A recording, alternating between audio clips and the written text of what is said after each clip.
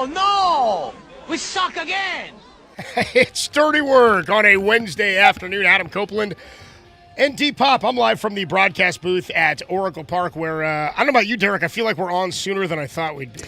Oh, no, Copes. This is usually how it goes for these day games this year. It's usually the night games are crazy, and we get the crappy day games that probably go about 2 hours long, and we got to talk about it. Yeah, I would agree with you, except that's not the case only with day games, bro. Yeah, dude, two nights ago, I was here on Monday. Remember we had Matt Mayoko on Monday night? I was just telling John Miller and DC. Yeah. I was going down to see, I was going to go see Kruger and Mayoko at the ball game on Monday. Remember? Did you see Greg Silver and Steve Kerr today? Yeah, we'll get into that for sure. I was going to go see Mayoko and say what's up, because remember he told us he was hanging with Krug at the game? Yeah. And I was like, dude, I would love to hear a conversation between Krug and Mayoko. I'd like to see how the pop time on Jesus Rodriguez. I'll tell you what, man, I don't like Kyle Van Noy. I'd rather have Rodriguez at safety than Van Noy at linebacker. You know what I mean? Yeah. So I was going to go do that, and then, dude, the game wrapped up before 9 on Monday night because the Giants don't draw walks. Nope. And they don't get hits. 3 more hits today, by the way. Thank God for Jesus Rodriguez. Dude. He had 2 of the 3. Thank God for him, man. I mean, like, silver linings. Thank God for him. Thank God for Casey Schmidt. Silver linings. Are we back to Greg Silver? Yeah, exactly. Or what are we doing? Yeah. I don't think we need a playlist today. I think we're good, yeah. Yeah, there's not a lot to look onward for the Giants right now. Good Lord. Yeah. It was, Monday I said I think it might have been the lightest crowd I've seen here all season. What about today? Today was a good crowd. Part of me is frustrated because I was standing with Marcus and we were getting lunch, and the game was an hour and 10 minutes in, and we were at the middle. We were heading into the bottom of the 5th. It was flying today, yeah. Or the bottom of the 6th is what it was. And I was like, dude, how are we playing 6 innings in under an hour 15? Like 20 minutes in, they were about 2 innings in. Yeah. Almost. It used to be about 3 innings an hour. That was pre-pitch clock. And I agree, the game got too long. And part of this, and part of the speed of this, is the pace of play rules. It's the pitch clock and all that. I do think pace of play is good and has been better. But when your team doesn't get on base ever, not only does it speed up the game, all of it kind of goes by in a blink. You get no rhythm. It's easier seemingly with the pitch clock for opposing pitchers to get into rhythm, or for any starting pitcher to kind of find rhythm. They also, by the way, kind of pulled the fast one today. They didn't start Waldron. They ended up going bullpen or opener, I should say, before they went to Waldron. But it doesn't much matter at this point who they're facing. No. It's kind of the way I feel about it. Like, again, it does not You've matter. got an over for everybody but Devers and Rodriguez. And Rodriguez is playing his 3rd big league game. He gets 2 of the 3 hits. Devers hits 1 out, which I believe now is a 6 or a 7 game hit streak for Devers? 6 game. Yesterday was, actually last night too, so 7. Yeah, you're right. Yeah, I think he's at 7 now after last night. I mean, all that's positive. That's good, but yeah, but you want more from Devers. I hear you, though. But but it was a home run to tie the game. Yes. It's 1-0 at that point. More to the point is the Giants roster is constructed poorly. We said this the other day. We said it 2 days ago when they made the call-ups for Rodriguez and for Bryce Eldridge, right?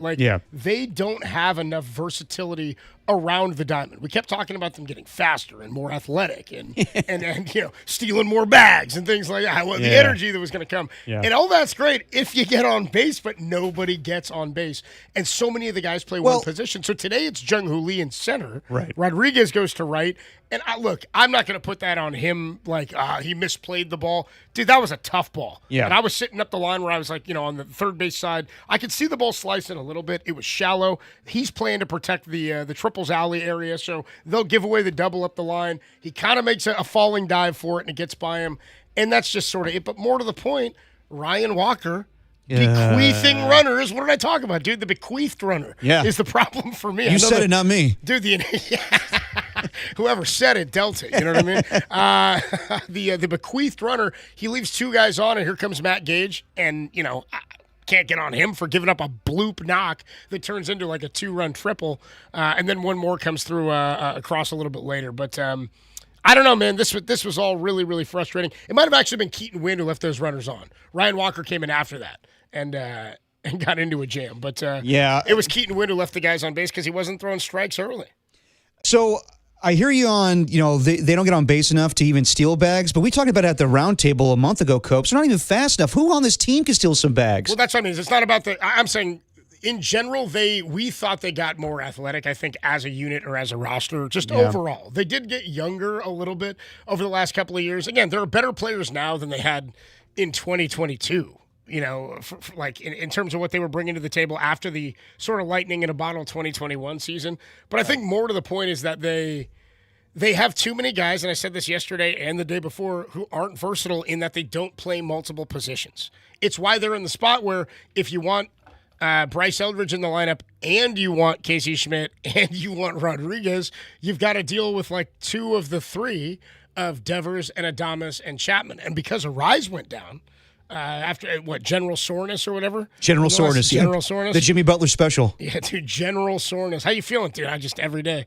General Soreness. Yeah, I'm sore for putting this team on my back. Arise is out, So, he was, I don't think it's anything serious, but they're giving him the extra day today, which turns into 3 with the home off day tomorrow. So he'd played just about every game until this point. You didn't account for that. But if that's the place you're at with the roster where your best players in terms of contract or maybe even your best performers, there's a question as to whether or not they should sit, it means you're not versatile enough. That's why they're talking Casey Schmidt in the outfield. Jung-Hoo Lee, I believe this is only his first or second game he's seen action in center this year. Right? Yeah. Like he started in center. And now it makes me think if Bader comes back, does that mean Drew Gilbert's gone? Do they send him out? No. I want Gilbert in the lineup. I don't know about Bader. Okay, well, how do you keep – but Bader's under contract. Yeah. Gilbert has options. And he's a left-hander versus Bader a right-hander. How do you get Jung-Hoo Lee? I don't know that they're going to keep all those guys if they have Rodriguez on the roster, and Rodriguez is hitting. Yeah. I'm not even thinking about Bader right now, to be honest. I'm just thinking about how bad this team is.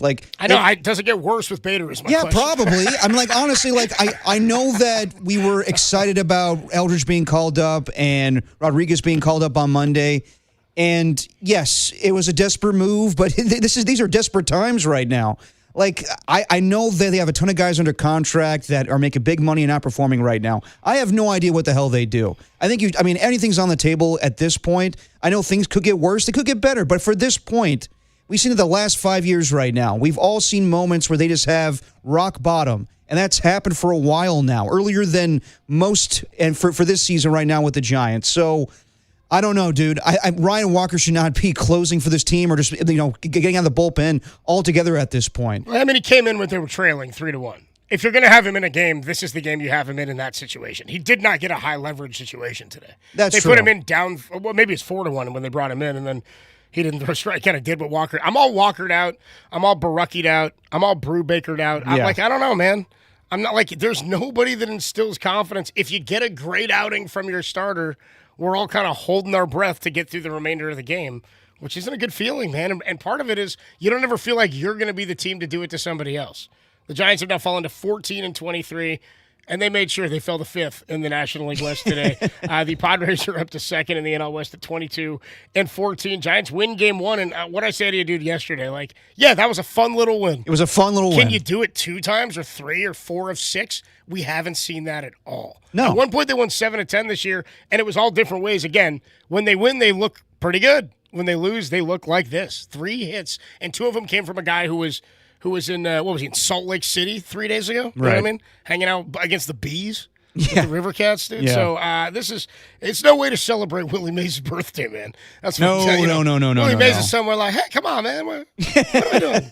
No, dude. Can't get high like that. No, today or last night was terrible. I would have taken that game last night today if just, as far as time to give us a little more. But oh, you want to do a shorter show? Yeah, why not? Because this is not fun. Honestly, this is not fun to talk about this team. It's not. I know that, KMBR, we're all about the Giants and everything, but they're not giving us a lot to talk about these days, these Giants. I get fans' frustrations. Even the day that, after the win, winning 3-2, that's been their formula this season is winning ugly. That's not fun, yeah. Yeah, every now and then they have a 10-5 victory over the Nationals where it's feast or famine with the offense. But the truth is, they'll win these games 2-1, but it's not really exciting baseball. All right, well, Derek, talk to me then, okay? Just me and you here. All right. Everybody else cover yours.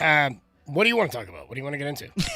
What do you feel? See, that's the problem. I was hoping that Greg Silver was going to break some news with Steve Kerr today at the game. Greg Silver, dude, this SOB, man, what's he holding this close to? He's holding this close to the vest? This guy's holding out on us, too? I know, seriously. By the way, he thought I didn't see him on the scoreboard and see him by myself and me and Mark. I took photos of him, dude. He was on the scoreboard, too, I'm texting him to come get bruised with me. Me and Mark is like, yo, come hang with us. Dude, he texts me after he's on the scoreboard, hugging Steve Kerr, not giving us any info, probably telling JD all of his insight. You know what I mean? He's going to break the news tomorrow, 10-2. Dude, I'm pissed about this, man. If he breaks the news over me,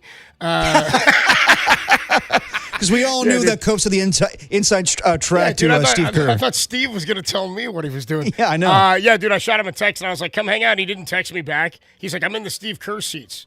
And he just shoots me Oh, the that's shot. a flex. And I look down, Marcus, and I'm like, there he is. There's Greg Silver and Larry Bear and Steve Kerr and Mike Silver. I don't think that Greg Silver knew that he was on TV today. It was kind of like a Ferris Bueller Cameron situation where they show Steve Kerr on TV. Kruk and Kuiper talking about him, saying, they both said that they wanted to come back. And then there's Greg Silver leading in. And then I'm like, so then I text Greg Silver being like, so what's Steve saying? He goes, we're just hanging out. And Greg was there today, Mike and Steve were there. They're hanging out with their college buddies from back in the day in L.A. So. And Larry Bear, dude, he was there. Oh, yeah, was he there? Or I should say high school buddies. Dude, but if Mike Silver's there, they're talking Cal. You know what I mean? Oh, yeah. He's like, hey, Larry, let's talk a little bit of Cal. I'd like to talk about some Cal Bear. Let's talk a little Ron Rivera. Yeah, exactly. So, I don't know. I'm hoping we get some news with that, but right now we have the Giants. We can talk more Sharks. The excitement of the Sharks getting the second overall pick, but off-season Sharks, that's there. I mean, it's there. It's there for a month because I guess the draft is later this month or later in June, Tim, June 26th, I believe. You want a silver lining? I saw Jack Loader tweet about this with the Giants. Okay, go for it. Maybe the silver lining in all this is they're figuring out what the future of the catcher is. Yeah, I think so. We'll talk to Andy Baggerly about that today at 5:30. Where I think Jesus Rodriguez is a guy. You saw his power last night. His first hits in RBI. Last night today. Also, by the way, they say that Susak's getting ready to come back. Yeah, so if start swinging a bat soon. Yeah, I would say that given the offensive woes, Patrick Bailey's been great as a catcher, but I would go forward with Rodriguez and Susak today. Like, we'll see what happens with those guys if they play a little bit more. But if you're asking me today who I want catching, I want Jesus Rodriguez and Daniel Susak over Patrick Bailey. Well, and there's no question Susak will be back on the team, and they have to because he's a Rule 5 draft pick. So if they don't put him back on, and they will because somebody would grab him, you have to offer him back to his former team, which is the A's. So why wouldn't they grab him? No, you know what I mean with what he's done to this point. So, Tim, I don't know what we're doing time-wise. You want to and I can't see you because I haven't set up the camera here yet. Oh, okay. Tim said I just didn't know. Tim said I can take a break. I just didn't know where we were clockwise. So, Adam Copeland, Depop. I mean, I know what time it is. It's not the point I'm making here. The time, man. So what we're going to get into? You want to talk about stuff that's not Giants? I mean, I wish that we have no other news. So that's right. It sucks. You wish, huh? I mean, yes. Like at this point, man, and I know it's not really realistic, but I think they have to consider something drastic here. And I know that they have a lot of guys on a contract. They're not going to trade away Rafael Devers or Willie Adames, but can you have conversations on other guys? I really think, and I heard JD and Greg Silver talk about this the other day, I think fans are open to a rebuild. And I know this organization will never do that.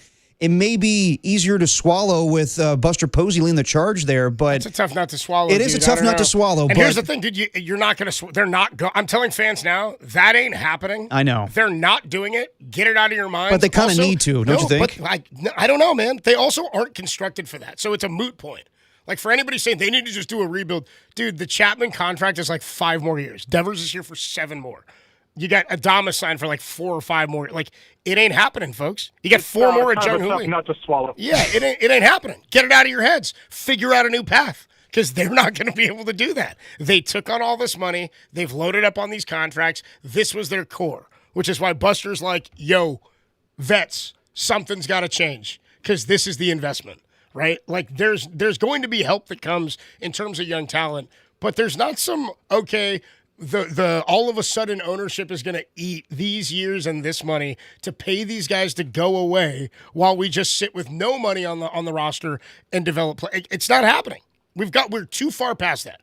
Once you put in Buster and he traded for Devers and said it's time to go, pot committed, it's over. You can't do that. Yeah. You're not going to get anybody to take the money, so you either pay for all of it and eat it and then sign nobody, which fans don't really want that. They say that. They don't really want that. And they go, well, if the fruits of that labor is Tim Lincecum and Bumgarner, that was a once-in-a-lifetime thing. You know how I know? Because my grandpa didn't see the Giants win a World Series as a Giants fan, you know? Right. Like, my parents hadn't seen it. So that was a pie-in-the-sky situation like we talked about with Steph Curry.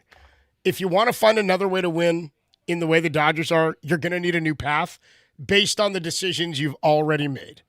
And some of that is just going to have to be we live with some of these decisions, or we sit them down and we go, you are a bench player because we've gotten better talent. But to say rebuild, that suggests that you've got an opportunity to go buy and spend elsewhere as well, and that's not happening. You've committed already. They didn't give them anything to rebuild the pen or the rotation this offseason. I don't know why you think that would be not you, just in that thought is a better situation. I would have loved to do that after the World Series years. Like that's where they should have gone pre-Farhan, right? And maybe that was kind of the thought is get out of these deals. But then Farhan never really landed anybody of significance in terms of contracts. Not back then, no. You know, I mean, Gausman was a great find in a reclamation project. He leaves for bigger money. They get Rodon. He leaves for for more money. Give me one more. You want one more? They got Chris Bryant. There we go. And then they traded him. He left for more money, but we haven't seen him basically play baseball since he left. So, so that one was okay. So look, the rebuild, we're past it, guys. I don't know what to tell you. Well, let me ask you this. You think nobody, I know it's a lot of money. You don't think anybody would be willing to take on Matt Chapman's contract? Even like the Yankees that can afford it, that need a third baseman right now? Why would they trade for him? I'm Let's just get a guy. Solutions. Let's get a guy. My answer to all that is why would they? And if they did, what are you getting back? They're like trading for prospects. If they're not paying any money, you're getting nothing back. So just play him. Like you're not getting great prospects in return, but it's just something to get the money off the books. I don't know. Like play Casey there. I'm like, okay, then what are they doing at shortstop? They're not bringing up Joshua Gonzalez and Johnny Level in single A. It's not happening yet. By the time those guys are ready in 2 to 3, maybe 4, whenever it is, you'll be at the ends of a lot of these contracts. But this is playing the free agency game when you don't have a core. Yeah. When free agency makes your core, it's sometimes problematic. And right now, that's the situation the Giants are in. Really expensive, not good enough. Everybody playing below their career averages besides Casey Schmidt. Who, by the way, if I'll take one more Farhan laugh, if you got it there, because that's a Farhan find. Our guy Schmitty, dude. Yeah. Attaboy. Another bomb for him last night, but an 0 for today. Sort of the same for everybody else, too, besides Jesus Rodriguez, who had 2 knocks, and Devers, who had a solo home run for the Giants' only run of the game. The Giants stink. We're live here, or I'm live from Oracle Park here with the Giants. Scene of the crime. I don't know what to tell you, man. It's like you said, it's wearing me out because we got to do this every day. Yeah. Dude, it feels like it's been 4 months of baseball. That's what's driving me crazy. No, dude, bro. the season just started. Farhan, I don't need that right now, dude. The season just freaking started. Dude, it's fucking, we're not even 40 games in yet, I know. Dude. This is bad. This is real bad. All right, dude. The silver lining is we're closer to the end, guys. 808 KMVR. One day closer. 808-5627. Hauser actually threw the ball okay and fell to 0-4. The Padres get a win. They take the series from the Giants. An off day tomorrow. And then they get the Pirates coming to town on Friday. 808 KMBR 415-808-5627. Andy Baggerly is going to join us a little bit later in the show. We got plenty more to get into here as the Giants have dropped another series only here on the Sports Leader.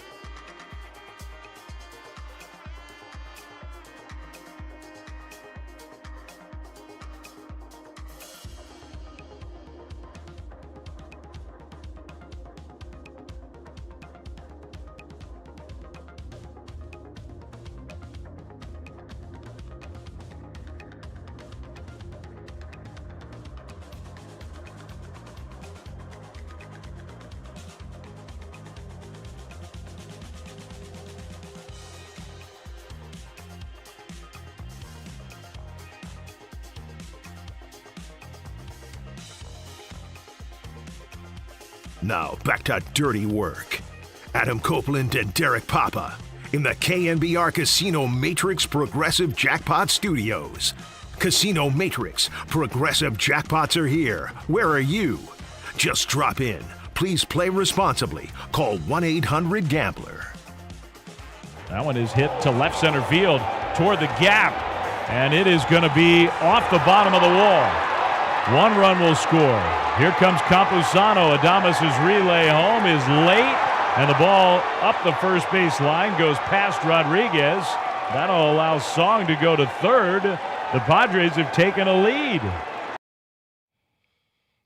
Yeah, that was it. They took the lead, and then they won. The Giants didn't score again after that. 1 run for the Giants on 3 hits today. A solo home run from Devers to tie the game at 1 after who was it that hit the – it was a splash hit. Jackson, Gavin Sheets? Oh, yeah. Right at – I mean, dude, you saw it before that. Like the foul ball, then boom, another one. Marcus and I were standing about 10 feet from the foul ball. Yeah. Marcus, Jack, and I bounced about 10 feet from us, and then the next pitch or 2 pitches later, he parks one in the cove. I booed McCovey Cove Dave when I saw him grab the foul ball that bounced in. I knew you would. I knew you would. I had to do it for the people. You know yes. What I mean? Actually, what I yelled was, "Give Ramos his ball!" and Jack Loader said, "Do you think this is content?" I said, "I think this is great content. Everything is content in Jack Loader's world. Content. I think it's phenomenal content. Better content than McCovey Cove Dave asking the Giants to get him free parking for games that he's not attending because he's sitting in the cove, dude. Unbelievable. I'm going to need free parking if he wants my ball. Unbelievable. No, dude. He hit it into the cove. Anyway, the Giants fell today. What was the final there? 5-1. 5-1, Copes. 5-1. I hate when things are going so poorly for your team that the opposing team doesn't use their best pitcher the whole series in Mason Miller, and then it's not even a situation. Oh, yeah, they didn't even need it. They were like, it's not a save situation, but he hasn't pitched. Lamar isn't off. Let's get him some work. And he comes in and just shoves. He's filthy, man. He was pumping 102 in the 9th inning, and the A's gave him up. I know it was for a top 5 prospect or something in all of baseball, but a dude who was like in low A or high A when the A's acquired him from the Padres. 808 KMBR 415-808-5627 is the number to call and text. Phone lines are open. Derek, you got the call screen list in front of you? I do. Let's go out to Chris in Santa Clara. Chris, you're on with Dirty Work, D-Pop, and Adam Copeland. What's going on? Chris? I went to the ball game today with. Yeah, hi. Hey, I went to the ball game today with my 19-year-old son. I took a few moments off. So we were actually must have been right near you when that foul ball happened prior to the home run, because we looked at each other, we watched it, we thought, how's it going? Okay, it's foul. Then we kind of chatted back and forth. Okay, what's he going to throw? He's going to throw something different this time. And it was almost like they said, you know what? We're going to try to prove to you that we're going to outman you, and we're going to throw the exact same damn thing in the same place. Because the next swing, of course, we all saw it, right? And the two of us looked at each other and went, oh, my God. It's like, he made the adjustment, and it just seemed like it, when a 19-year-old is able to look at you and starts to kind of explain that this is like playing on a bad high school team, it made sense. Because it was the kind of decision that was not a pro-level decision. That shouldn't have happened. It's like there was no anticipation that, well, okay, this guy at the plate, he just really got around on it. Maybe he's going to make the adjustment. What are we going to do? And it's like, okay, no, let's throw a cookie right there again. And, of course, he did what a professional ball player is supposed to do, and he, took care of it. I'm curious, why did Arise not play today? Because Rodriguez, who was out in the field, he got a nice hit, and then, frankly, he even had another one that almost, it was a good, solid shot that the new Padres shortstop Song was able to, he made a nice play on and threw him out. You're asking why he was playing? Or why sit Arise? What was No. I'm saying because if Arise, let's say Arise had been playing and you put Rodriguez behind the plate because the dude can catch, he would have been in the lineup. Bailey would have been sitting on the bench where he belonged. Yeah, Arise was banged up. Arise was still banged up today, was the report. That's why he wasn't Thumb injury. Thumb injury. And he was sore yesterday and still out today due to that, and they gave him 2 days in front of the off day, so now he's got 3 off before before they see what's up Friday. So I think every day right now, man, is a work in progress. I think every day you're going to see some cycling of players. Like, to say, why isn't he in there today? Like, dude, there's not going to be any more consistency because nobody's playing consistently. So I think every day it's going to be this hot guy is in the line. This guy's in the lineup today because he's swinging the bat well. We've got to have him going, whether it's a catcher. Today he was in right field. Here's the other thing. I don't think Rodriguez has played an inning in right all year in the minor leagues. Before he came up. So, like, they're shuffling guys around because they got to figure something out. Ariza's thumb injury today, I think, sort of threw a wrench into that plan. Yeah, fair enough. And, it was nice to see. I think that you could tell in the park there was energy when Rodriguez came up to the plate. Definitely. There was energy when Eldridge came up to the plate. There was energy when the 100-year-old woman was on the screen and everybody kind of gave her 13 seconds of singing happy birthday. There was no energy when Bailey came to the plate. And I think that, fans out here are just too freaking polite. If this was Philadelphia, if this was New York, if it was someplace else, they'd be booing and on him and let him know he's not welcome here anymore, and it's time for him to think that he's never going to be welcome, and it's time for him to pack up and ask to go, right? I mean, that's what other cities would do. Out here, everybody just goes crickets when he steps up, and then kind of puts a little cheering on some other things when something nice happens. Yeah. And it kind of makes me wonder. It's like the fan base going to get what the fan base is going to get. Yeah, if it's always. I appreciate the call, Chris. It's always going to be different here than it is in New York. I mean, it's just a different beast. We're not built the same way, and also the Giants have won more championships more recently than the Yankees have. There's a different feeling about it. You know what I mean? It's a different vibe, and the Giants have told you where their focus is.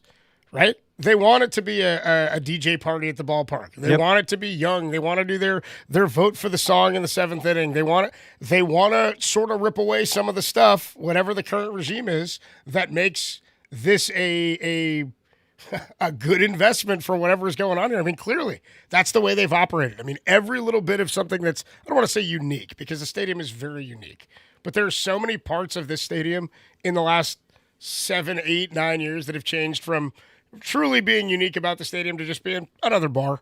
You know what I mean? To just being another kiosk for food. Right. To just being another high-end velvet rope for a special ticket event. Do you know what I mean? Like, that's what the Giants have kind of always been since they moved to the ballpark. That was always, you remember that being an A's fan. It was like, if I want baseball, I'll go to Oakland. That was green collar. Yep. If I want to eat sushi, I'll go to Oracle Park. That was a lot of that was a lot of the green collar stuff that people would say when the ballpark opened. And now I'm like, even I'm a little like, this is what we're doing now?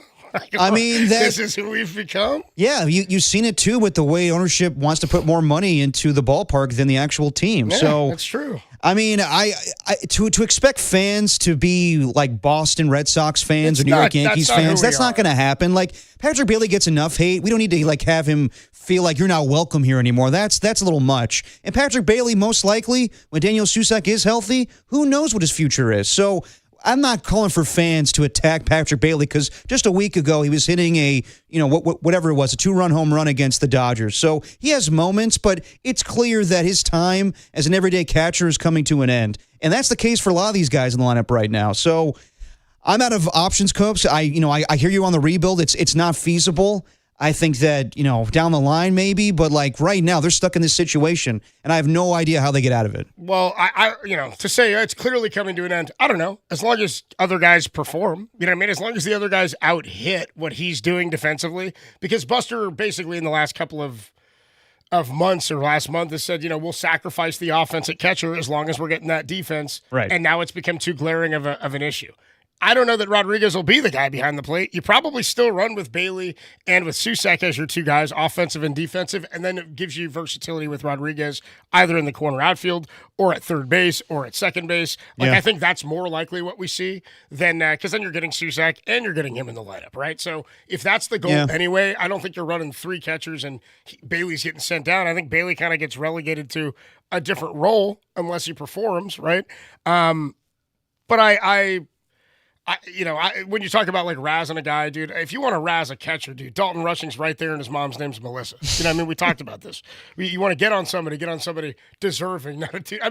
He's doing his job. He's just not executing. He's not performing well. But nobody is. I'm not going to get on Bailey just because he's the smallest sheep of the bunch. You know what I mean? Because he's the runt of the litter. No, I mean, like he doesn't deserve as much heat. I don't expect him to hit. No, I expect Adames to hit. The guys that deserve heat right now are Adames. I mean, we know the names right now. Everybody deserves a little bit of heat, but like that's just not the way Giants fans are going to operate. So you hope that the front office in time makes some moves here. I'm not saying like a massive rebuild. I don't know what they're going to do with the trade deadline. We're months away from that. It's just how they get out of this hole right now, and it's hard to see them getting out of it because they got some teams coming up here. Are they playing? Is Skeens going against them this weekend? No, he pitches today, I think. Okay, tomorrow, well, thank God for that. Jesus. Yeah. No, I was just kind of hoping. I was like, just kill me dead at this point, you know. Burley is in San Jose. What up, Burley? You're on the Sports Leader. Paper towel?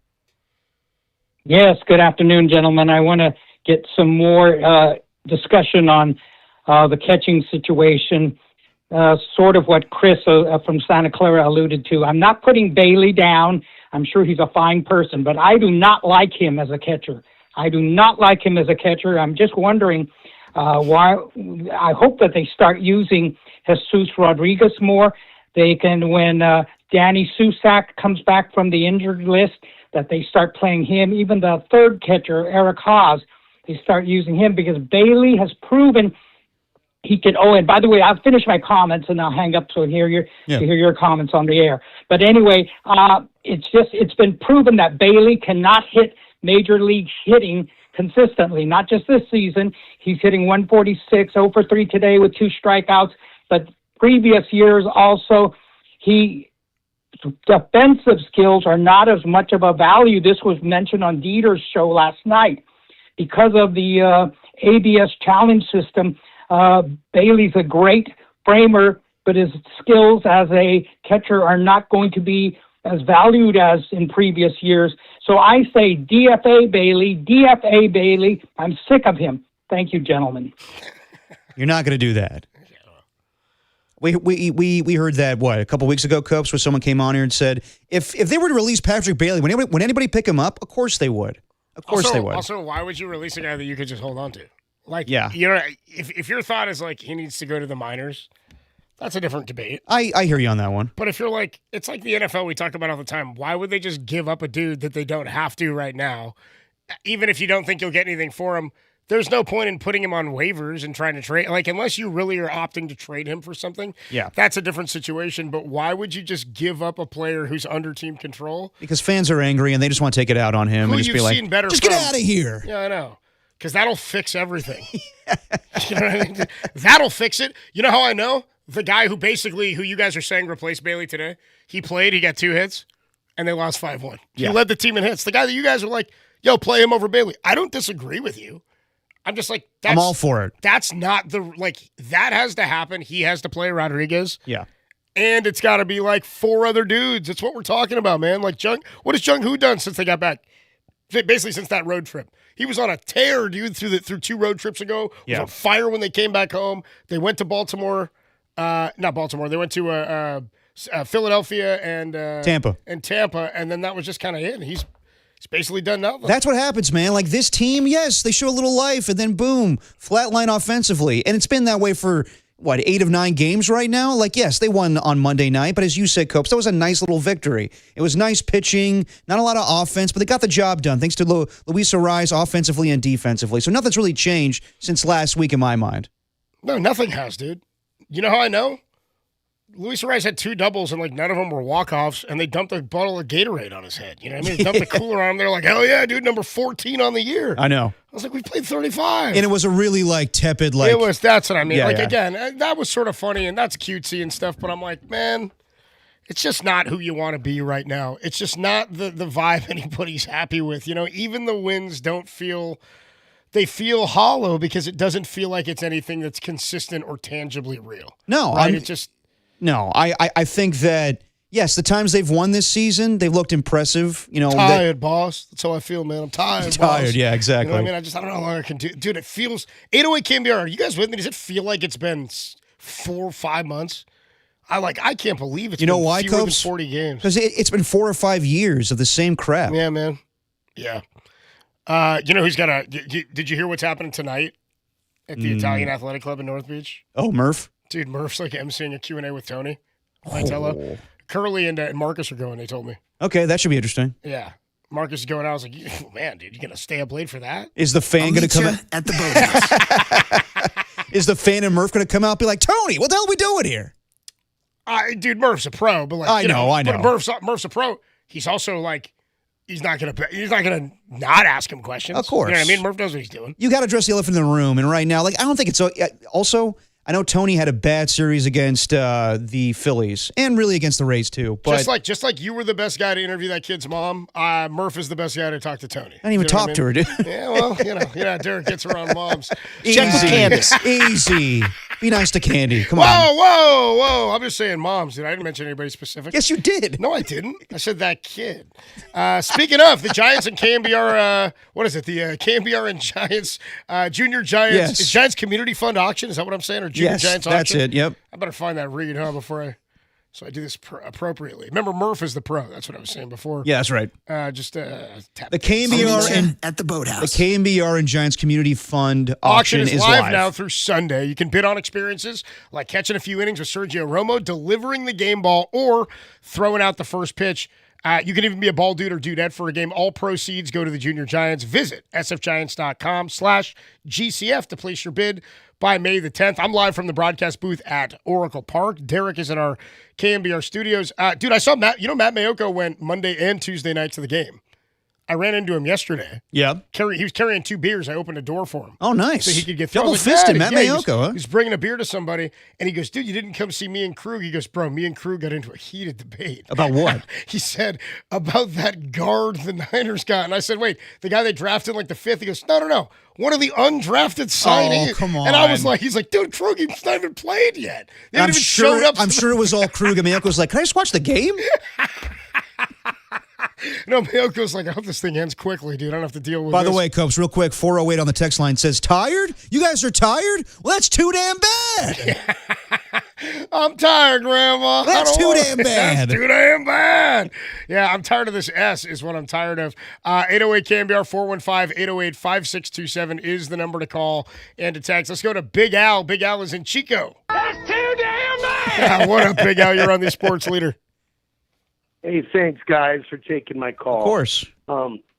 Yeah, you know what's really weird about the Giants, this year is, I've been a diehard Giants fan since, 1980. And, everyone's bagging on, Tony V and stuff, but, this offense is absolutely putrid. Yep. Even today, Hauser, I watched the game at my office, and Hauser went into the 6th inning and only gave up 1 run. And this guy, Hunter Mentz, our hitting coach, nice name, by the way.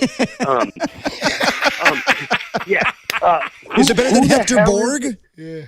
Yeah, who is this guy, Hunter, our hitting coach? He's got to be the first to go. Also, Bailey honestly should be traded. I don't agree with the other guy about straight up DFA. Yeah. But because he's worth something, and I think this is who he is. He plays good D. Actually, today he played terrible D, and he's got value.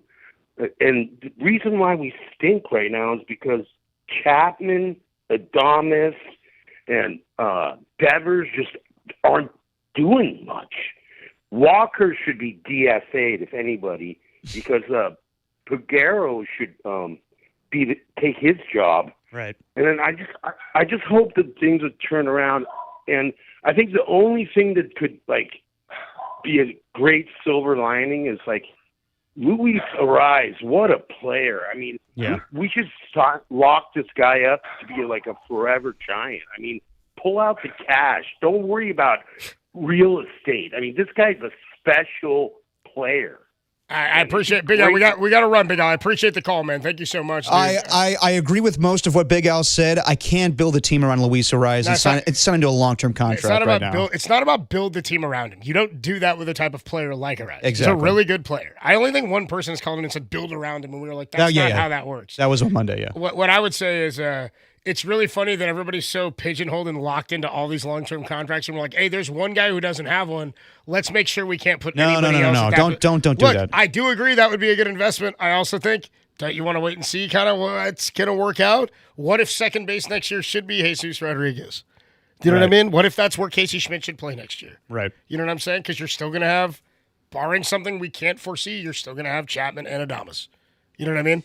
And whether you have Susac, you have Susac or Bailey or not, you could still end up with a situation where you've got a place to put, whether it's in right field and you throw Jesus Rodriguez in right, and you've got Casey Schmidt at second base. I don't know. I'm just saying. Why do we want to lock down another position that maybe you have some versatility with that spot, and maybe he comes back, maybe he doesn't, maybe he commands too much money after this year. Yeah. And by the way, locking up a dude a month into the season is kind of nuts. Kind of wild when he's never been here before. No, I would not do that. I think Luis Ariz has by far been the best Giant this season, offensively and defensively. What he's done defensively has been remarkable. His work with Ron Washington has been great, but no. Just because he's played well a month into the season, I'm not locking him up for a long-term deal. No chance in hell. Nope. 808 KMBR 415-808-5627 is the number to call in Texas. Go back out to the phone lines. Our guy George in Frisco. Dude, our guy George. Dude, where were you yesterday, man? I saw he was ripping a cigarette and an iced coffee this morning on his way to the yard. What up, George? We were there, George. Come on. Gentlemen, I am live from Jack Kerouac Alley next door to beautiful Vesuvio Bar. Hell yeah. Oh, nice. Nice work. I was out in the bleachers today, section 138. It was a beautiful day at the ballpark, but not such a beautiful day for our Giants. I mean, what is going on? I mean, we were out there screaming locksmith at Ryan Walker. I mean, I don't know what they're doing with that guy, and I agree with Big Al. They need to DFA him. That dude needs to hit the bricks and take a walk back to Scottsdale. Anyways, I think the Giants are just a little overcommitted right now in the infield. Devers is showing me nothing.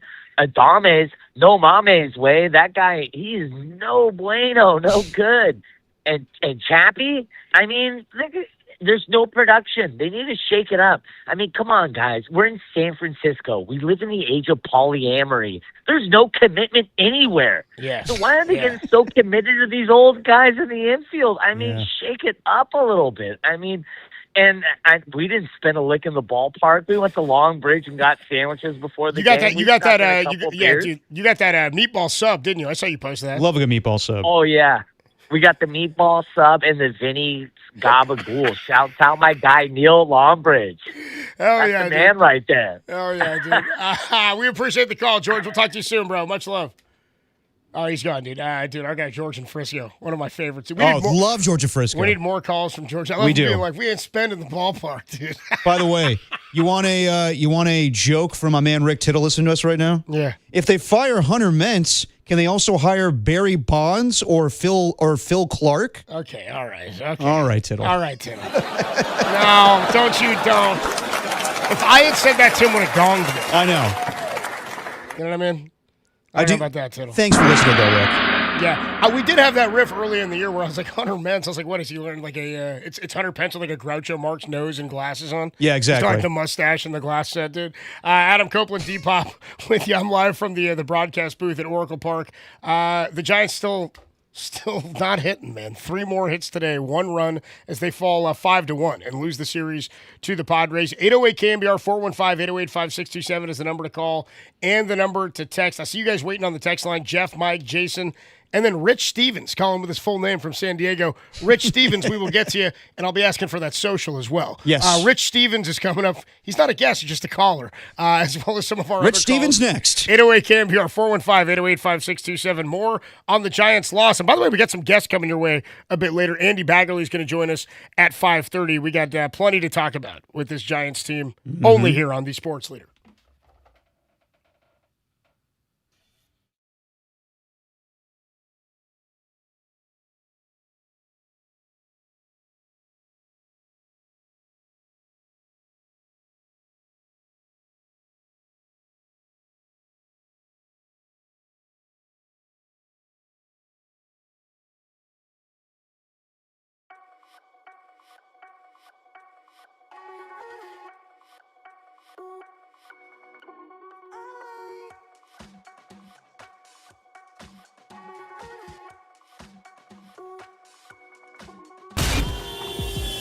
Time for your Bay Area Chevy dealers traffic update.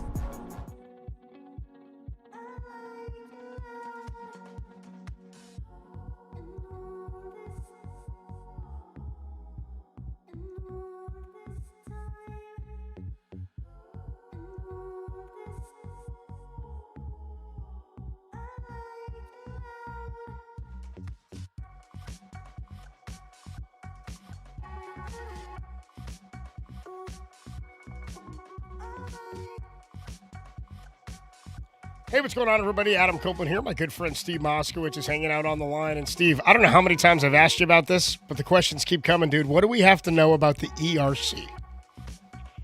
So very much. You have some listeners that have literally been waiting years for their checks, and they wonder if they're ever going to get it. And the problem is that the government was giving the money away, so a lot of fraudsters applied, and a lot of fraudsters got paid. When the IRS realized that, they threw out the baby with the bathwater and just stopped issuing them for everybody. And now there's a big glut sitting there. This is still good law. By the way, a lot of people don't realize you're entitled to a big chunk of interest as well as the amount you originally applied for. But we got to hurry them up. We got to get your forms out of that pile and turned into a check. And that's what we want to do. Or if you got a nasty gram that said you don't qualify for ERC, a lot of times you do, and you get a letter that says wrong, or you're being audited. Bottom line is, we give you a free consultation, we explain everything to you, and then if you want us to, we do everything for you. You don't talk to the IRS. The only thing we want to do is get you your money. And the only thing you do have to do is pick up that phone and say, hey, Steve, I want my ERC money now. Steve can help. You just got to give him a call, 1-888-TAX-STEAL, or you can find him online at moskowitzllp.com.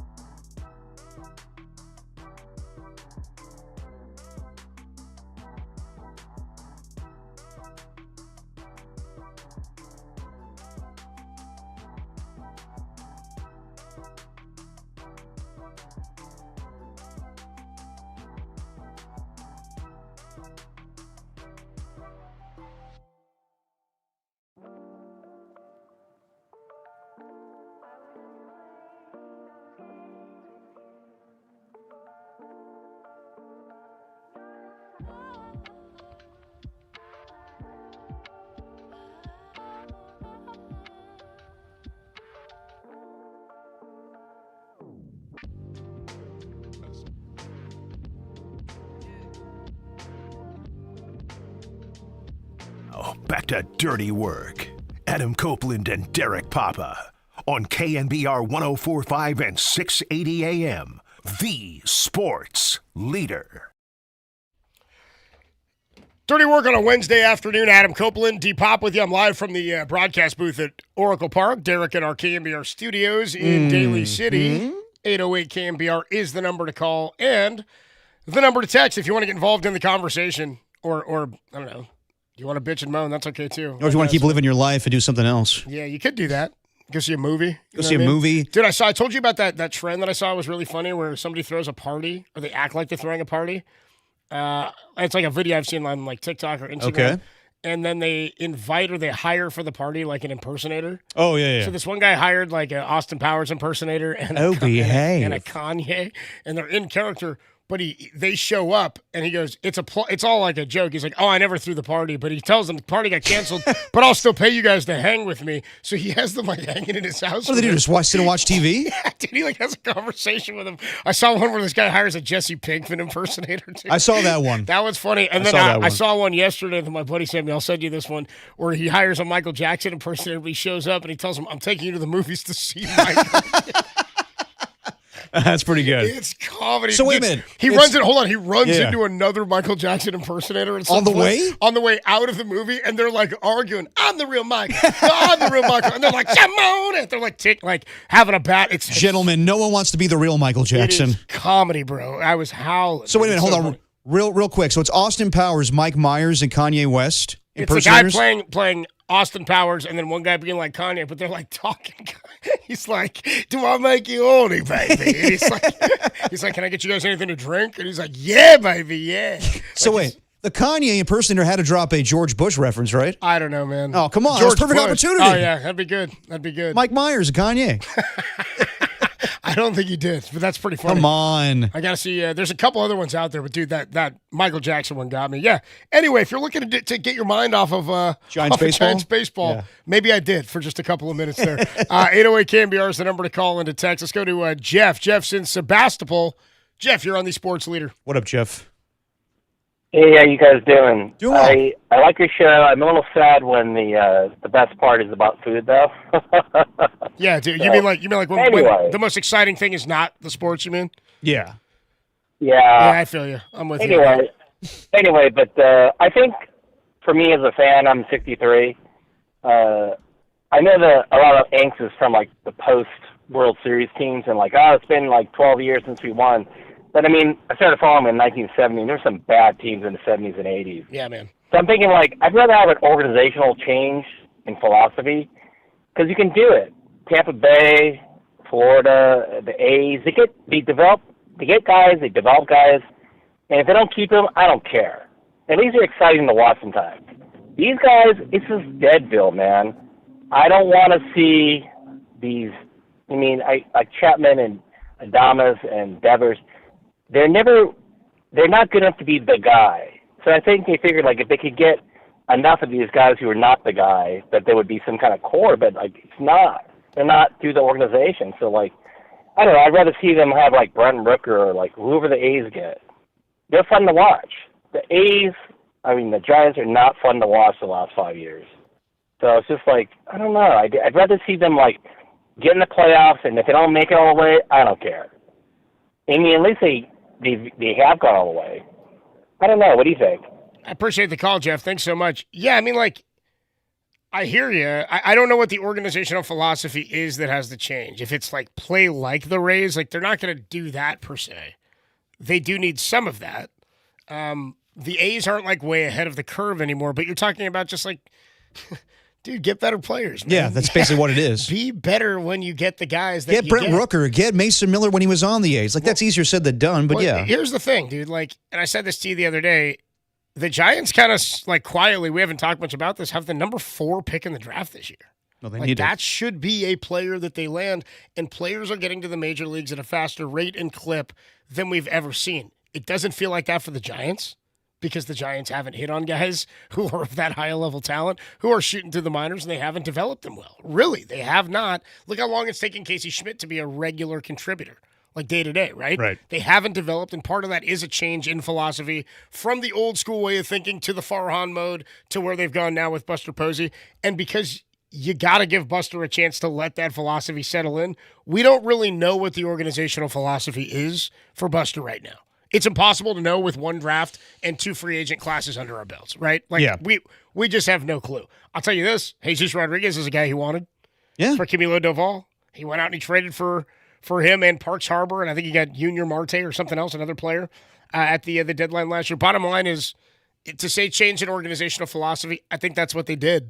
We don't have anything to show for it yet because Buster hasn't hit the spot where the fruits of his labor are going to be lush for the picking for the Giants to go in and try to win some games. Let's be real. We know the organizational philosophy is to go to the memory-making business, as Buster Posey said when he was introduced. He wants to win. He wants to beat the Dodgers. He wants to beat the D-backs. He wants to beat the Padres. But right now he's going after guys that at one point in time were the guys for their team. Yes, they were surrounded by a better supporting cast, Matt Chapman with the Blue Jays, or Rafael Devers with the Boston Red Sox, or Willie Adames with the Brewers. But when they get here, they're not the same guys. And yes, we saw Willie Adames have a better finish to the end of the season last year. Rafael Devers, I think he home run his first homer against the Boston Red Sox, or last year as a Giant was against the Boston Red Sox. Just a matter of days when they made the trade. So we just haven't seen enough from these guys. That's the truth. And I know that Matt Chapman has flashed at times that unbelievable play he had a couple years ago. I want to say in May against the Mets.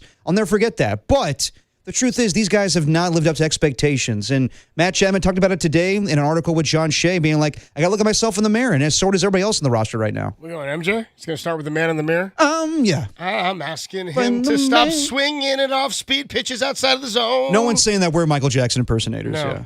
No message could have been any clearer, Chappie. Stop swinging it off speed outside of the zone. Yeah. Back out to the phone lines. Mike is in San Jose. Mike, what up, dude? You're on the Sports Leader. So, back to the Patrick Bailey thing just for a bit. Like, this team is performing so poorly across the lineup that I think we're getting into these. We're nitpicking Bailey, right? Yeah, for sure. And his bat, which is bad. But he offers so much other things going on. I wonder if the rest of the lineup is more on fire, right? We would still be concerned with Bailey's bat, but we're now thinking about optioning down and all this. But I think that's a reflection of how the whole system. It's a systematic problem with the Giants right now. Yeah, I'm with you. I appreciate the call, Mike. Thanks so much. I mean, it is funny that we've talked about Bailey several times today. Yeah. He didn't play for 3 days.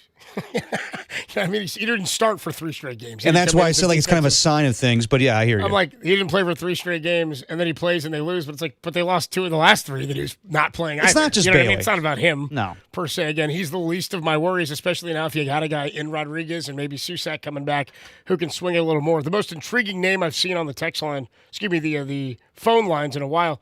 Full name here, Rich Stevens. Rich Stevens is in San Diego. Rich Stevens, you're on the Sports Leader. What up, Welcome to the show, Rich. Yeah, hi guys. I've never called you guys up. I talked to Bill Lasky a lot. He seems to agree on most things I say. Maybe you'll disagree with this one. I'm getting away from the hitting. In the last 9 games, the Giants have won 1 game. And the reason for that 1 game that they won, Trevor McDonald. And they send him down. I don't care if you have a 6-man rotation or if you send down one of the 2 lousy guys, Maley or Hauser. Maybe Maley because he only has a 1-year contract. Hauser has 2 years plus the Giants option on 3rd year. You put one of them in the bullpen, or you have a 6-man rotation. You don't send a guy down that gave up 2 hits. And if you check his record for the 5 games he's appeared in the majors, he has a better record for those innings than Lincecum did when he first came up for those same number of innings. You don't send him down. He stays on your team and pitches Saturday or Sunday against the Pirates. It gives some spark to the team. I mean, he's also gone longer in each of his starts than Lincecum did in his first on Sunday Night Baseball against the Phillies back in 2007. I appreciate the call. Thanks so much, Rich Stevens. Here's what I would say. I think it's not about sending him down because he doesn't have ability or they're going, thanks for your help, that's it. It's more about, even if you were going to go 6-man rotation, Rich, And I hate the roster limits on stuff. This is a change in baseball now. You can't have more than 13 pitchers, right?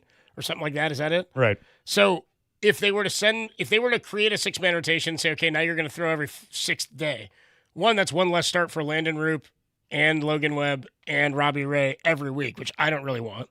If you were going to put them in, you'd probably put them in. 6-man means you don't even have 5 good ones usually, right? You're trying to piece it together. He's more of a bullpen guy. Here's the other thing. If you keep him on the roster, you're down a bullpen arm now. And you just played a doubleheader you haven't had an off day since the doubleheader, right? So if you don't send him down, then you're down a reliever, and you just lost Eric Miller, who went on the IL. So you're down one of your front end relievers, and now you've put a starter on the roster. So he's going to pitch every 6 day, and you're short a guy. I don't think it makes the most sense. Here's the other thing: if somebody gets hurt within the next 5 days, you can recall him. Usually, if you get optioned down, you have to stay down there for like 10 days or a certain amount of days before you can come back. But if somebody gets hurt and you bring them back for injury, then you can do that. So if somebody got hurt or, somebody stubs their toe or gets a blister, you could call him back up to make another start if need be. Also with the off day, it didn't make roster sense. I don't think any of this had to do with ability. I know it looks like bad optics, but they needed more arms to get through this series. Otherwise, you'd have been seeing a lot more Ryan Walker. Yeah, and that's really it. You need to bring up Yoel Peguero with everything going on with Eric Miller right now. So we were talking about it yesterday, being like, should this guy be part of the starting rotation? I said no, he could be a guy in your bullpen, but it's a guy you can bring up any time. That's not the worry right now. Like, yes, Trevor McDonald was great the other night, and the reason they won, but that's not the reason they're losing. Is because they didn't bring him up. It's everything else with the team right now. It's the offense, and that's what we need to focus on right now. I guarantee you Trevor McDonald will be called up again, and he'll be part of this rotation in time. Also, he wasn't killing it in AAA. Right. Like he shoved against a team that nobody'd seen him before. JT had talked about that yesterday. A couple of guys had seen him in the minors. Jackson Merrill was one of them, and Jackson Merrill hit a home run off of him and went. Right. Had a couple of the lone knock and run driven in. What I would say is he had a 1.5 in AAA. It was great what he did. They still want more from him, and he needs to attack the zone in the way that he did at the big league level the other night. But that's not indicative of anything, and that's the least of my worries. McDonald going down. It is sweet that they've got one game, and he was the guy who got the win. It's one win in their last 10, I guess, or last 9, and what he was saying there. But if that's the one win, you get way bigger problems. Oh, yeah. They're not scoring at all in Logan Webb starts. Where they get 5 last night? Yeah. So they've scored 14 runs in the 7 starts. In the wins, they've scored 9 runs. They're 2-6 now. Or something like that. They've scored 9 runs in his victories. Real quick on Logan Webb. Last night, it was not a good game, probably his worst of the season, and it maybe be impacted because of the injury he has right now. His ERA, I think, in the 5th inning this year is like 12.38. I saw on the broadcast last night. What do you think about him, Copes, right now? Because I said he'd get out of these struggles, and it may be the injury, but just where do you think Logan Webb is at right now with the seasons he's having? Where do I think he's at? Yeah. I think when he said, I'm sick of missing the playoffs, he's not doing a whole lot about it. We'll talk more about that. Okay. We got to take a break. Jason, Papa C, Peter, Jared, and Michael. 808-KMBR is the number to call and the number to text. We'll get to all those calls hanging out on the line. We got to take a break. We are going to catch up with Andy Baggerly. Joins us at 5:30, covers the Giants for The Athletic. We'll pick his brain about, I don't know, where they go, what other moves they could make. Where do we see the most games started by Jesus Rodriguez? I don't know where they can go. They're so stagnant at so many positions. Yeah. And they're just not hitting. And more to the point, they don't walk. They don't get on base. And that means we got to do longer shows. Yeah. 808-KMBR is the number to call. More to come. It's the greatest show in America. Talking about the worst team in baseball. That sounds convincing. And it's only here on the Sports Leader.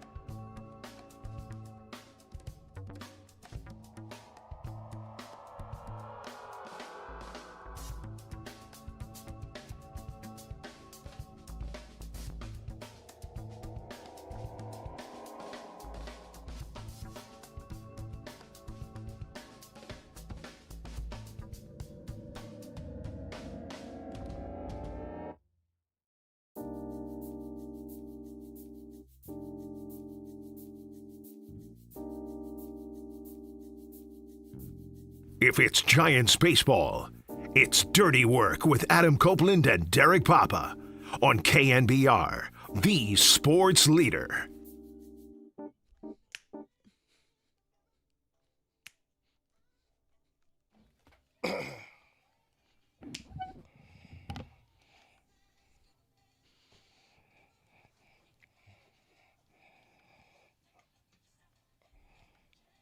Dirty Work on a Wednesday afternoon.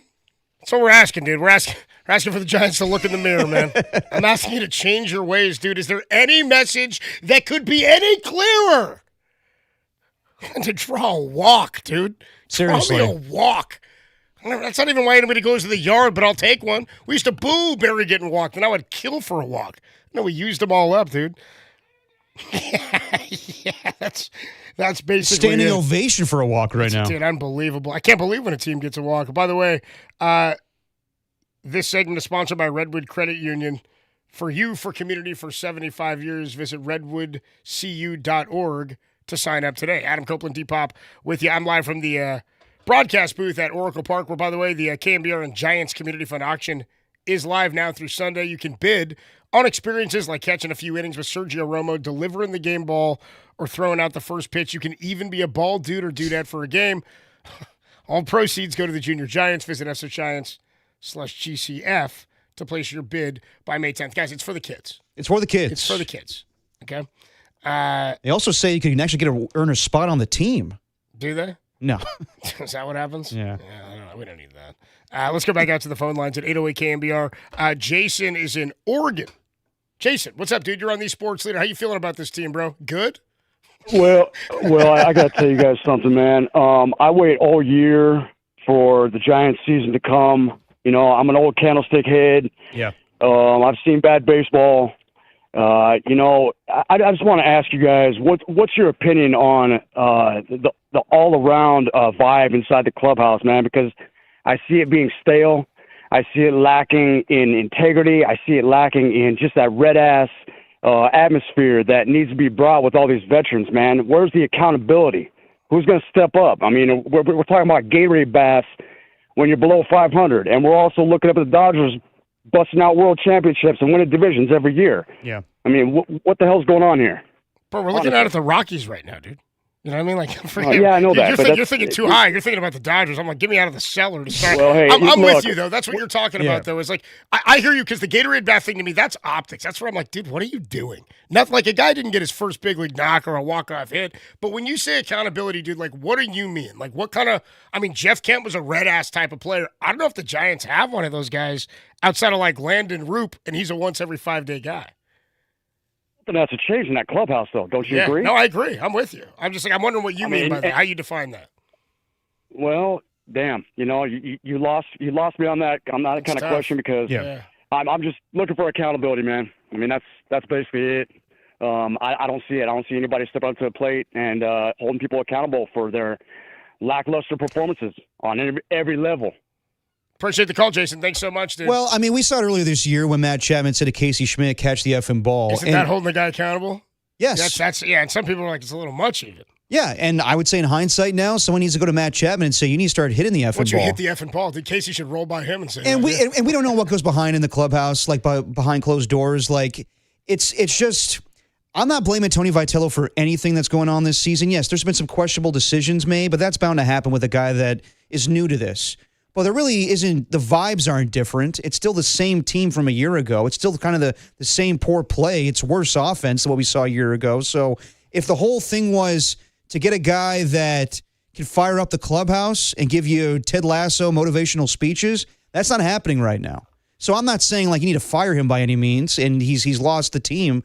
But it's just, if you're asking me like the vibe in the clubhouse, I don't know, but I don't think it's any different from a year ago. Ted Lasso's coming back, by the way. You see that? I saw he's coaching a women's team now? Yeah, women's team now. Okay. We'll see what happens. I'm going to watch it. I'll check it out. I'm down. I'll check it out, dude. Anyway, Papa C. Oh, my uncle. Is in San Francisco. Hello, it's me. No, it's not. Yeah. Greg. It's a different one. What's up, Papa? What's up, Papa, dude? Yeah. So I'm going to make a prediction here. All right. You guys are probably going to laugh. Giants make the playoffs this year. This year? Next year, World Series. Why do you say that, Papa C? I'm a seer. And I have faith, and I believe in this team. I've been a Giants fan since they moved to California, since they moved from New York. I know we're going to turn this around because I believe in Buster Posey, and I know he knows what he's doing, and he's going to make it happen, guys. I think everybody's just panicking right now, but they're going to make the playoffs this year. I'm making it short and sweet.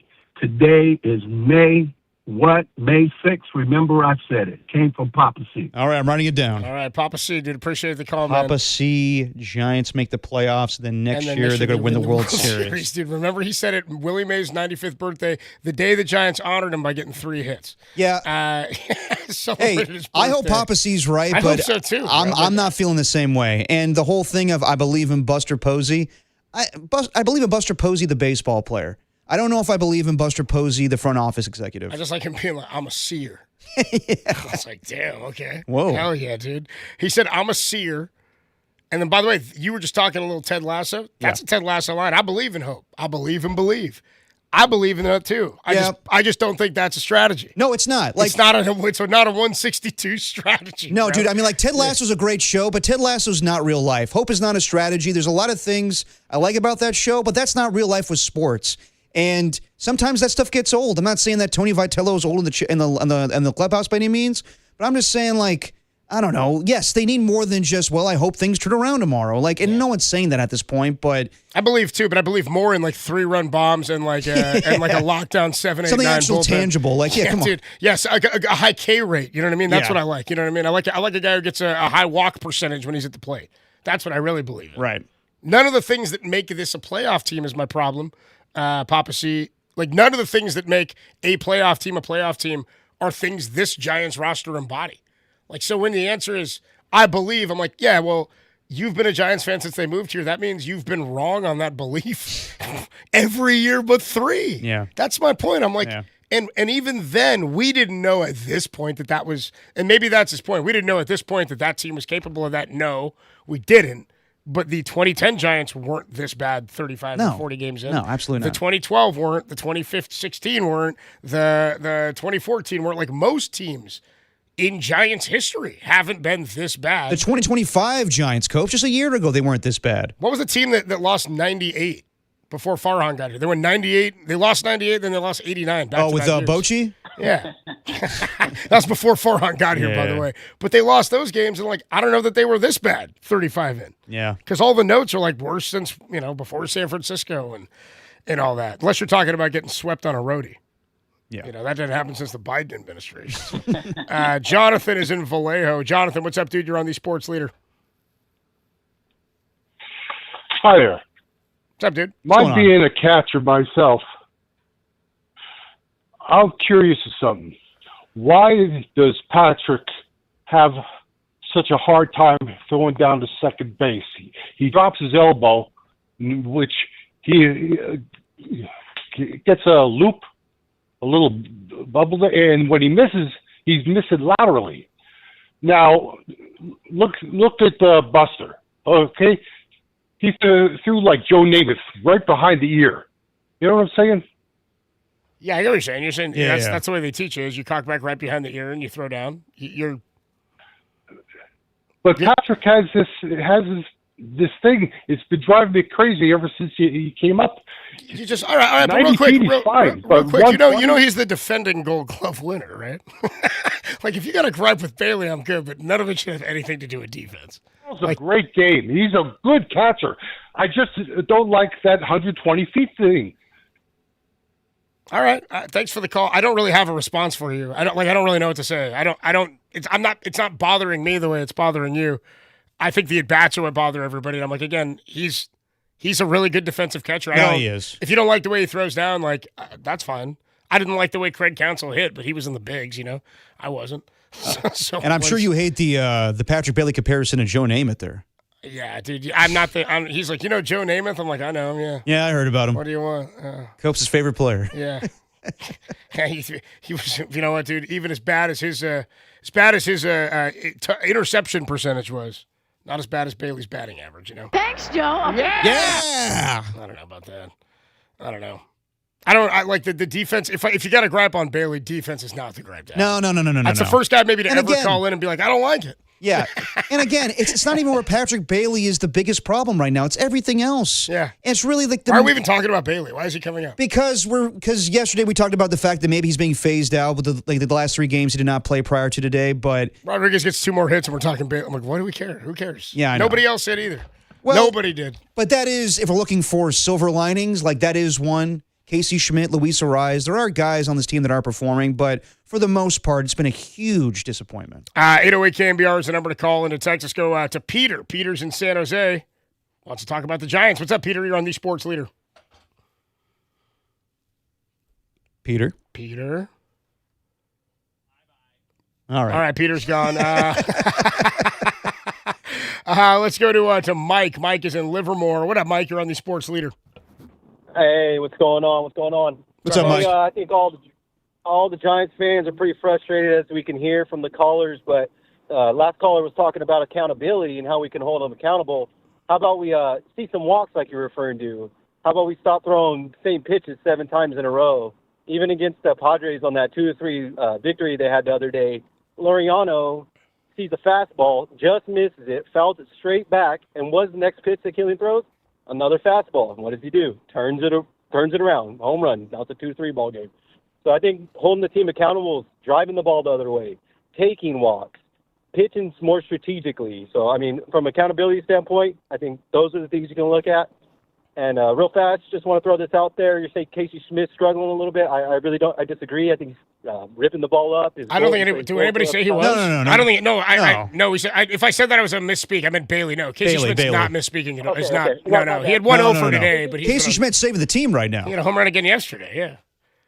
Huge Casey Schmidt fan. Is it too early to start thinking about trading Matty Chap and getting Casey Schmidt over there full time? I brought that up. I don't think it's feasible with the contract. I mean, I like the idea, but I don't think that's going to happen.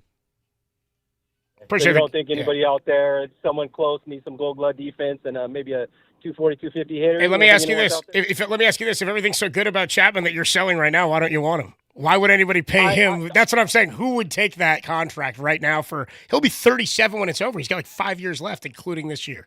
I can't imagine anybody's taking that unless you're paying him to go away. And if you're going to do that, it's tough. Let him hit. I would do it, but it's tough to do, Mike. Yeah. He's got 1 homer, which is way below his career average. I would tell you, you'd think he'll come back with some sort of torrid week or month or something. But again, I don't think they're in a spot to make these moves. And again, you're a month in, so it's tough to fathom that they would make a move of that magnitude anyway. Yeah. That kind of, I don't think they're doing a Red Sox move this year. They don't have a player anybody would want of that magnitude. No, that's not Devers happening. would be the one, probably. Devers, maybe. But again, you're not getting someone to take that. No, you're not. Because how long is Devers under contract? Was it an 8-year contract when they traded for him a year ago? 7 or 8 left, I mean, the most manageable one probably is Chapman. And I could see, like, if a team that just has, is printing money like the Yankees, maybe. But I hear you, Copes. Like, at this point, yes, like, you're going to sell people on Chapman when you're like, well, why do you want to get rid of him? Well, because he's not playing well. Yeah, but it's always funny when you ask someone to trade him, you're like, well, why would they want him? Well, dude, they don't want Gold Glove D and this guy hitting and blah. And I'm like, don't you want that? If it's so great, then why are you trading him? But don't you think that at this point he is maybe a little expendable with the way that Casey Schmidt's playing? No. We've seen 1 month of this, and everybody sees a month or a week of something in baseball, and they think that's who that is now. It's not how it works, bro. I know, that's but not how baseball works. It's been that way with Chapman for a little bit of time now, offensively. Right, we saw Jung Hoo Lee do it for 2 weeks, right? We're like, the guy's hitting 400. He's the hottest guy in baseball, and where's he been for the last 8 games? That's what I mean. Is baseball? Maybe Casey's a streaky guy. Yeah. Maybe he's a guy that this is what he's going to be now. Maybe he becomes an everyday 25 to 30 homer. Like, maybe that's it. But until we know that, you don't just give up everything else and go, fine, this is the guy now, because that's how things fall flat or things bottom out. Like, again, did we all think Tim Lincecum was the greatest thing ever? Absolutely. He was phenomenal for like 4 years, 5 years. It wasn't as long as we think. He was really dominant in a really small window, and then it fell apart. Bumgarner, too. Bumgarner looked like he was poised to be a 250 game winner based on his size and resume and how quickly he got to the majors at 20 or 21 years old. Nope. You never know. So to say, should we trade this guy now? No, Chapman's had a really consistent career and a really bad month of the season to start, right? And it wouldn't be as bad if everybody else weren't hitting. Again, trading Chapman and putting Casey there doesn't change anything. Because why would you do that when you're already playing them both anyway? It's not blocking Casey, is my point. 808 KMBR is the number to call. We'll get back to more of your calls and your texts in just a little bit. Andy Baggerly covers the Giants for The Athletic. We'll talk to him about this rough homestand. An off day tomorrow, then the Pirates come to town, and at least they don't see Paul Skeens. We'll talk about him next with Bags, only here on the Sports Leader.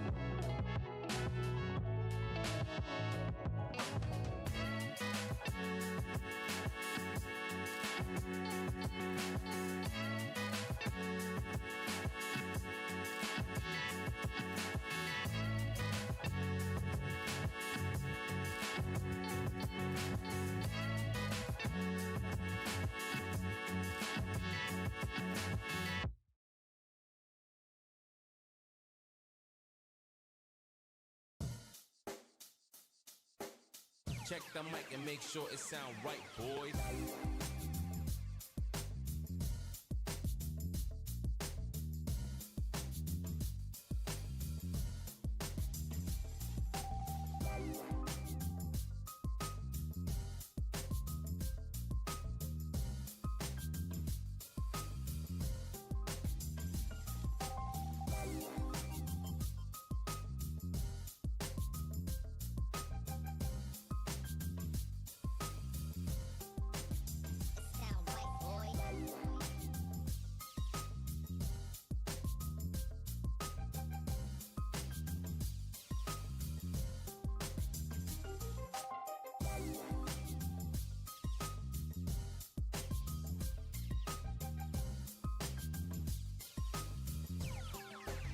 It sound right, boys.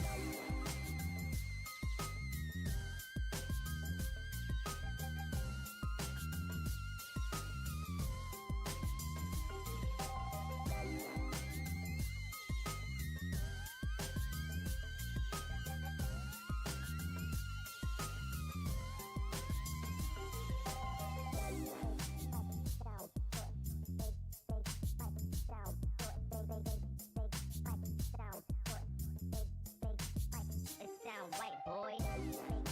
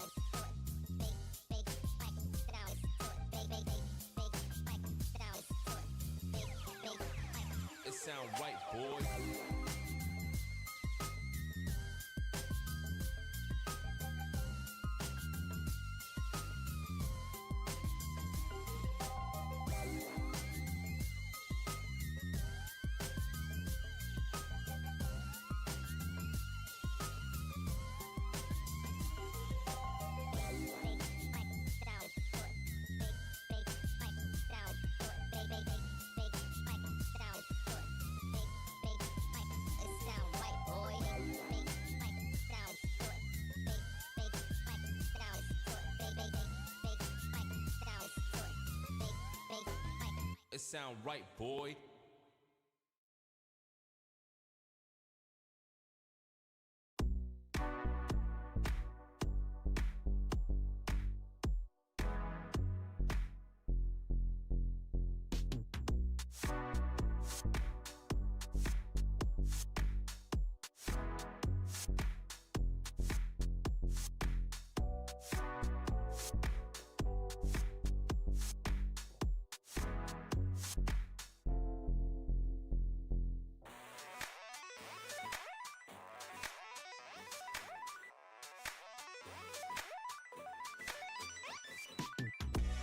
Now back to Dirty Work. Adam Copeland and Derek Papa in the KNBR Casino Matrix Progressive Jackpot Studios. Casino Matrix Progressive Jackpots are here. Where are you? Just drop in. Please play responsibly. Call 1-800-GAMBLER. Giants lose again. They're losers of 8 of their last 9 games. They lose today to the San Diego Padres 5-1. Yeah, not good, Dad. Not good. Let's go to the phone lines, though. 415-808-5627. Give us your thoughts right now, because me and Copes honestly are out of answers. You can't do a rebuild right now, even though I would love to do one. I would love to trade away Matt Chapman, and I love Matt Chapman as a player going back to his A's days, but I don't know how you fix this. I really don't know how you do this. Let's go out to the phone lines. Let's go out to Michael in Concord. Michael, you're on with Dirty Work. What's going on, man? Hey, guys. Yeah, I mean, I largely agree. I mean, you know, anything you trade right now is going to be at a severe discount. No one's going to want them for the same reasons why we're struggling. Right. But I do think there's value in trading somebody like a Ramos or a Jung-Hoo Lee, not because you're going to get somebody better in terms of the averages, but you're going to get a different personality. You know, one of the guys mentioned earlier about having a red ass. I think the only person who was a little bit of a red ass, but not quite, is Matt Chapman. But I think he feels a bit humbled after he stuck his foot in his mouth with Schmidt a little bit. I think he feels embarrassed. Like, I don't think he'd have the balls to kind of step out now and try to be a leader with all the numbers he's putting up. So once you get past Matt Chapman, you don't have any strong personalities. Everybody else is kind of, Adames is like a great guy. We know he's a second half guy, but he's kind of a buddy, not really a leader. Right. Devers is really soft spoken. That's why I think you take a Ramos or a Jung-Hoo Lee, and you find somebody that's equal weight with performance, but a different personality. No, I appreciate the call, Michael. Yeah, as far as like red asses, like that term's thrown out a lot. I do think that applies to certain guys on the team, like Landon Roop. That guy's a red ass, but obviously in a good way, because he just comes to the ballpark and performs. He's all about ball. He's all about hunting in the offseason. Like guys that I think of red asses, I think of like back in the day, like Will Clark, like guys that were all about baseball and guys that were going to call everybody out. And on this team, that's, you know, like getting like chippy with other guys, like Eric Miller when he was calling out guys a couple weeks ago when they were playing the Reds. That's red ass material. Matt Chapman doing the same thing to Casey Schmidt. Yes, they do need the type of those personalities in the clubhouse right now. I don't think trading away Elio Ramos or Jung-Hoo Lee's the option at this point. I think that, if anything, those guys are giving you something. They did a couple weeks ago, but maybe not lately. The whole team's not performing well. So accountability, I hear that. We don't know what's going on behind closed doors. I'm sure guys are holding each other accountable, and Matt Chapman's doing that today in the postgame, saying that we all need to be better. But even Logan Webb, to a certain extent, last year, or whatever that comment was 2 years ago, where he said, this is like dog-ass right now, he said his performance was dog-ass last night. So they're holding each other accountable. I don't know if it's about different personalities. It's just the guys that we thought were going to perform are not doing that right now. It's hard to get out of their situations with their contracts. It's just not going to happen. 808 KNBR 415-808-5627, the number to call and text. Now, Tim said that we had Bags coming up, but he's not until 5:30. Yeah. So we'll catch up with Bags. 5:30 with Bags. Sorry, guys. In about a half hour at 5:30, the mistake of the day. All right, let's go back out to the phones. Who was the last one you went to, Derek? Let's go to William in Los Altos right now. There you go. William, what's up, dude? You're on the Sports Leader. Yeah, this is Norm in Los Altos. Well, am I on? Yeah, Norm. What up, Norm? You're on the Sports Leader. God, Jordo. Okay, great. All right. Yeah, people have been talking about accountability. Well, first of all, the point, we got the same team as last year. No, we do not have the same team as last year. This team is much worse than last year. I've been a season ticket holder since like 1986. I've seen a lot, and I almost didn't renew last year when they raised the prices 20%, but then I was convinced we were going to see something better this year. I went in hoping for 50-50, and we can't even achieve that right now. So people talk about accountability. I don't see how you get accountability when you have guaranteed contracts like we do. Yeah. I think guaranteed contracts are ruining baseball right now because it doesn't matter how bad these guys play, they're still going to rake in big bucks. Yeah. Yeah, I mean, it's the nature of the game. I appreciate the call. Thanks so much. That's not changing, but yeah, I hear him. I mean, yeah, that ain't going away. Like, even the NBA, I mean, that's guaranteed money. You know what I mean? That's the same sort of thing. Like the NFL, and there's no accountability in the NBA. The NFL's unique in that way. Like the NBA, there's so little accountability. Players are now not even playing and making the money. That's how ridiculous that is. Dude, like, here we're going, yeah, they're playing, they're not performing, but they're making all this money. In the NBA, they're like, if you'll play 60, you're qualified for an award. Like they won't even play all of the season and make $60 million a year. And even when you lose, you blame somebody else, like Jaylen Brown the other day going on Twitch and be like, well, Joel Embiid's a flopper. Dude, you lost. You lost. You make $50 million a year. You lost. Yes. You lost, bro. And So- you missed that mid-range jumper, too. Like, you lost.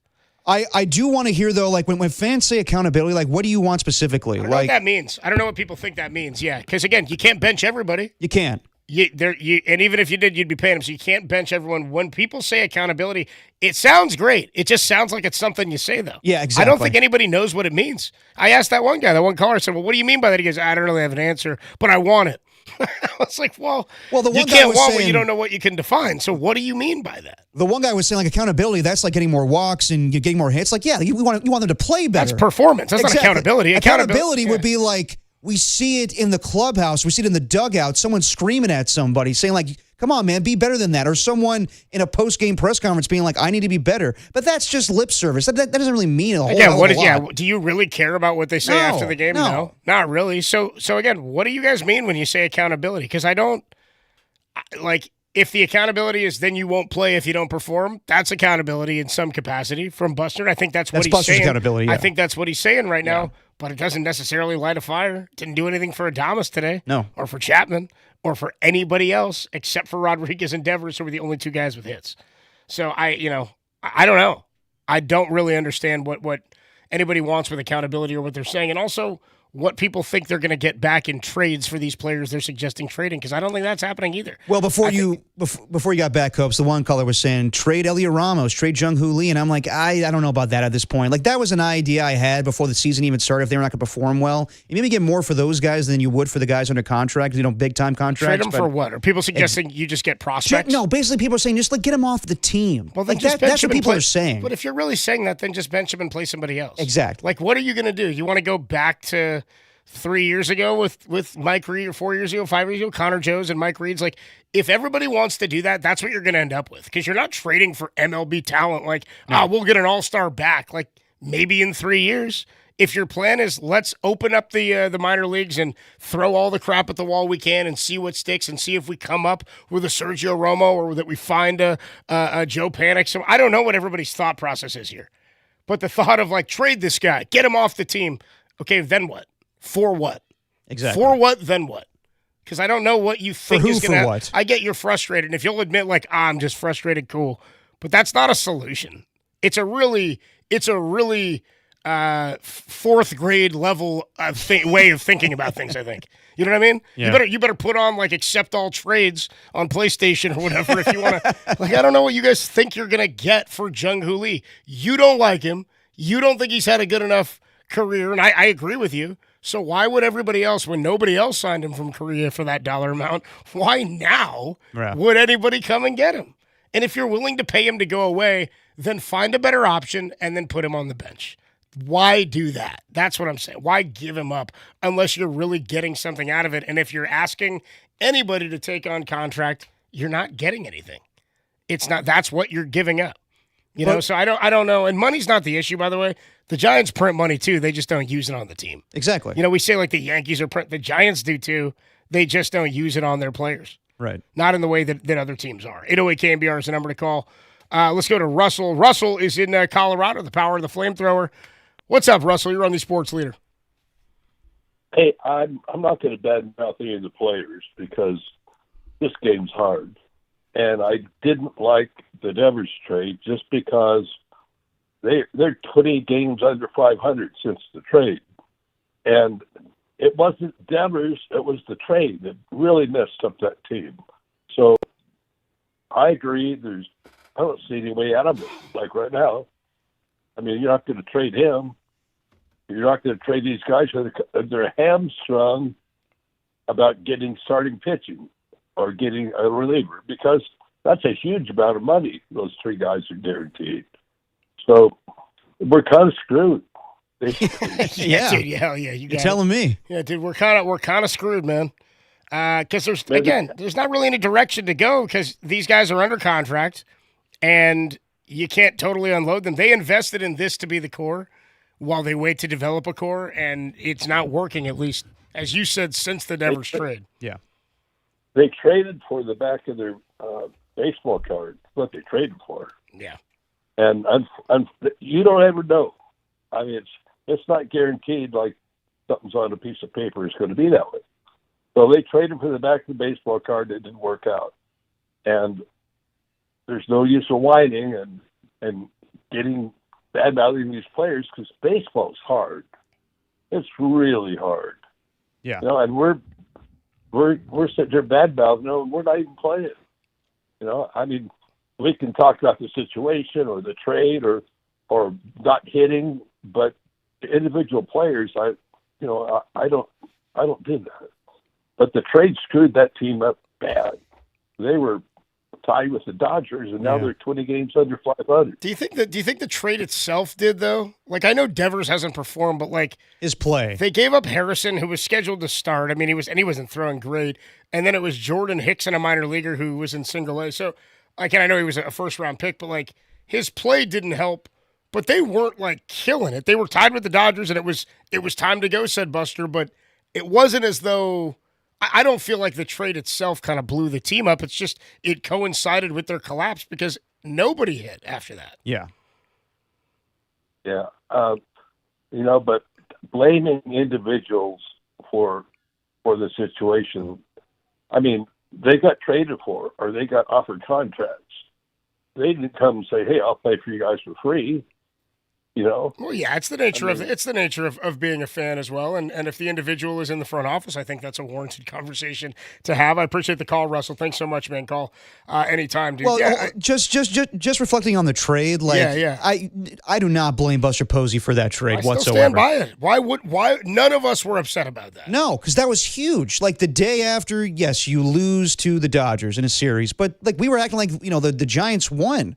Like getting Rafael Devers, that's huge. I do that trade every day of the week. Like I give a ton of praise for Buster Posey for pulling that off. Honestly, I don't blame him for the Willie Adames move either. I don't blame him for the Matt Chapman move. Those were all good moves when they were done. Yeah. Now is the hard part. Now is when those guys don't perform. This is when the real GM work comes in. What is Buster Posey going to do now? That's where you separate yourself from other front office executives being like, okay, my plans did not work out. What am I going to do? Can you just ride out with this? Do you find replacements? That were Buster Posey. It's time to go for him. But I don't blame him for any of the moves he made prior to that, no. Yeah, I again, somebody said that to me on Twitter the other day when I was saying this is BS, Buster. And somebody said, oh, yeah, I remember you saying you liked all these moves. I'm like, I did. And then they played baseball, and now I don't. Yeah. They're not good. They didn't work. I'm supposed to sit here and stand by, well, I liked it. Yeah, I did. I thought they were going to be improved. You all liked it. We thought they'd be improved. You liked that. It's okay to have liked it and then change your mind after it doesn't work out. Yeah, of course. Man, it's new information. Thought this thing was going to be good, and it's not good. No. It's the hope of a prospect. It's the hope. I was excited when they signed Zito. I didn't want that to be the only thing that happened that year, but I was stoked about it. I'm like, sick. Dude from the A's, won a Cy Young. All the metrics said it was a bad contract, and the Giants got played, and it didn't work out financially in terms of what the output was initially, but you won 2 World Series in the life of the contract, and that's what you pay for. I don't care what anybody makes. I just care that the production happens. That's why I never understand, unless the contract is keeping you from signing somebody because of luxury tax or it's blocking somebody from playing that position. I'm like, why do you want to unload it? Just put it on the bench like Zito and let Lincecum start. Who cared that Lincecum was making $500K and Zito made 26 when you won? I don't care if Jung-Hoo's making 23 if they have a guy like Rodriguez who's a better player and should be playing right instead. None of that matters. It's fine to have a defensive guy. It's still a bad contract, but I don't know that any of these are keeping them from landing anybody else. And again, there's not another option for you. There's not a bunch of stuff brimming at the minor league level ready to shoot through. All their top offensive prospects are down in the lower levels of the minor leagues. Right. Except for Bo Davidson. Gotta get my guy Bo Davidson. Krug's guy. Krug's dude. 808-KNBR is the number to call and the number to text. We will catch up with our guy, Andy Baggerly of The Athletic at about 5:30. But when we come on back, a little bit more out to the phone lines. I know you guys have filled up the lines all day long. We'll get back to your calls. Josh, Matt, Diego, John, Peter, Parg. We'll get to all those calls next before Andy Baggerly, only here on The Sports Leader.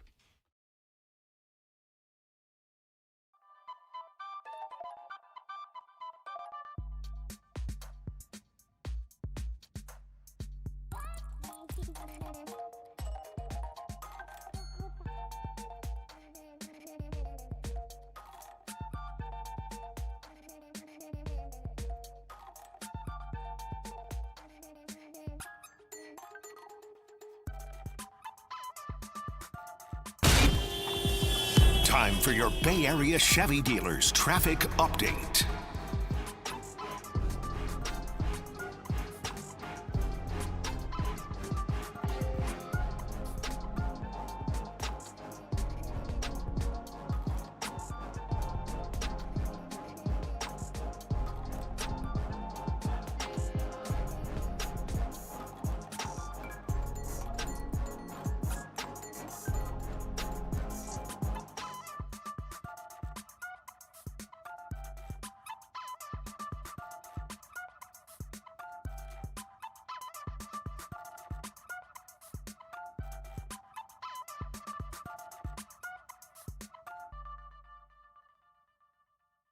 What's going on, everybody? Adam Copeland here, talking Taco Bell. That's right. We lived Moss yesterday, and you should be living Moss. And you should be living Moss. You should be living the most Moss. I guess the Moss is what I'm getting at here. Bottom line is you need to be downloading the Taco Bell app to live Moss. That's right. I'm talking to you. Download the app. I don't know why you haven't already. I'm telling you every damn day. Even John Miller was talking during the broadcast today about Taco Bell. He said, we call that one in Pacifica the nicest Taco Bell in the world. Anyway, you can be eating at that Taco Bell and earning points on the app with every purchase you make on the app at a kiosk or in a drive-thru. I got one of those live, by the way, on his way out. And when you join a Taco Bell Rewards program, you can choose a Cantina Chicken Crispy Taco, a beefy 5-layer burrito, or a soft taco for free. What's better than getting rewarded for eating your Taco Bell favorites? Not to mention, you get exclusive insider access to limited time offers and drops, and you can be the first to hear about new menu launches and member-only events. Is there a better place to earn and redeem points than the Taco Bell Cantina downtown? It's just off 3rd and Townsend. It's a block from the stadium. It's the perfect tailgate spot for a pregame bite and drink before walking over to the yard. And if you're looking for something to do after, stop by for a beer and keep the good times rolling. Or check out the brand new Taco Bell Cantina in Fisherman's Wharf for a cold drink and good food. And your taste buds will thank you. And as Tim Webb always reminds you, don't forget to live Moss. Yeah.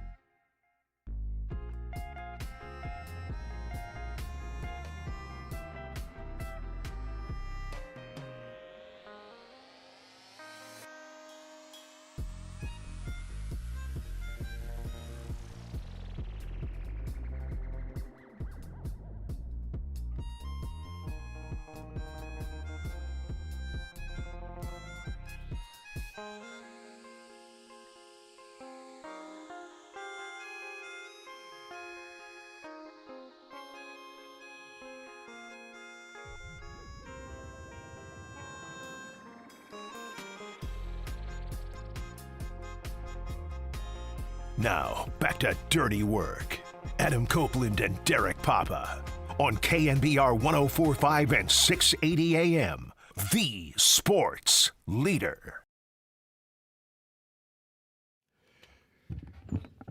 It's Dirty Work on a Wednesday afternoon. The Giants fall to the Padres 5-1. Hauser actually pitched pretty damn good. Probably his best outing of the year. I would say so. Didn't top 80 pitches in the game. Did he go 6 innings? I think is what he got through. He went, got to 6 innings. Today. 74 pitches today. He was cruising. His last inning, I think he threw like 6 pitches or something like that.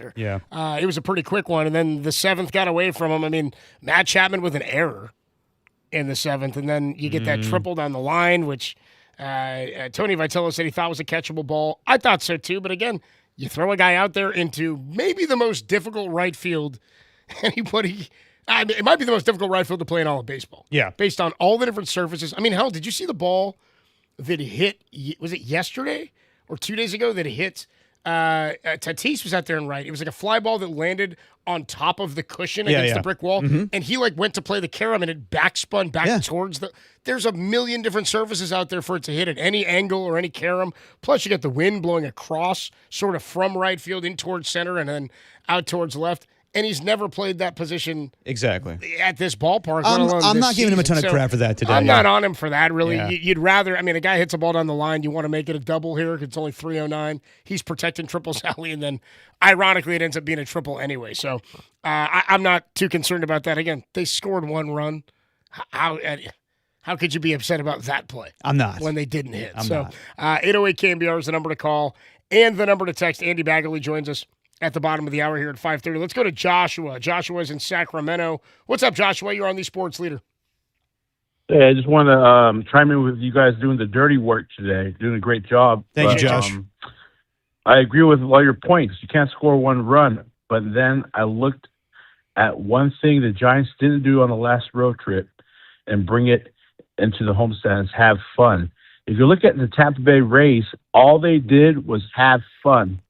And they put the ball in play, and they just knew they can get a run the next inning, and that's what the Giants are lacking right now. What do you think of that? Well, what I would say, Josh, is it always makes me laugh, dude, when teams say that. Like, we got to get back to having fun, man. We got to get back to having some fun, enjoying the game. I'm all about having fun. It's like, it's really easy to have fun when you win. You know what I mean? When you're winning, you're like, hey, look at these. We got back to having fun. I'm like, yeah, but you're also 8-2 in your last 10. So, yeah, that's fun. Yeah, if they win, I think that snowballs. When you've got personalities and that stuff becomes exciting, that's why you see teams make runs, and baseball has inexplicable stuff like that. But I don't know that I've seen this team have fun yet, dude. I don't know, going back to the Devers trade, what's the most fun? Even the walk-off Bailey inside the park last year, the grand slam against the Dodgers, all that's great, but they weren't in it. Is he gone? Josh there? I can see them going to the Dodger series. I think they're going to do all right. You're going to see some big hits from Rodriguez and my man Bryce that been brought up. So I'm seeing a lot happening there. So wait for that Dodger series to come out. It's a 4-gamer. Yeah. Appreciate the call, Josh. Thanks so much, man. Good timing with that series. Look, the whole fun thing. Monday to Thursday in Dodger Stadium next week. A lot of long shows for us. Yeah, I would say you want guys to have fun, but also it's met with criticism. We're calling out Willie Adames for the Powerade showers, and it's is that necessary right now? Or even you want them to have the Drew Gilbert trying to kiss Elliot Ramos or Jung-Hoo Lee in the outfield. Yeah, winning's fun. You need winning is fun. Yes, it brings that, but when you get a win every now and then and you're doing the Powerade, celebration, it's all right. What the hell is this all about? Let's get something consistent going. I mocked the Raiders a couple years ago after they fired Josh McDaniels. They would do these celebrations where they had the cigars, the stogies in the locker room. And that was tough, dude, when the Raiders won that game after that. But it was one game, and I was like, they could do this after every game? This is ridiculous. Act like you've been there before. So, again, let's have some fun. Yes, but get back to basics. Get back to getting hits. Get back to playing baseball. Then you'll have fun. Champ here. I'm all about having fun. Get a couple of cocktails in me, start a fire in someone's kitchen, maybe go to SeaWorld, take my pants off. See, that's what someone needs to do right now. Someone take your pants off at Giants. We saw a guy yesterday take his pants off yes. outside the ballpark and did not result in runs for the Giants. They actually did. They went up 4-1, and then That was it. Yeah. And Logan Webb just didn't have it yesterday. Let's go to Diego. Diego is in Nashville. Dude, we've been out to Colorado. We've been out to we've had a couple of different states call in today. Yeah, it's been good. And then now we're out to Nashville. What up, Diego? You're on the sports leader. What up, boys? I love what you do, by the way. You guys holding it down for the entire Bay. Hey, real quick, so I've been away from home for many, many years. Yeah. Okay.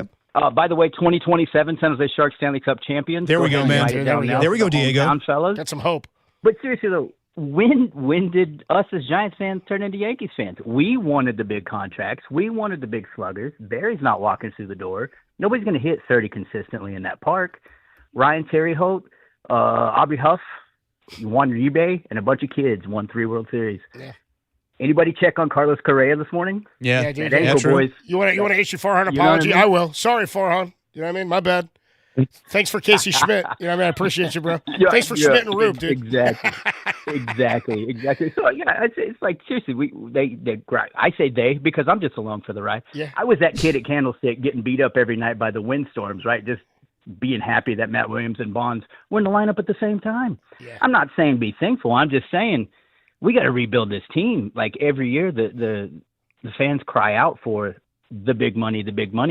Pitching, let's get that pitching in here, big money. Pitchers don't want to come to this park for whatever reason. All they want to do, the fans and the front office is probably also to blame here too, and this is coming from a fan, 2,200 miles away nowadays that watches it at 1 a.m. every morning, which is another thing, by the way. I'm getting tired of staying up till 1 a.m. watching my boys lose. And that's tough, bro. You put in those hours to the 9th, and then you got Walker strolling out there, dude. I'd be pissed if I. And then I got Walker, right? Yeah, Camilo the ball on line 1. I got to right? get up for work, Jesus. dude. And I got Walker in here. But that's all. That's all I'm saying is let's just be thankful for what we have. The damn team's still in San Francisco. Let's keep them in San Francisco. The beautiful ballpark. We got the history, right? Who's got more series than us? The Yankees. The Dodgers probably in 2 more years, and we're never going to keep up with the Dodgers. The payroll's not there. Yeah, Cardinals are there. I think Cardinals are right there with us, but still, like like the spending, and then turn around and just listen to today and yesterday. Well, the last week, that 6-game losing streak. Devers trade. I'm with you. I love the Devers trade. I was about it when it went down, and now I'm like, man, it didn't work out. Yeah, but. You never know. It's a baseball, not to mention, is probably a trickier game than most sports. It's not like football where you say, well, Randy Moss should have caught 23 touchdowns that year because he got paid for it, right? Baseball, man, if you ever played it, watched it, But like I said, yeah, the kids and a bunch of Ryan Terriots won his World Series. Let's get back to that. Appreciate the call, bro. All right, Diego. Actually, that was Fontenot, I think, too. You need a nod to Fontenot in 2010. Mike Fontenot. I think he and Ryan Terrio were college teammates at LSU, ironically. Were they now? I think so, yeah. 808 KMBR is the number to call and text. He brings up a good point, and I think about this often where I've told you, like, I used to think it was funny that the Giants didn't really develop talent in the Bonds years, right? Like, JT Snow was an acquisition. Jeff Kent was an acquisition. Third base kind of rotated. They had, Bill Miller at one point. They had Edgardo Alfonso. You had, like, Ramon E. Martinez. He was a farmhand. I think so was Pedro Feliz. But then you had Barry and left, acquired. You had a rotation of center fielders. I mean, Grissom was out there. Marvin Bernard was homegrown. FP was out there. Calvin Murray was in right at one point. Ellis Burks, like all these veteran acquisitions. Richie was a farmhand, of course, or a guy that they brought up from the system at shortstop. But more to the point is, like, they were all about veteran free agents every single offseason, it felt like. The Giants would sign a few, then they'd acquire another one at the trade deadline. And it wasn't until they really got good at developing pitching and talent from within that they won a World Series. Now, it's funny that we've basically fans clamored for the same thing because because free agents are sexy. It's fun. It's an opportunity every offseason to go sign a guy that you've watched play for years and you think he can come do that for you. They're by nature kind of a bad investment. Usually the starting pitchers, the long-term ones, and the Giants say they're not getting in on that. But this is a ballpark built for pitching. And they are not built as a pitching-heavy or pitching-strong team. So maybe this texter's right. And that, by the way, we used to joke about the Bruce Bochy ground attack, right, in 2010, in 09 and 10 and 11. Like, they weren't hitting tons. They did hit better than this. But if you can pitch it and you can keep teams off the board, you give your offense an opportunity to score some runs. Now, this team is not as good as the sum of their parts should suggest, but they certainly aren't trending up in the pitching category. I feel like there's a ways to go up in the hitting category. In pitching, I'm like, I don't know what the ceiling is because most of it's unproven and there's a big lack of depth. I think the Giants don't find if our guy Papa C out in where did he call from? Was he Oregon or he was somewhere else too? I forget where he's from, but he said he's a seer. Maybe he's in Nevada. He's a seer. I think He's he was a in seer. Nevada. Maybe I'm a seer. Papa Seer, dude. Prediction of the year so far, he man. said they're going to make the playoffs in the next year World Series, and I'm like, Book it. You better tell me who the rotation and bullpen are. I have it written down. Because there aren't any guys that suggest they're going that direction. No. Maybe it's the construction, man. Maybe that's where they've got to go. We talked about philosophy as a team or as an organization. Maybe it's got to be all pitching. Maybe that's the philosophy. Pitching and contact. That's when you won before. I mean, that's the way it was last year. I thought that they had a strong rotation. They had a strong bullpen. And I understand why Buster Posey, again, we're analyzing all the moves he made. You could question some of the moves today, but back then when they were not performing well at the trade deadline and trading away Camilo Doval and Tyler Rogers, I was down for that move. But now people today are like, well, you didn't get enough good guys in the bullpen. Yeah, they did need to invest with more arms in the bullpen right now. So these are all moves that Buster needs to make going forward. Again, we'll see what happens, but I'm with you, Copes. I don't think this is trending in the right direction for any spot on the team right now, whether it's offense or the pitching right now. We got to sign some good guys. Of Some course. of the good guys. 808 KMBR 415-808-5627, the number to call and text. Let's talk to Andy Baggerly about this. He covers the Giants for The Athletic. They made a handful of moves this week. Remember early in the year? Still pretty early, but remember early in the year they didn't make any moves for weeks? Yep. Like, damn, same lineup, same roster. Not the case anymore, as they've gone 3 different lineups each of the last 3 days. Bags joins us to talk about that next on The Sports Leader. I'm a seer.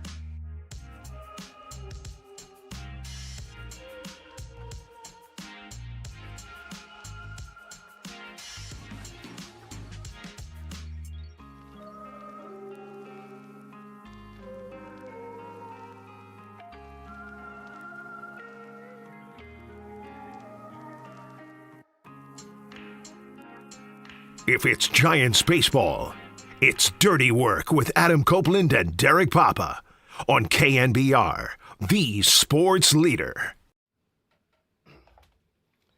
Dirty Work on a Wednesday afternoon. The Giants fell 5-1 to the Padres today. They mustered just 3 hits. 2 of them came from Jesus Rodriguez, the rookie, who got called up a couple of days ago, hit a home run last night, and the other came from Rafael Devers, a solo home run. He's at safely now in 7 straight, but the Giants drop another series here, this time to the Padres on a Wednesday afternoon. Here, joining us on the UMA guest line is Andy Baggerly. We do it with Bags each and every week. He covers the Giants for The Athletic, and he is sponsored by the Dolan Law Firm. They live here, they work here, they win here.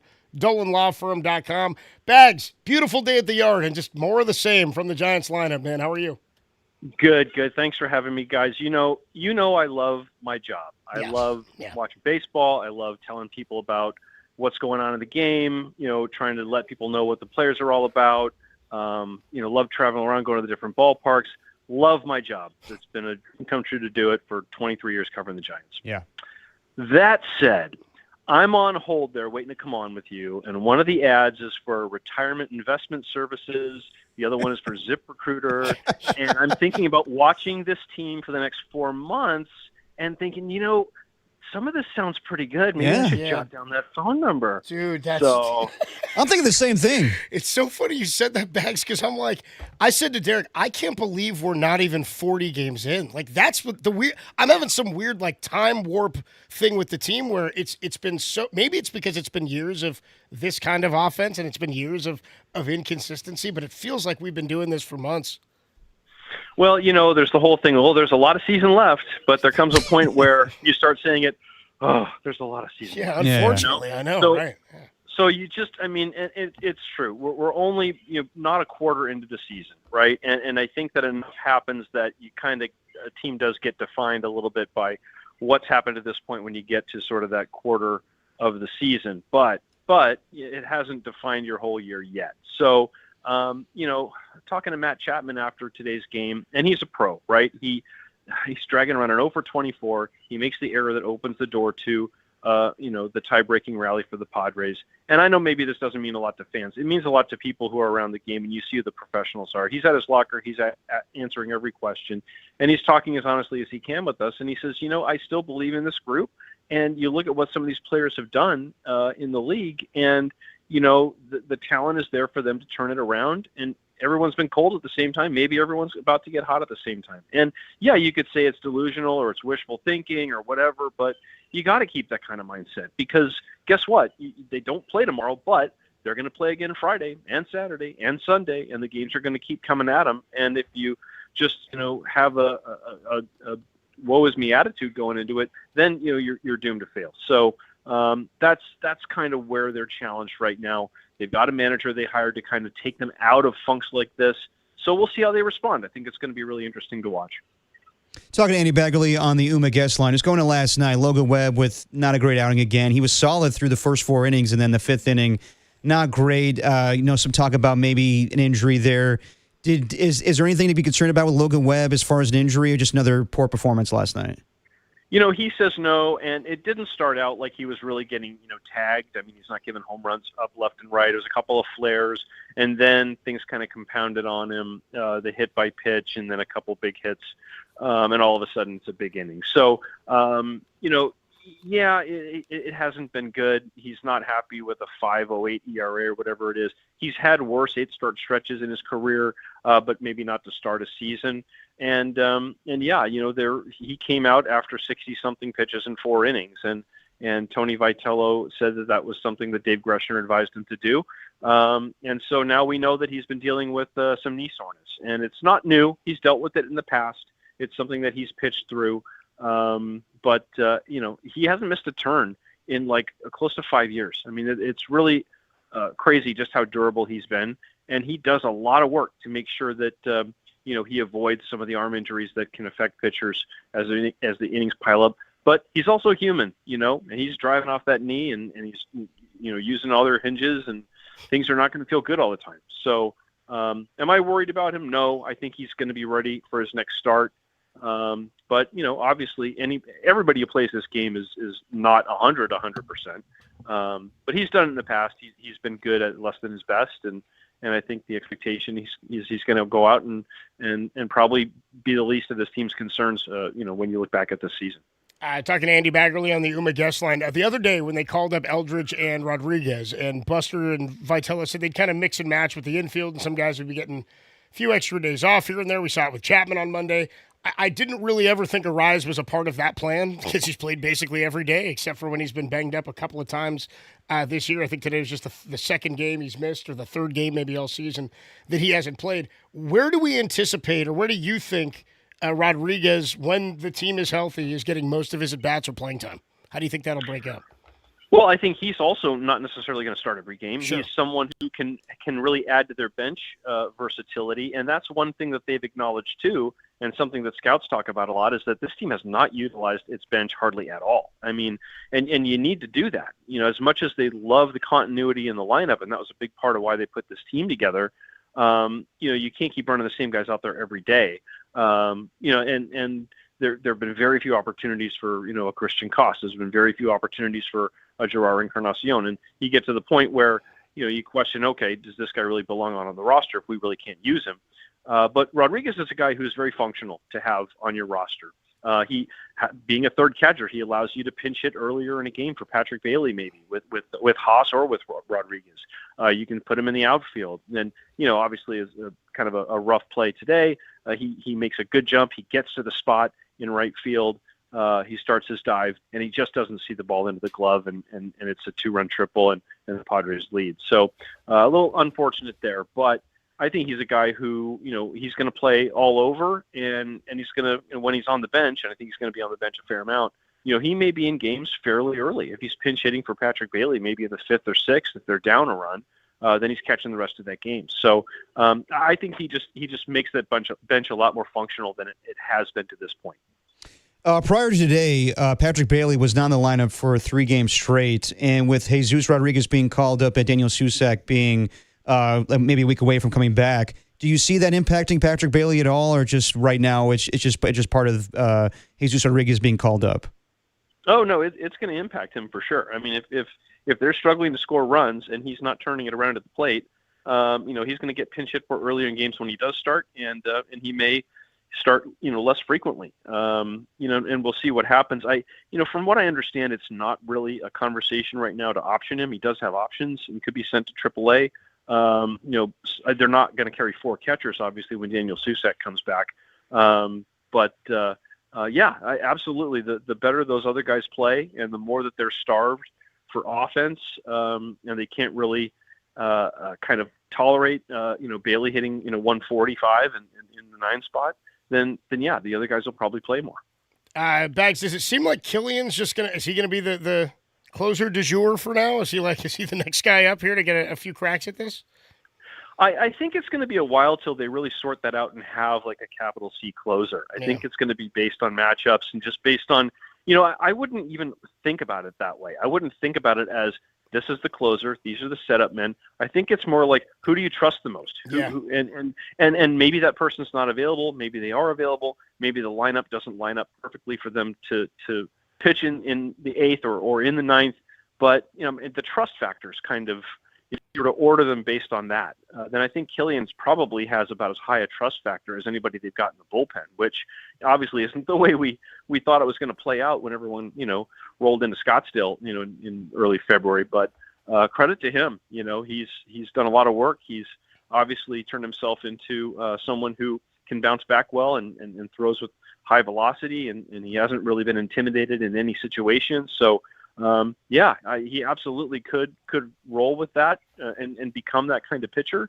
But I think it's going to be a while either way until we have some clarity on just, what roles guys are going to fit in. And, like I wrote the other day in the piece with Dan Hayes and Eno Saris about the save and maybe, what it means that there have been more pitchers who've recorded a save at this point in the season than ever before.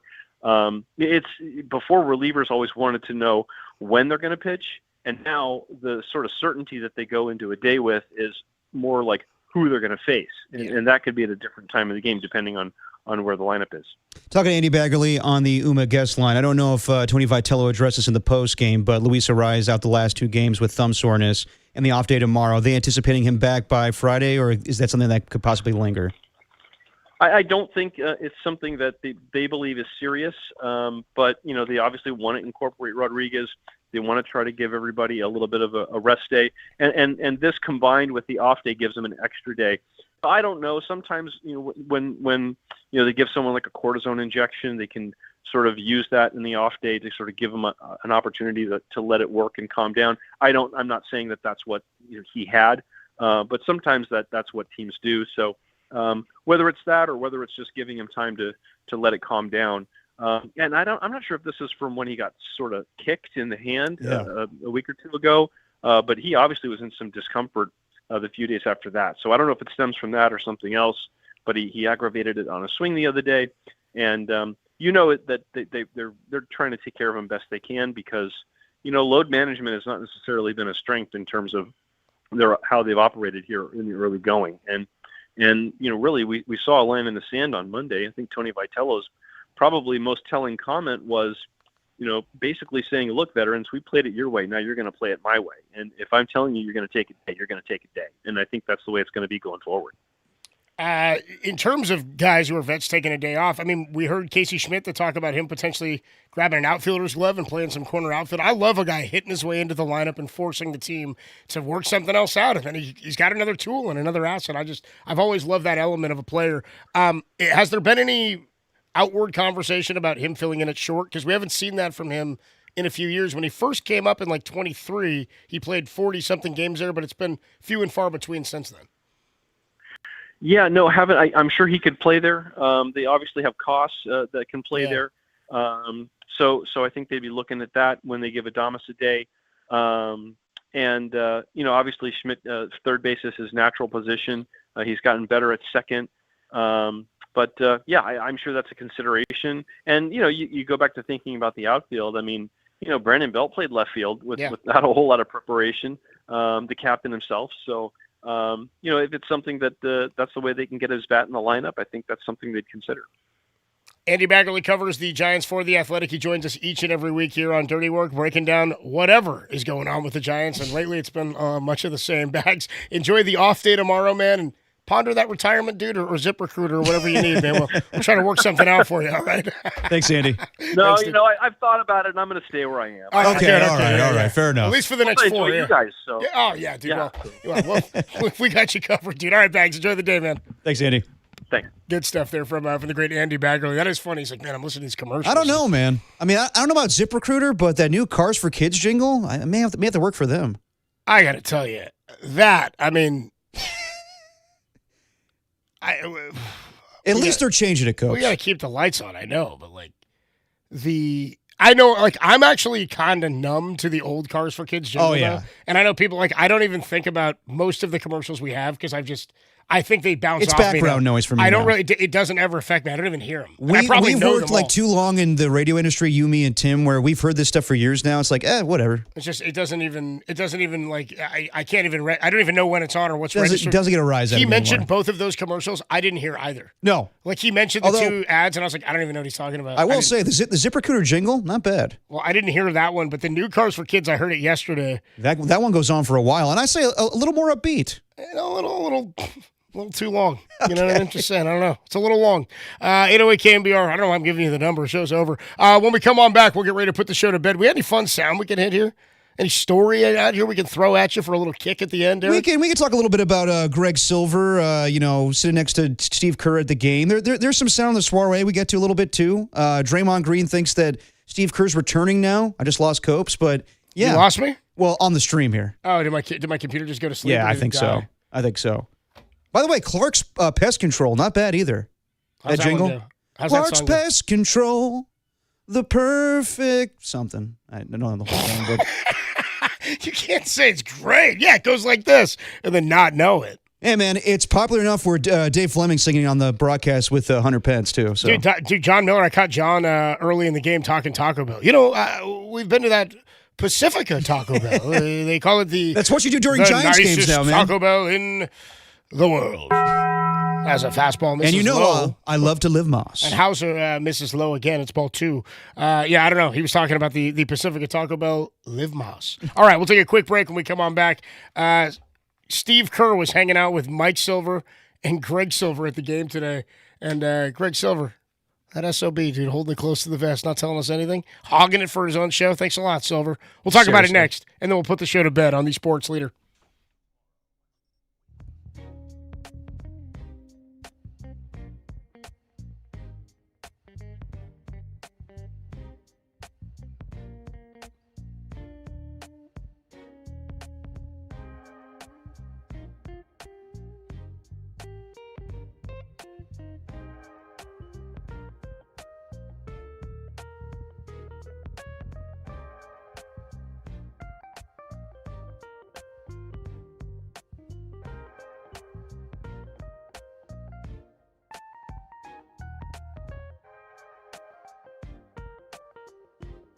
Surprise, surprise, the Giants lost again, losing 5-1 to the San Diego Padres. They're losers of 8 of their last 9 games. Off tomorrow, and then it's against the Padres for a 3-game set. For everything losing Giants, keep a lock to the Sports Leader.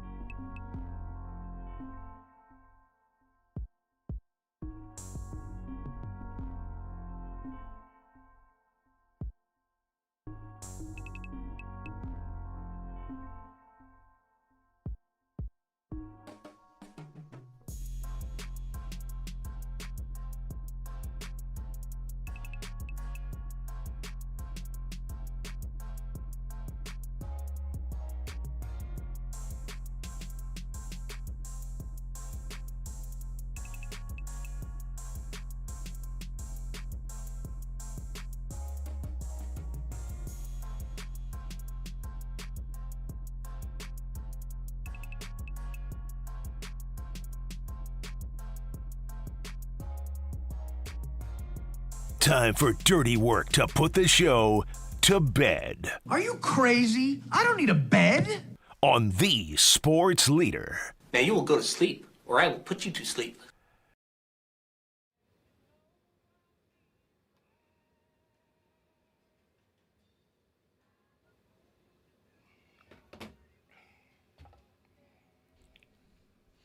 We're all fools to watch this Giants team.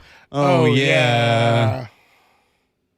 Dirty work putting the show to bed on a Wednesday evening. Adam Copeland, D-Pop, then Tim Webb. They're back at our KNBR studios, our headquarters, the mothership in Daly City. I'm watching the Giants. Well, it's about what happened earlier. Nothing's going on. So I'm at the ballpark. That's what I meant. You're just in an empty ballpark, you and the Seagulls. Yeah. Still no runs crossing the plate, so what's the difference, you know? It's not any different than what it was earlier. Giants got 3 hits today. Yeah. 3 hits, 3 lousy goddamn hits. That's it? I couldn't believe that. Well, that's kind of been the norm for most of the season. Yeah. Par for the course. Anyway, if you're watching our YouTube stream, or our thesportsleader.com, the The Sports Leader app. If you're watching our video stream, you can see it happened at the ballpark today. That's the highlight of the game. Greg Silver sitting there with Steve Kerr and Mike Silver and what, some of their buddies? Greg Silver, yes. So Steve Kerr, we all know we're waiting day by day. By day. Hour by hour, minute by minute for Steve Kerr to make a decision. You know, Rick Springfield, second by second, minute by minute. Oh, yeah. Love is all right. And Steve Kerr made his way to the ballpark today with his high school buddy Mike Silver and some of their high school buddies from L.A. And Greg Silver caught up with them, and I'm hoping for a report tomorrow, 10 to 2, to hear about Steve Kerr's future. So Steve organized the seats then, right? He had to. Yes. Where Greg Silver's on the far left, 2 of his buddies are in between, being like, get that media guy away from me. He's on the far right, I think, right? Oh yeah, far He's right. like on the far right. I'm saying like Mike Silver didn't go get these tickets for Steve. No.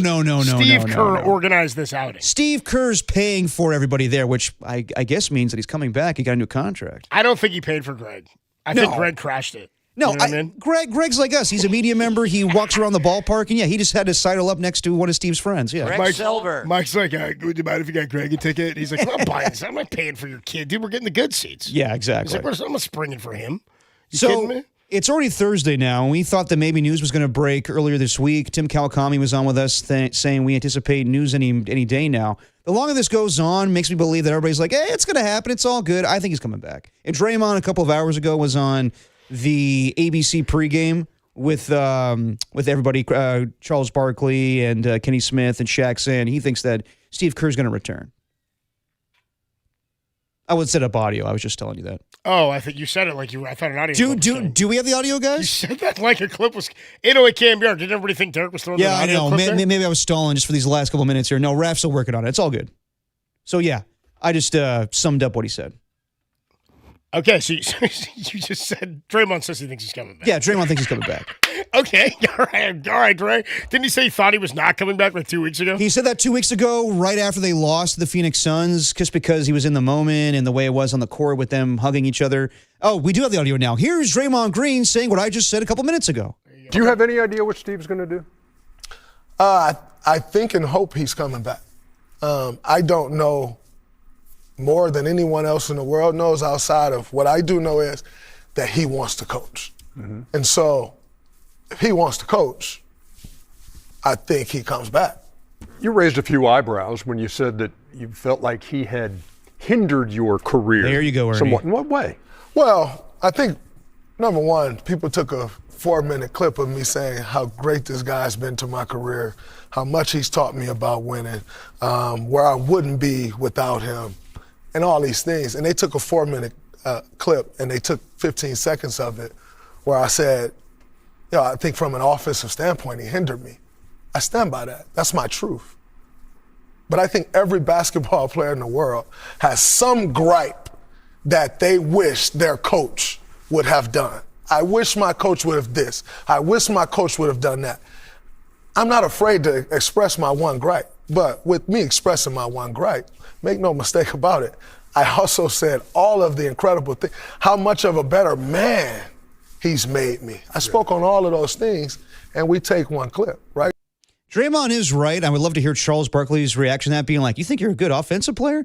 Yes, and we need to know the whole context. He did say a lot of glowing praise to Steve Kerr. At the same time, it's one big gripe, man, and it's one, I think, ridiculous gripe, but whatever. Yes, Draymond Green did praise Steve Kerr, the man, for what he meant to him the last 14 years, but the gripe of he hindered me as an offensive player, I disagree with you on that one. Yeah, the whole he hasn't drawn one play. I love that too when he's the one who said it, and he's like, they didn't take it out of context, but they took 1 40-second clip. Not out of context, no. But yeah, it was all in context. I like that he's upset that he has to answer for it almost. He's like, but then saying that, then why did you defend it? Yeah. Then why did you argue? But they took one clip. I'm like, yeah, I'm not listening to your whole pod, Draymond. We got a whole sound. If I play all clips from your pod, how do I get clips of Kay Adams into the Sound Soiree? You know what I mean? Like, how do I? We got to think about K2. Come on, Draymond. I got to hear Kay Adams. All right, that's going to do it for Dirty Work on a Wednesday afternoon. I don't know what happened to my camera. It just kind of crapped out. It's all good, man. We're getting out of here. Is Krug coming up next? Krug's coming up next. I don't see him, but I hope he's there. I want to hear some Krug, dude, talking a little like, I got to talk about the pop time on Rodriguez. Hey, man, Raheem Morris talking to the media today. All right, Krug's coming up next with a little Niners Nightly. Why don't we put the show to bed here? Tim, you got a note to self? Note to self. Yeah, note to self. Shout out to our guy George in Frisco who dropped this gem. Dames, no mames. Very good, Georgia Frisco. I like that one, dude. Yeah. What do you got, Derek? Note to self. Papa C said it first, guys. The Giants are making the postseason this year, and then next year they're winning the World Series. Papa C, calm down a little bit, buddy. Yeah, Giants make the playoffs this year. This year? Next year, World Series. Why do you say that, Papa C? I'm a seer. Drop the mic, Papa C. I think Papa C, it was spelled P-A-P-A, letter C. Yeah. I think, note to self.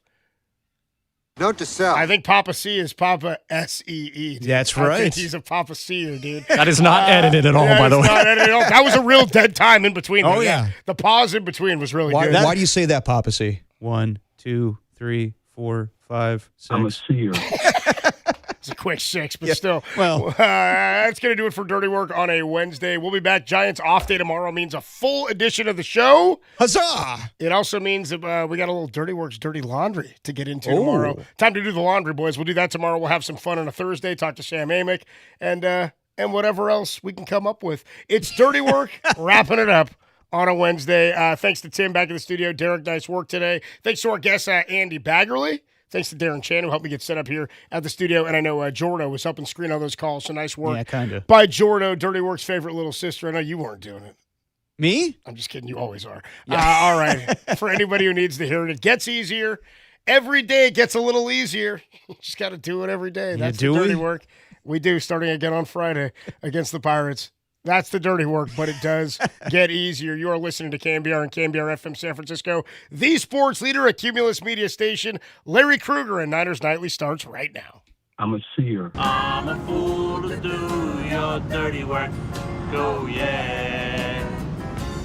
I don't want to do your dirty work no more.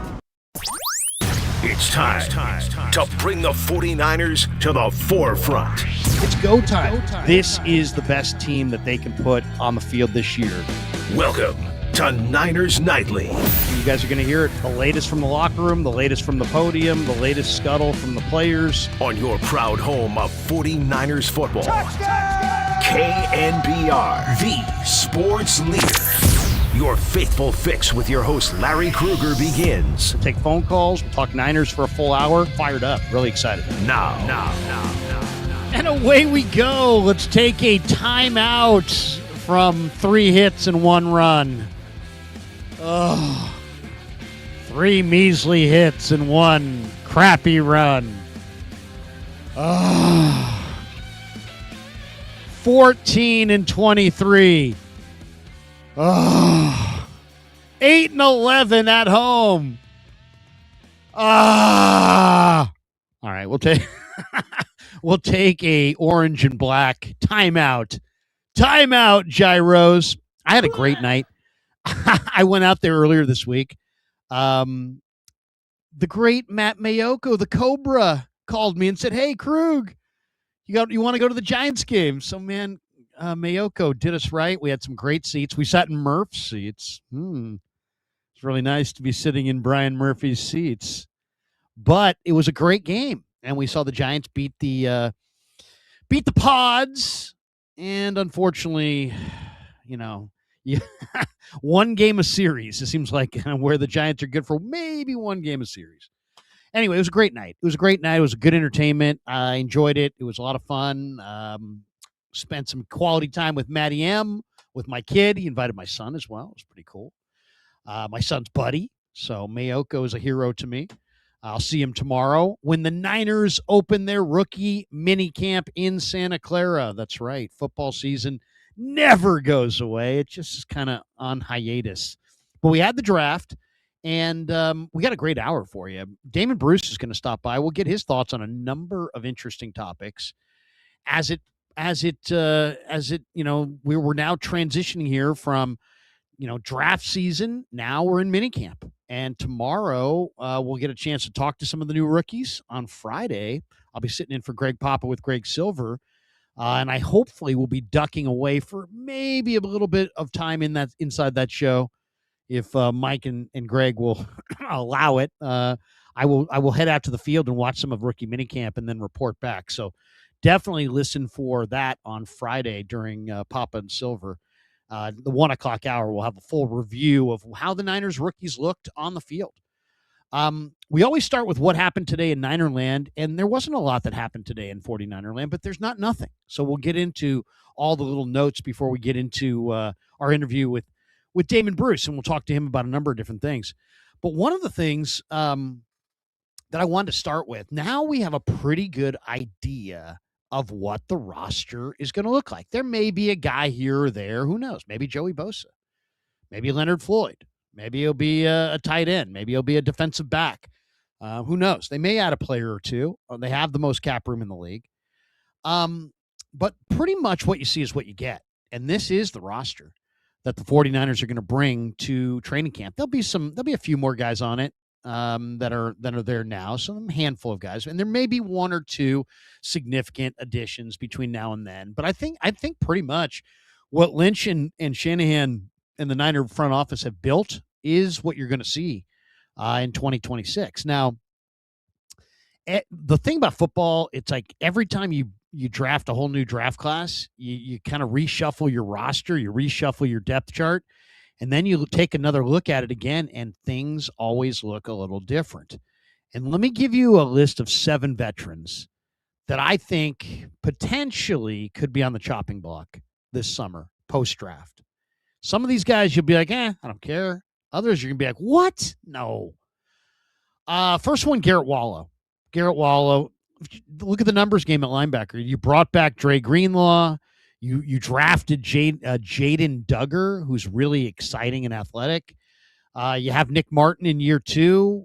I expect him to play this year. You have Tatum Bethune in year 3.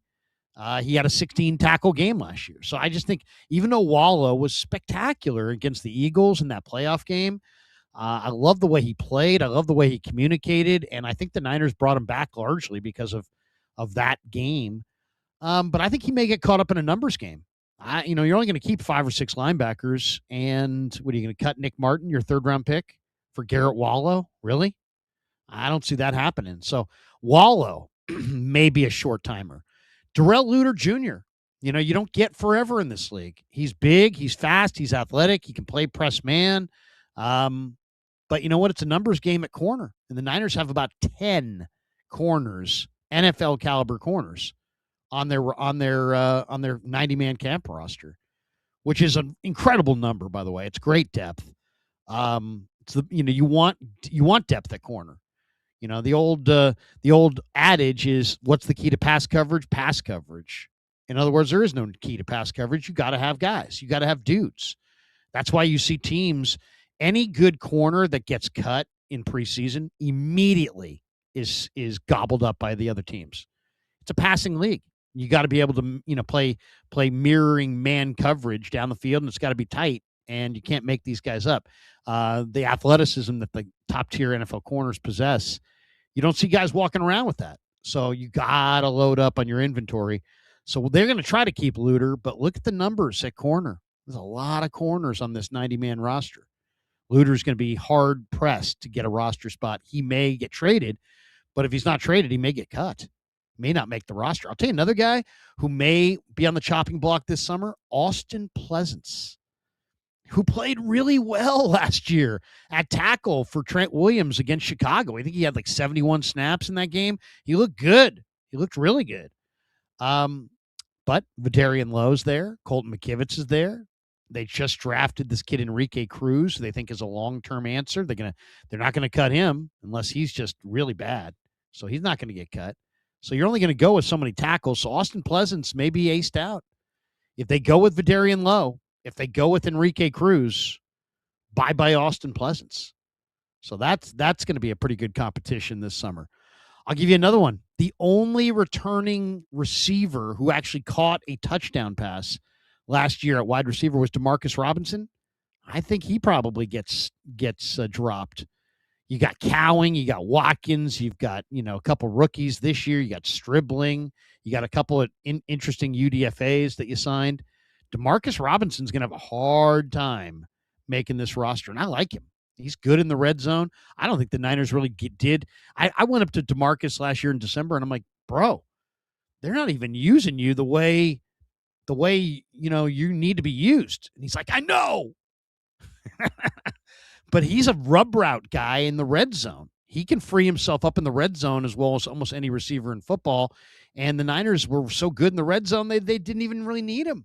That's how good they were last year at scoring touchdowns in the red zone. But touchdowns in the red zone are kind of important. So maybe this guy makes the team, but he may not, because there's a lot of draft picks there, a lot of young talent there who are younger, faster, cheaper than DeMarcus. So he may get lopped off.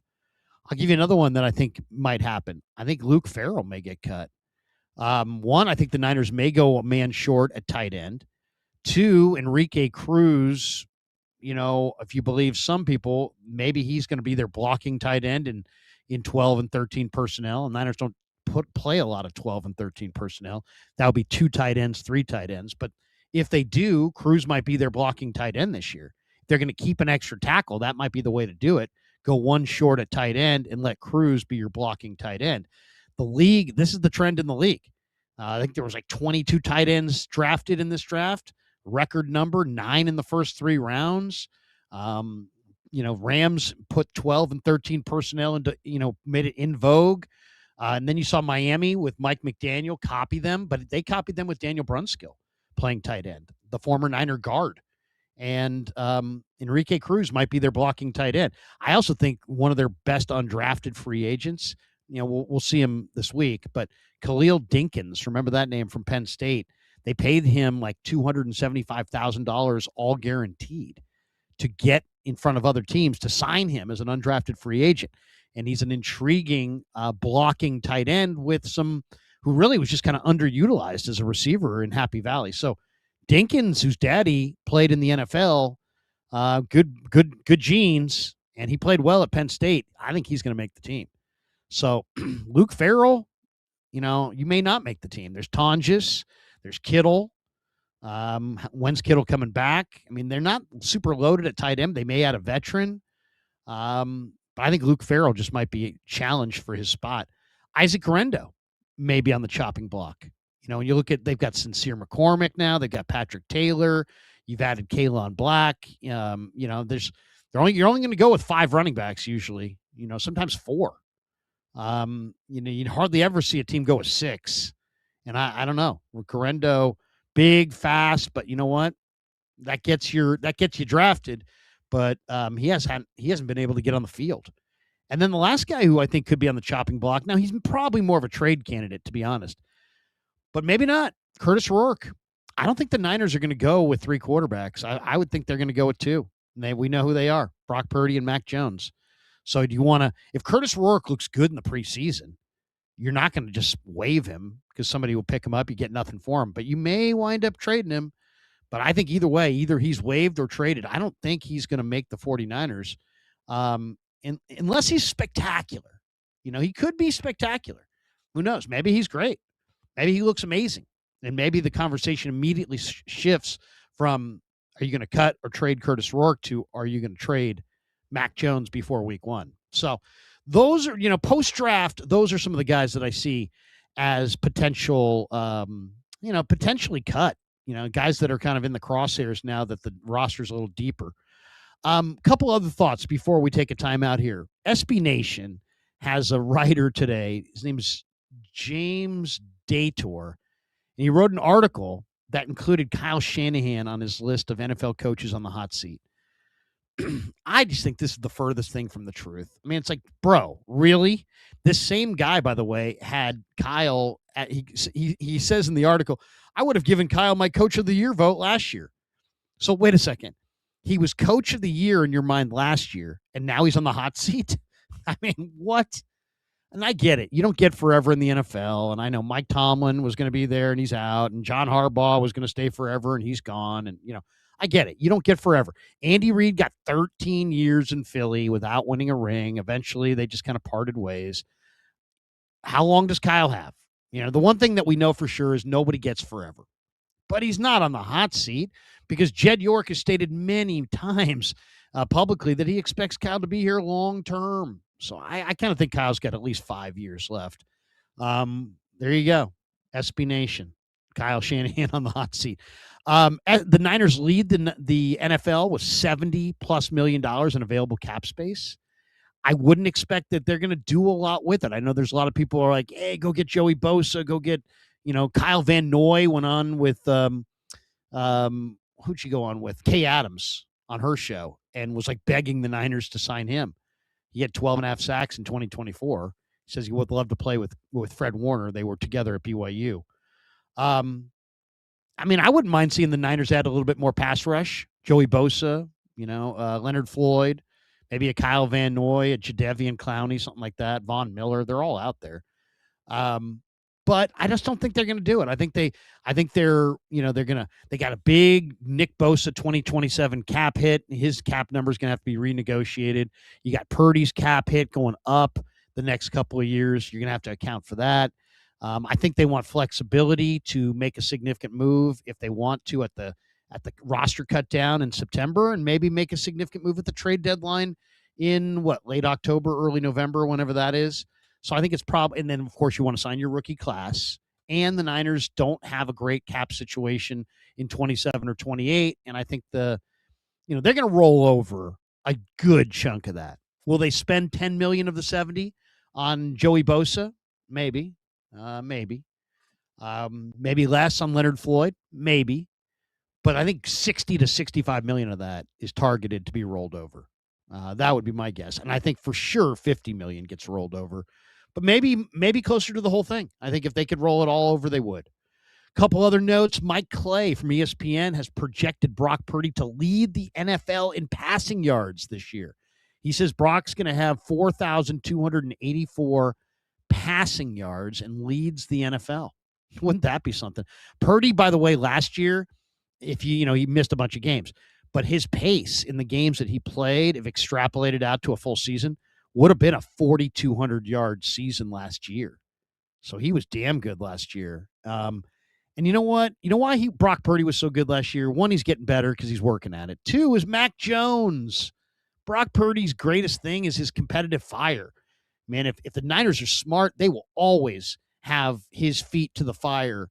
They'll always have some other quarterback who can play, because that, to me, is what you want. The best out of Brock Purdy. Don't put, Dobbs and Allen behind him. Put a real quarterback back there. You put a real quarterback back there that can take his gig, and guess what? You're going to get the best out of Brock. Is he going to love it? Maybe not, but who cares? Doesn't matter. It's all, did Joe love Steve? Did Steve love Joe? No. Did they both play their best football around each other? Yes. So there you go. I think we ought to learn from history on that one. A lot of the rookie numbers were awarded yesterday, and they gave Dejon Stribling Juwan Jennings' number. Anybody who thinks JJ's coming back, not coming back. Stribling's was given his number 15. Romello Height, by the way, is going to wear 94. Can't wait to see that, because I think Romello Height's going to look a little bit like Charles Haley. Skinny edge rusher wearing 94. Old-time Niner fans remember what that looked like in preseason way back in 1986. I remember seeing Haley going, wow, look at this guy. Look how skinny he is. But look how great a pass rusher he is. And I hope we see the same thing with Romello Heights. It sounds like Kalon Black's going to wear number 26, but I don't know about that because they also say Ephesians Prysock's going to wear 26. And last I checked, there's not two 26s. So we'll find out probably more in the next couple of days. Kalashi gives the Niners a 57% chance of making the NFC playoff field. Rams have a 74% chance, followed by Seattle at 70, Detroit at 62, Green Bay at 59, Niners checking in at 57% chance of making the playoffs. Most anticipated games. I saw a great article today about the most anticipated games. I'm eager to see Niners Hawks. I'm eager to see Niners Rams. But we get Niners Chiefs at Arrowhead this year. Kyle has never beaten Andy Reid and Patrick Mahomes. It's time. It's time. We also get Philly and the Niners at Levi's this year. Philly's got a new offensive play caller. Niners have a little ownage on the Eagles. They've beaten them 2 straight, including sending him home last year in the divisional round in Philly. How sweet that was. What an amazing night that was in Philly. Me and JD had a great time there. How about Niners Chargers and SoFi? Kyle against Harbs with Niner fans packing Southern California to watch that one. And then, of course, we get Niners Cowboys in Jerry's World. And Niner fans are going to take over Jerry's World. So that's probably the cool thing about being the Niner fan these days is just watching them take over visiting stadiums. It's awesome to see. One interesting note, and I heard Dave Lombardi talking about this earlier this week. It's a good point by Dave. He's talking about Enrique Cruz potentially being used at tight end, and we mentioned it before. Now, last year, Sean McVay used 13 personnel, which is 3 tight ends, 30.5% of the offensive snaps.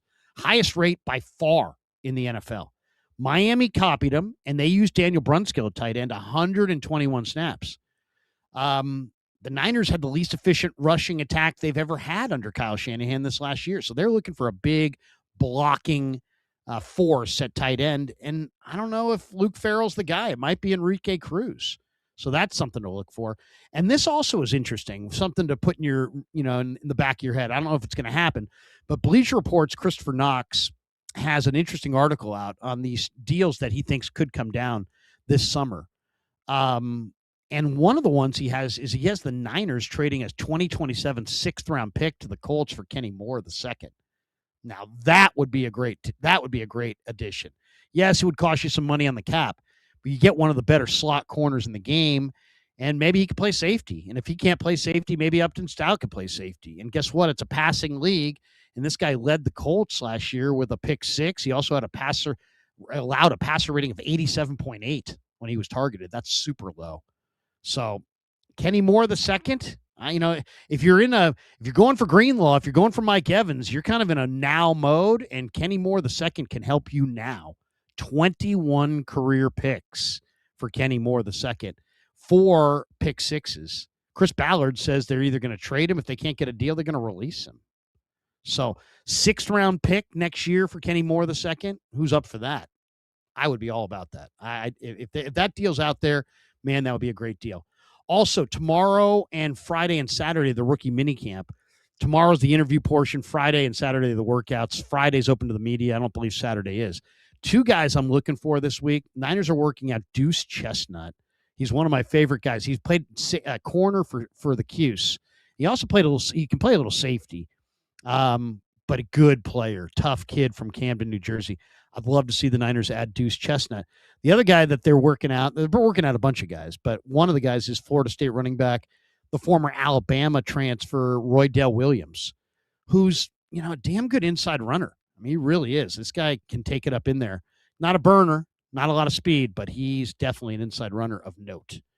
All right, we're going to take a timeout. Up next, Damon Bruce is going to join the conversation. We should tell you, Niners Nightly is sponsored by Redwood Credit Union for you. For community for 75 years. We've got more straight ahead. Damon will join the conversation. We'll get his thoughts on a number of these topics and more on the Sports Leader. KNBR, the Sports Leader. Now, from the O'Donnell Financial Group Sports Desk. Learn more at odfigroup.com. O'Donnell Financial Group, because planning is a process, not a product. Giants lost early this afternoon, 5-1 to the Padres. They're losers of 8 of their last 9. The Giants drew 0 walks and had 0 runners in scoring position. Off tomorrow, then it's a 3-game set against the Pirates. For all your Giants talk, listen to the Sports Leader.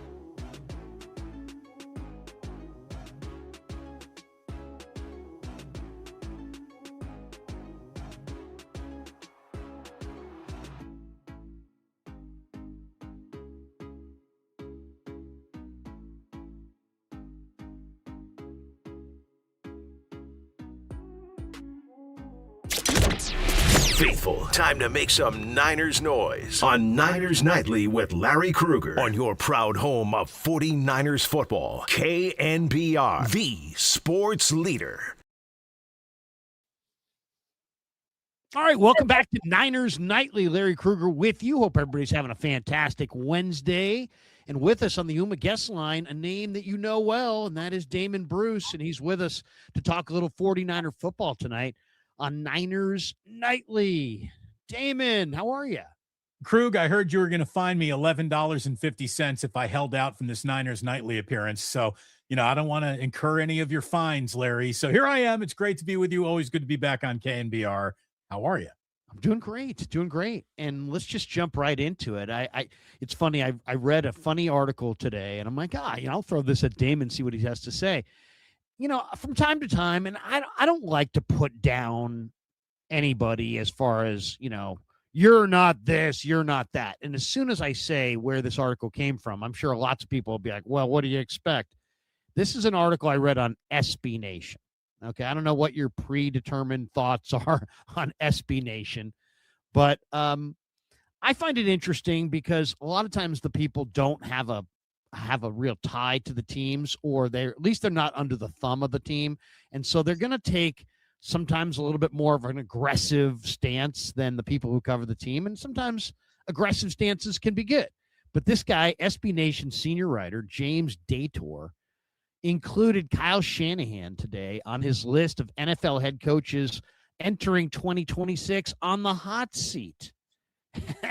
What do you think? Shanahan's entering his 10th year as Niners head coach, tying him with Bill Walsh for the longest tenured head coach in the history of the franchise.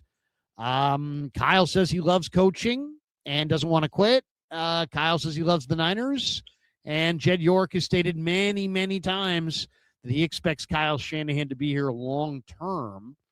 The Niners, for those who care, have reached 4 NFC championship games, 2 Super Bowls. But Dator says and Dator's actually saying that Kyle should have won Coach of the Year last year, that he would have gotten his vote. But what do you think? 5 playoff wins, Damon, 550 win percentage. Hold on, though. So, Larry, how do you go from to be a Coach of the Year candidate to a hot seat when you haven't lost a game in between the two conversations? Well, no, not even Coach of the Year candidate. This guy says he would have given Kyle his vote for Coach of the Year. His argument is, and he cites the Andy Reid thing. Andy Reid got 13 years in Philadelphia before they basically said, you know what, let's just go in different directions. I don't think Kyle Shanahan's ever going to really be fired here. He's got 5 playoff wins. He's got a 550 win percentage. But he makes a point. Nobody expected Mike Tomlin to be out. Nobody expected John Harbaugh to be out.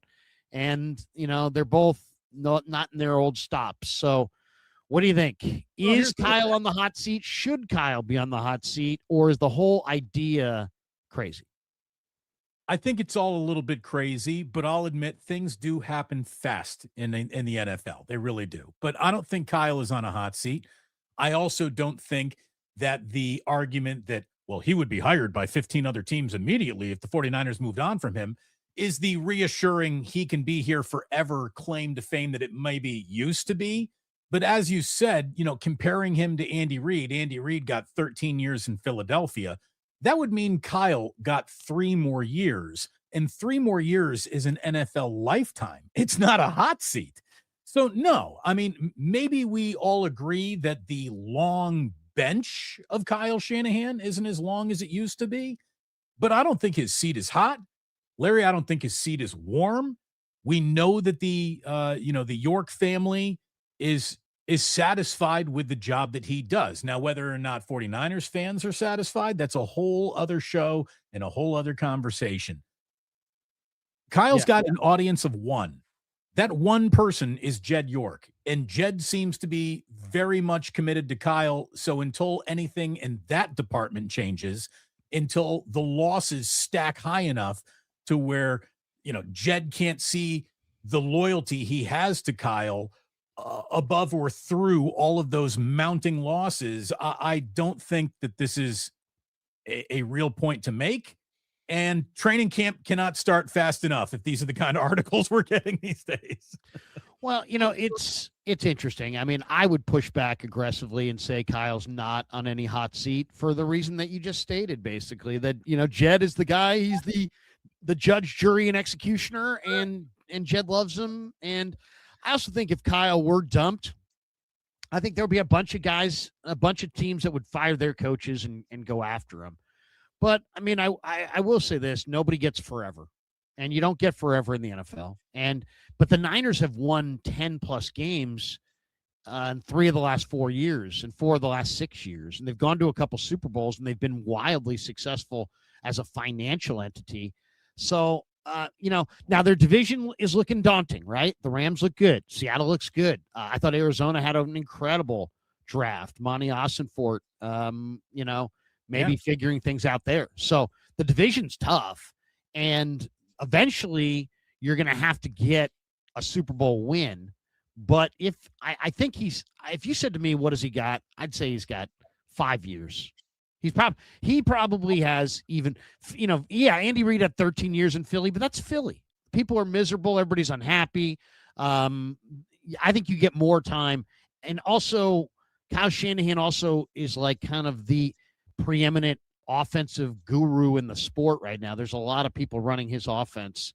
And I think there's also a lot of people that kind of view the drafting as the issue and don't necessarily hold Kyle's feet to the fire on that. Now that may be starting to heat up because I think it's pretty obvious that Kyle does have a huge say in what they do in the draft.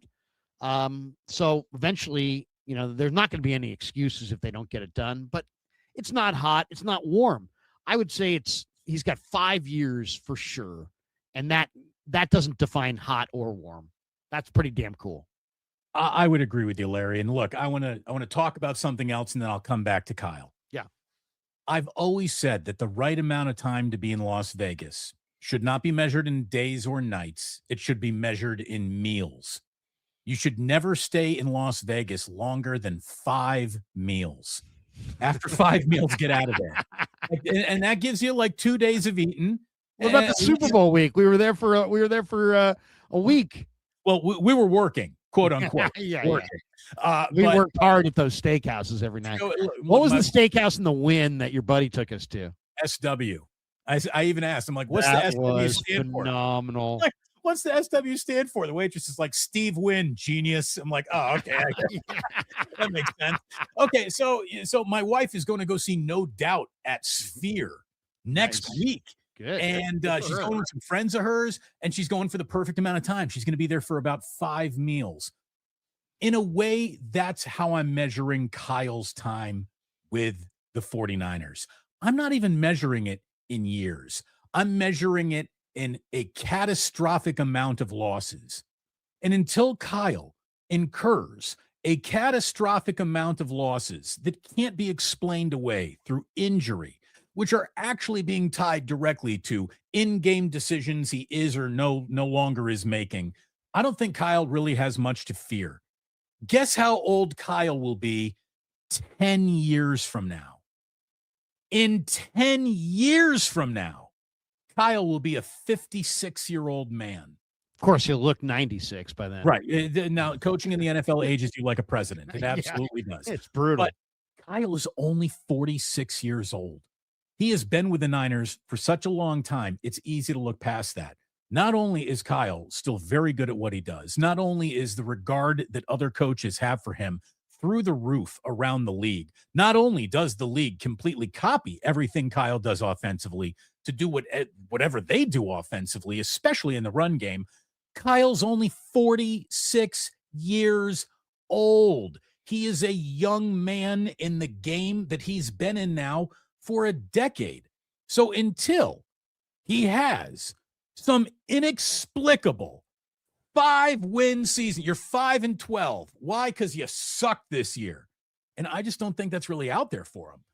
I don't think Kyle, how about this? I think Kyle has the luxury to not worry about a hot seat the way other coaches, the rare circumstance that you get a decade in a city without delivering a title, Kyle may not have delivered a title. It's the only incomplete on his resume, but he's delivered just about everything else you would want from a coach, and that includes stability.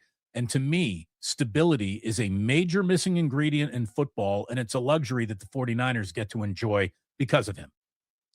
Bill Belichick, the GM, got Bill Belichick, the head coach, fired. Mike Holmgren, the GM, got Mike Holmgren, the head coach, fired.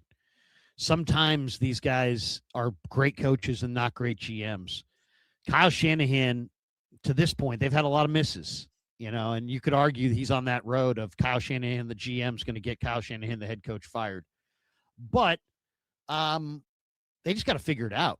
They got to find a star drafter. They got to find a star GM. They got to find somebody, or they got to invent one. They got to develop one internally. Lynch has got to become one. They got to find a better personnel route and some more consistency on that side of the ball. If they do, Kyle Shanahan will get that ring. If he gets that ring, he's a made man with the Yorks and the Niner fans, and he'll stay as long as he damn well pleases. And to me, that's really the issue. Does Kyle insist on doing personnel to the bitter end and forces it, and maybe he becomes the latest future Hall of Fame coach that gets fired because he's not a good GM? Or do they figure out their personnel woes midstream and get him, all of a sudden he gets these incredibly deep rosters and wins 2 or 3 rings here after he's been here for a decade? We'll see. We shall see. Niners lead the NFL. Let's hit another couple topics here because we got a bunch of them here. Let me just finish this real quick. Yeah. Let me fluff your point. You made a very good point by saying Bill Walsh, the GM, got Bill Walsh, the coach, fired. I think that Kyle Shanahan, the GM, gets John Lynch, the GM, fired before he would get Kyle Shanahan, the head coach, fired. That's a good point. I think that's a really good point. And now we're fluffing each other's pillows on the leader. All right. Terrible. Let's jump. Yeah, this is terrible. That was an asinine point. All right, now we're getting good ratings. All right, the Niners lead the NFL, Damon, with $70 million in available cap space. A lot of it's probably going to be rolled over. But what do you think? If they were going to spend it now, I've heard, Purdy's cap hit's going to jump and Bosa's cap hit is going to, he's got big cap numbers in 27. It's going to need to be renegotiated. They also have trade deadline flexibility and deadline, roster cut down flexibility to maybe add somebody. They got $70 million. Now, there's an article out talking about potential trade targets. Would you be interested in Joel Bitonio, Kevin Zeitler, Kyle Van Noy, Jadeveon Clowney, Taylor Decker, Von Miller, Kayvon Thibodeau, or anybody else for that matter, Joey Bosa? Should the Niners spend some of that $70 million this year in a year where they're clearly going for it? Or do you want to see them roll it over to next year, like they've done so many times? I think there's an argument to be made in both directions, but if this really is hey, what do you got right now this year? Go ahead and spend a little more money. I think you could get 3 very well paid, everyone says yes and is happy about it, 1-year contracts out of all that cap space that they have and still roll it over. Now, I don't know how many guys are going to be signing up for 1-year deals, but Joey Bosa is obviously the first name that blips on everybody's radar. Let me just say that now that Stephon Diggs's legal problems are in his rearview mirror, I don't think that there's a better wide receiver that you could put on this team today than Stephon Diggs. Now, I know that they just made the Stribling draft pick, and they've got other young players at that position that they're still trying to weed through. But to me, Stephon Diggs is an impact player that I think would instantly get along with Brock Purdy. And when you look at tight end, Njoku, Jonnu Smith, these guys are out there and I think could be instant contributors and help and provide significant on-field snaps for the team in the upcoming season. So there's money to sprinkle around the team right now that I think is pretty much ready to dance with what they got. I would be surprised if they had made another move, but now that this, the Trent Williams move around of his money has created this cap space, knowing that they do want to roll plenty over to next year, one move is not out of the question. I would like to see it. I don't see the reason to argue against it unless you are so in love with the draft class that you're certain you're going to have a player who will outproduce any of the names that we just discussed instantly. And I don't know if they drafted that guy. So, I would like to see them make one more big ad. Why the hell not? Yeah, no, I'm with you. I'm with you. I mean, I like Carver Willis and some of these guys. I think they're interesting. Reading more about them, but man, Joe Batonio is what was like not that long ago. He was an All-Pro guard. He's only 34. You could plug him in at left guard and have Batonio and Trent Williams on the left side. I mean, I would really hope that they have enough attractive. in-house talent now to solve that internally. I really do. I hope that they do. They drafted in a manner in which says that they think they do. They had free agent spending already at guard that, in my mind, says that they've addressed that need. I'm thinking one more target for Purdy, whether it be an on-the-line of scrimmage player like a tight end or another wide receiver, or one more edge rusher. That's the way I would go about spending one more splash of cash if that's what the Niners wanted to do. Yeah, and if anybody, I'll say this: if the Niners do anything, it's going to be post June 1st. They're going to wait till June 1st, see who gets lopped off. I'll say this: the position to look for Niner fans as we approach that June 1st date is tight end. From what I've been reading and what I've been kind of sleuthing around as far as these different teams, I think there's going to be maybe a couple tight ends that are cap casualties. The TJ Hawkinsons and the Cole Kmets of the world. A couple of those tight ends that are not stars, but they're really nice players. I think are going to shake free, and I could see them going for somebody like that. Von Miller would be intriguing. A pass rusher. Kenny Moore would be intriguing if he could play safety. He's a nickel corner. We'll see. But I do think post June 1st, maybe there's one move there. Now, one guy who wants to be a Niner is Kyle Van Noy. He just went on with Kay Adams on her show and basically begged the Niners to sign him. And he revealed in the interview, Damon, he's like, I know they're talking to Joey Bosa and obviously the connection with Nick. And that really, every time we've asked Lynch about Joey Bosa, he's like, can't afford him. Cheryl Bosa may want it, but we can't afford it. And I don't doubt that Joey Bosa is asking for a lot of money. But if the Niners wait it out, wait till, post June 1st, I think he's the guy that makes sense because Mikell's coming off the knee injury. So's Nick. I love Romello Height and the idea of him, but he's not playing defensive end on first and second down. He's not setting any edge. So I'm not at 238 pounds. So I think Joey Bosa would be great because Joey Bosa could do that. And if One year, 13 year. million fully guaranteed, nothing to debate. I mean, who says no? Yeah. Who says no?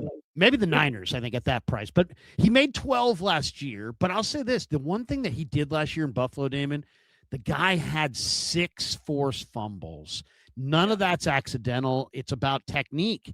And he's worked on that technique, punching the ball out. D Ford got awesome at it late in his career. If you can change possession, I mean, if all the guy did was do what he did last year in Buffalo, he would be one of the Niners' better players.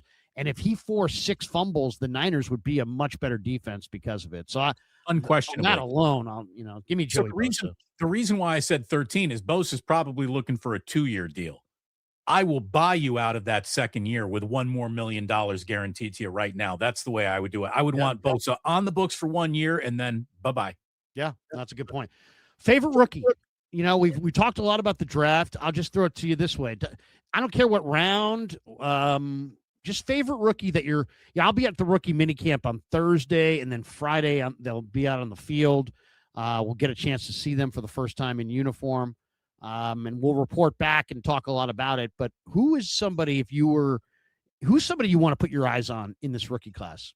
When I fight for the creams and crimson, I do it for the glory of old IU. Let's go, Kaleon Black.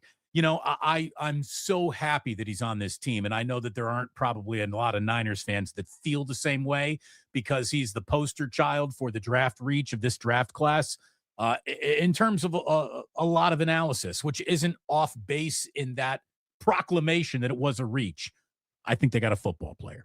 I love Kaleon Black, and I think that Niners fans will too. Kaleon, by the way. Kaleon, yes, Kaleon. Sorry, I'm very excited. Him an extra E there. Yeah, I am. He's a hell of a player, man. He is a hell of a player. Niner fans are going to love him. And I do think that Niners fans really are going to forget where he was drafted or the reach that might have brought him to the team and just jump on him and say, like, this is the jersey I want for Christmas maybe here. Now we'll see how Kyle uses him. Will he trust him enough to use him enough? And then will he break his addiction to Christian McCaffrey enough to go ahead and throw him on the field? Now, if I were down there on Thursday or Friday with you when rookie minicamp opens, beyond Black, my eyes are all over Dejon Stribling. I mean, show me something quickly, kid. Run like the wind. Show me this catch radius. Show me that you have improved and scrubbed and put some detail on your route running and in your route trees, and you're making clean breaks. And I want to see all of that. And obviously I want to see all of it without any hamstring pulls or without any, this guy goes his ankle a little bit or roll the twist. I want everyone to come on, look pretty decent, and nobody get hurt. That's the way I want rookie minicamp to go. But clearly, you can talk about any of the interior linemen that they drafted. It's going to be all eyes on Stribling. There you go. Damon Bruce stopping by on Niners Nightly. And for the balance of that, you can, of course, go to KNBR.com and you can hear the last part of that interview. We're going to put our eyes on 49er camp on Thursday. We'll be down there talking to people tomorrow, and then Friday they hit the field. And I'll be joining Greg Silver, filling in for Greg Papa on Friday, and we'll have a full report on how the Niners rookies looked in their first moment on the field in a 49er uniform. So that's coming up later on this week. We'll take a timeout. More Niners Nightly straight ahead. And then right around the corner, Kerry Crowley. And he guarantees you he will not be pounding phone calls saying, fire everybody, sell the team, the Giants are a lost cause. I guarantee you that will not be coming up later on. So keep it locked right here on The Sports Leader.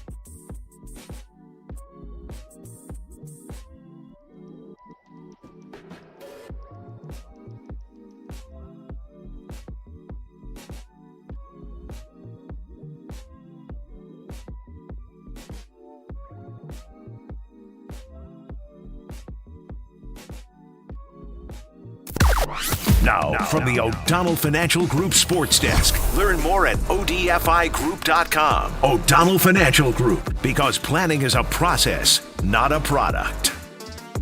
Giants lost earlier this afternoon, 5-1 to the Padres. They're losers of 8 of their last 9. The Giants drew 0 walks and had 0 runners in scoring position. Off tomorrow, then, it's a 3-game set against the Pirates.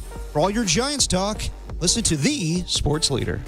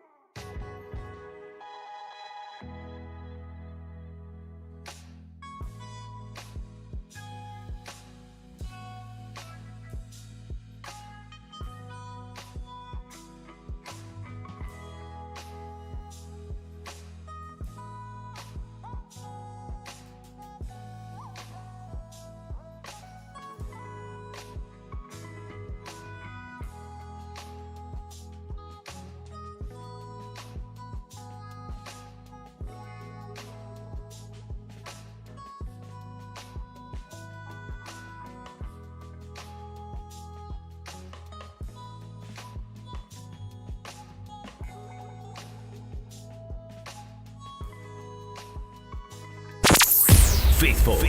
Niners Nightly with Larry Krueger now continues on your proud home of 49ers football. KNBR, the sports leader.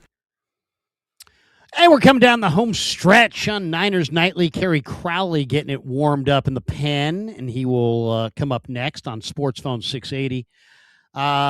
Or Sports Phone, what is it? KNBR Sports Phone. Raph, pop on the mic. Sports Phone now. I'm calling it Sports Phone 68. Then it was Sports Phone 680. Then KNBR tonight. KNBR tonight. KNBR tonight with Kerry Crowley coming up. First, though, our 49ers stat of the day. You know, one of the things, I was looking at a lot of different post-draft grades for the 49ers, and NFL.com gave him an A-, PFF gave him a D, ESPN gave him a C, Bleacher Report gave him a C-, Fox Sports gave him a B, the AP gave him a B. The Athletic says that they're fourth in the post-rankings, post-draft power rankings. I think ESPN maybe had them eighth.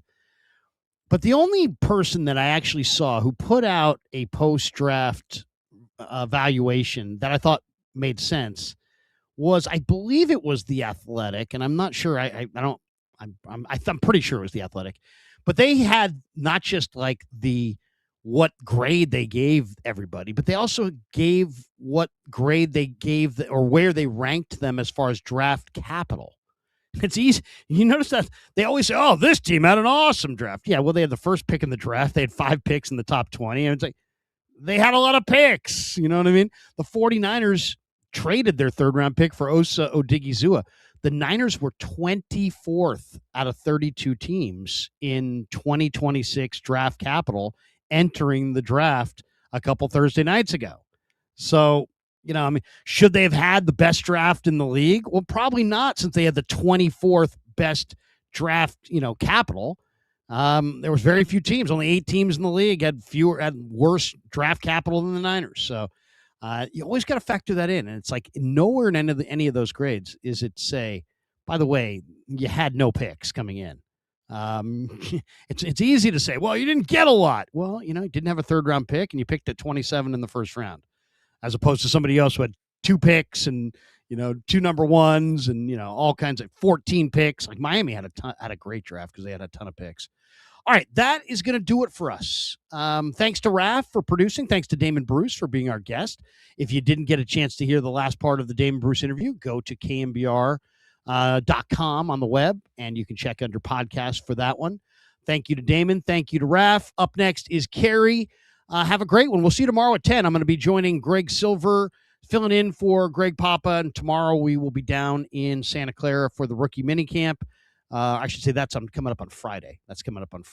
Thursday, I'm back with you tomorrow night at 6 o'clock, I should say, for another edition of Niners Nightly, and Todd Husak is going to be our guest tomorrow night, the former Stanford quarterback, former Washington Redskins quarterback, pre-Commanders. So tomorrow night, little Todd Husak coming up with me in the 6 o'clock hour. Have a great night. We'll see you tomorrow on the Sports Leader. It's time for you to sound off, for you to speak your mind. This show is for the faithful. Touchdown! Dub Nation's bang! Steph Curry again! And the seam heads that bleed orange and black. Good man! This is Sports Phone KNBR. Sponsored by Industrial Metal Supply on the Sports Leader. Check the live stream on YouTube at KNBR 1045.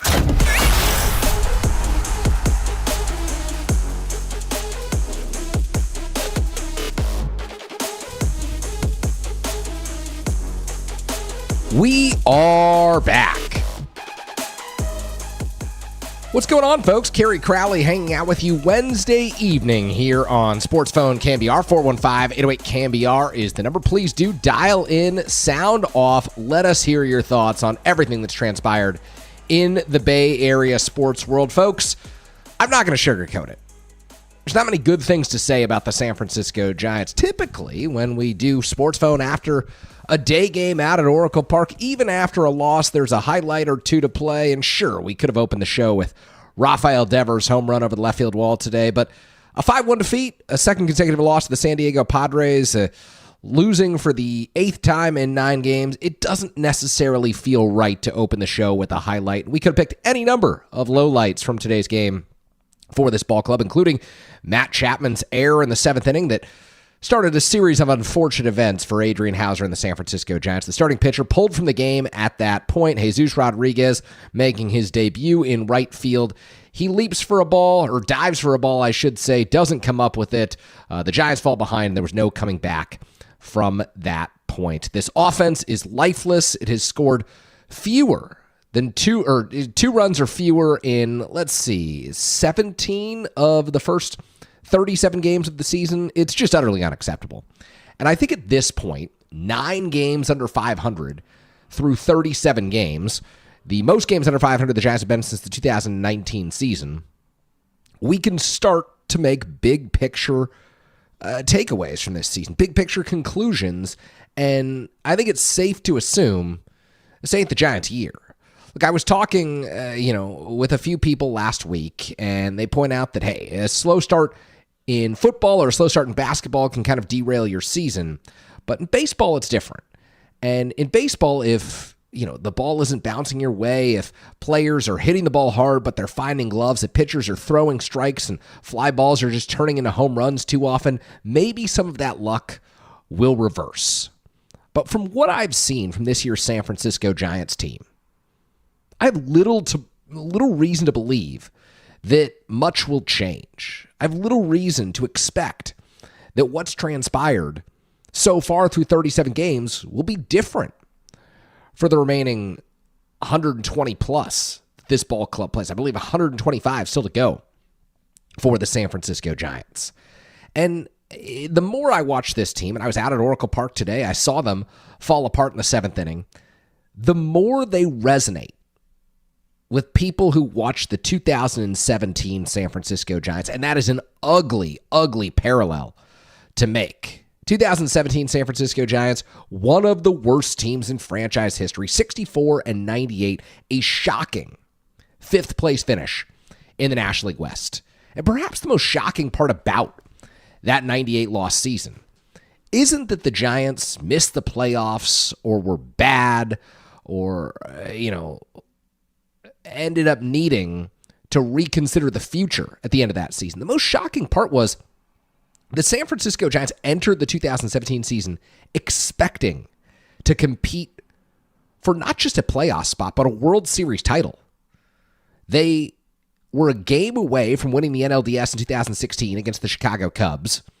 Felt as if that series had gone to 5 games, they would have been in great position to knock off the eventual World Series champions with Johnny Cueto slated to throw. And instead, they come back in 2017 after signing Mark Melancon to patch up all the bullpen issues that cost them over the second half of that 2016 season.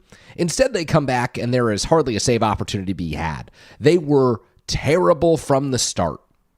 And you go back to the beginning of that 2017 season, what do you remember? Madison Bumgarner riding the dirt bike in Colorado, coming up with the shoulder injury, and that team fell to 13-24 early on in the season through 37 games. This team today, the 2026 San Francisco Giants, 14-23. So through 37 games, there is a 1-game difference between that 2017 ball club and this 2026 ball club. And the reason that I find the parallels so striking is because back in 2017, the Giants had their core locked up.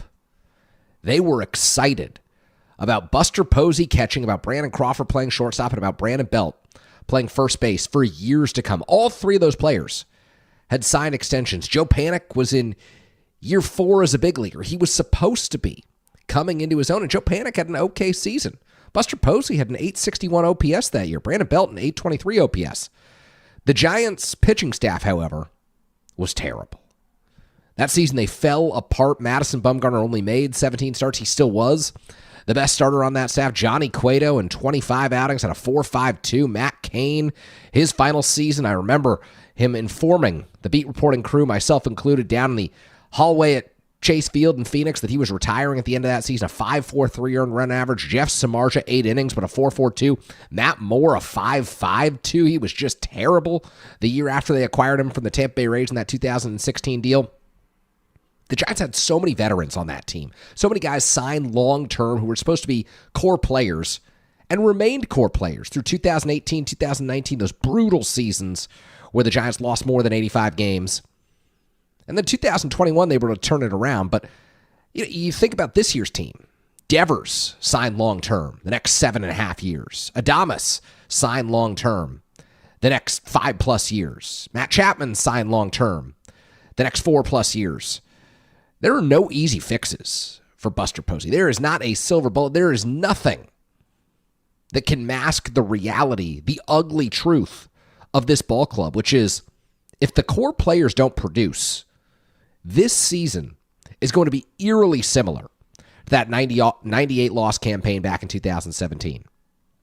And that year, the Giants went into the offseason. They said, should we rebuild? Should we double down on our core? And Brian Savy and Bobby Evans doubled down on the core. They brought in Andrew McCutchen. They brought in Evan Longoria. And we all saw how that turned out in 2018. It didn't turn out well. The Giants traded Brian Reynolds to the Pittsburgh Pirates for Andrew McCutchen. And we all know how that deal went down. So, 2017, 98 losses. 2026, 23 and counting. One game better than the pace from that 2017 squad that sticks in the minds of Giants fans because of just how painful, how ugly that season was, and how a year that began in spring training with hope and optimism and the belief that the Giants could contend for, if not a World Series title, a playoff spot. Well, we saw how it ended up. This year, the Giants, certainly not World Series contenders coming out of spring training, but there was a belief that they would contend for a playoff spot, be in the hunt for a wild card. That's just not the case at the moment. It's way too soon to write this team off, but folks, the best players have to start producing, or else by June 1st, they are going to be absolutely sunk and starting to take calls on players who they had no intention of trading headed into this season. I am Kerry Crowley. The show is Sports Phone KMBR. We are rolling with you until 9 o'clock this evening. My friend Connor Grossman going to stop by tonight from Giants Postcards. We'll talk 49ers football in the 8 o'clock hour ahead of the rookie minicamp this weekend down in Santa Clara. 415-808-KMBR is the number. What would you do to fix the San Francisco Giants? I would love to hear from you because, folks, I'm kind of out of ideas at this point, and it's Wednesday, May 6th. You're rolling here on KMBR until 9 o'clock right here on The Sports Leader.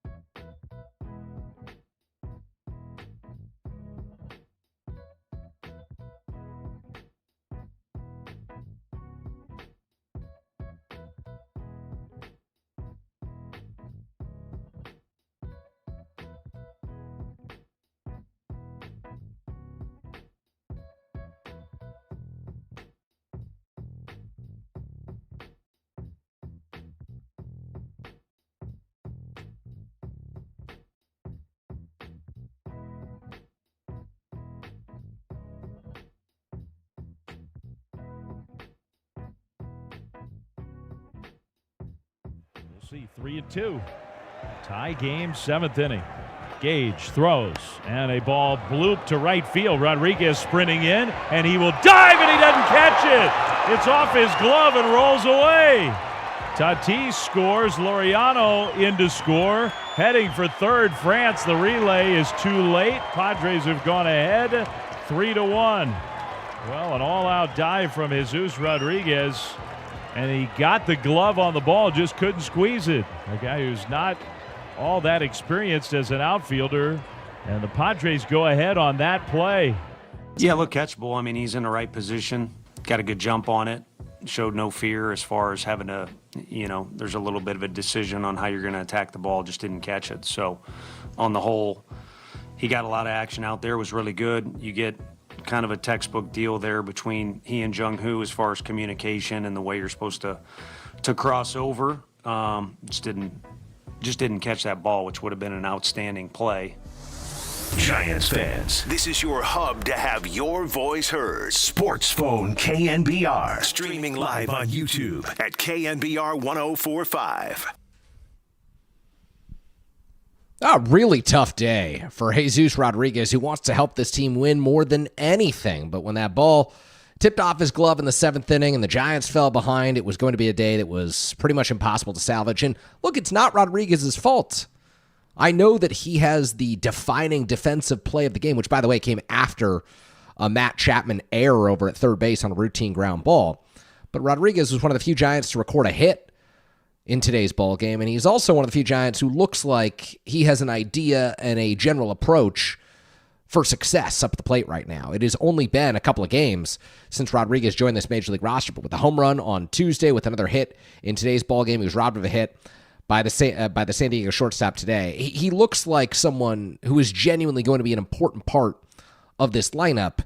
It's just a question of, can anyone else be an important part of this San Francisco Giants lineup? Obviously, Casey Schmidt has had some real highs early in this season, but this team will hinge on whether or not Devers, Adames, Chapman, and Lee can carry it. And right now, they are far from that. They are the ones dragging this season down. Devers did homer today. Nevertheless, third homer of the season. It's Wednesday, May 6th. Not the expectation here in San Francisco. I'm Kerry Crowley. The show is Sports Phone KBR. We're rolling with you until 9 o'clock this evening. 415-808-KBR is the number. It's time to head out to the phone lines. We go out to Brett in Walnut Creek to lead us off. Brett, how's it going this evening? Well, I'm not going to say good, Terry. I mean, I played pretty good golf in my golf league today, but hey, that counts. That counts. Again, this is me. I'm just some guy calling from Walnut Creek, but the Giants seem to have some just fundamental problems, and I don't necessarily just mean talent. I mean starting with scouting, evaluation, coaching, fundamentals. I mean, when is the last time the Giants have drafted anybody that's been an all-star? I mean, that's a position player. I mean, let's take out Buster. I mean, what do we got? We got maybe 2017 Ramos, Elliot Ramos, back first in, round draft 19. pick. He was a 2024. What I mean, that's yeah. So it was Ramos in 24, but he is not a perennial all-star player. He's not someone who you're saying, oh, look at him going into this season. We expect Elliot Ramos to be an all-star. You know, right? Well, I mean, we have a fundamental problem. Like we cannot get a player. It's just amazing to me.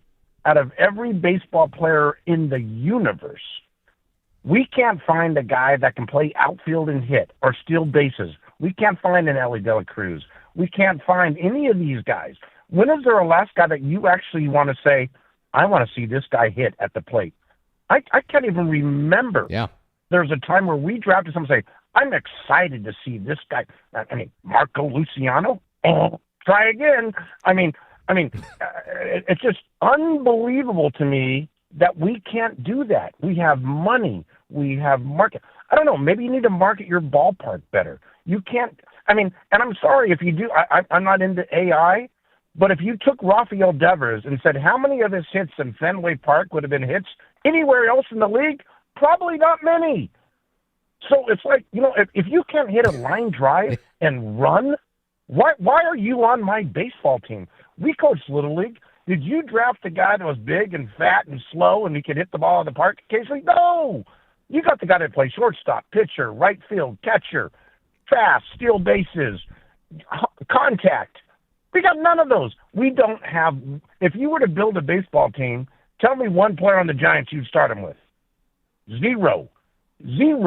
Yeah. Not one player on our team would I say, I want to build my baseball team around this guy. That's our problem.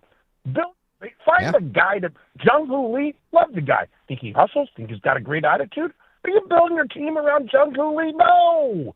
What are you doing? How long have you guys been in this business? 100 years. You're embarrassing me. This is ridiculous.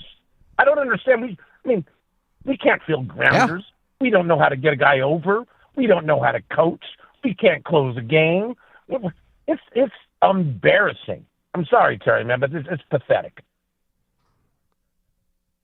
No, Brett, I appreciate the phone call. Thank you for your thoughts. And look, I let you go there because so much of what Brett said gets at the fundamental issue that this franchise has dealt with for the better part of 15 years. An inability to draft and develop talent. An inability to identify players at the high school, college levels who are going to come into your organization and make a high-level impact is what has dragged down the San Francisco Giants for the better part of a decade.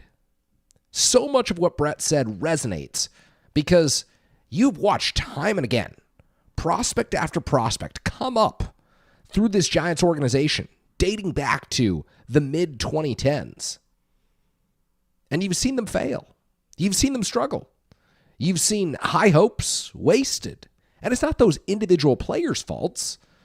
It's the San Francisco Giants infrastructure. And this dates well before Buster Posey became the president of baseball operations. This includes Farhan Zaidi. This includes Brian Sabian and Bobby Evans at the end of their run in San Francisco. The reason the Giants were not able to recapture the magic from 10, 12, and 14 is because they couldn't recapture the magic through drafting and developing players.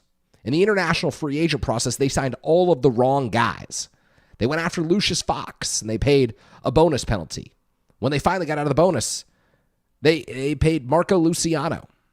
They gave Luis Matos a lot of money. And look, Matos at one point looked to be a promising player for this organization, but time and again, number 2 overall pick in 2018, the one time the Giants had a really high draft pick, it went on Joey Bart.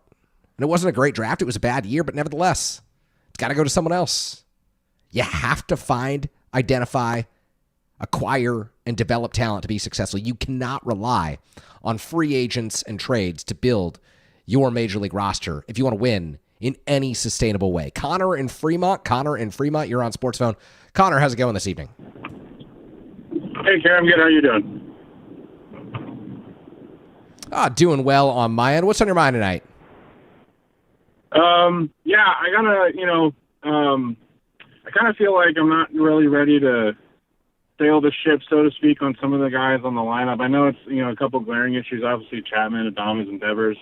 I kind of just feel like, I tell my brother this all the time, and it's unfortunately the way it is with the league. It's everyone's in love with the long ball. But, playing small ball wins you games, and that's why I like Arias so much. I feel like especially when these guys get in these slumps like this, the big thing you want to do is you want to start swinging for the fences and, get to hit the home run. It fires the crowd up, fires you up. But I don't know if it's just the coaches aren't in their ear enough, which I know they are. There's plenty of legends in the dugout. You got Bochy and Dusty and Ron Washington kind of, being advisory coaches to Tony. And so I feel like there's going to be a point where you got if it doesn't turn around, you got to start making some tough decisions on guys like Chapman and Bailey and, what their future is with the team. Because right now their defense isn't carrying enough weight for their offense because we can't even get guys home to score. So the defense doesn't matter for losing the game. But the big thing to me is that we got to get out of this affair with the desire for the home run and just kind of get back to playing small ball. Because I feel like it's kind of been the Giants' identity for a long time. And that's just not the way the league is right now. But, who cares? If you're winning games with small ball, you're winning games. So that's just where I'm at. So, that's all I got. I appreciate the phone call. It's good stuff. No, thank you, Connor. And it's good stuff. And look, the Giants are certainly not in love with the long ball. They came into today ranked last in the major leagues in home runs. But I think Connor's broader point there is that if you aren't going to hit home runs, you have to execute small ball at an extraordinarily high level. And what does that look like? For those of you who watched the weekend series against the Tampa Bay Rays, that's what it looks like. The Tampa Bay Rays have Chandler Simpson, who hits 300, leading off. His OPS is low, but that does not matter. He gets on base, then he steals bases, they bunt him around, they hit him in, whether it's with a sac fly or a single. The Rays are never trying to do too much at the plate. And as a byproduct of that, they hit a fair amount of home runs. From a bunch of players most of us have never heard of, but the Tampa Bay Rays got off to such an incredible start this season because they execute at the top of their lineup extremely well. The analytics folks do not love Chandler Simpson. In fact, a lot of them would say don't hit him at the top of the order because he doesn't have a high OPS. You don't want someone like that getting more at-bats than players who do have a high OPS. But you know what Chandler Simpson does? He brings the element of speed to the game that the San Francisco Giants have been lacking even through their dynasty era. When was the last player you got genuinely excited to see run the bases for the San Francisco Giants? For me, it was 17 years ago. Darren Ford called up in 2009. That was the last time I was genuinely excited to watch a San Francisco Giants player on the base pass. There's some guys in the minor leagues right now. Jonah Cox down at AA Richmond probably won't make it to the big league level. But if he does, he would be someone who you'd like to see. Outside of that, it's been so many players with in-between skill sets. They aren't going to hit 30 home runs. They aren't going to hit for extraordinary averages. They aren't going to run the bases all that well. And so what you're left with is a middling lineup.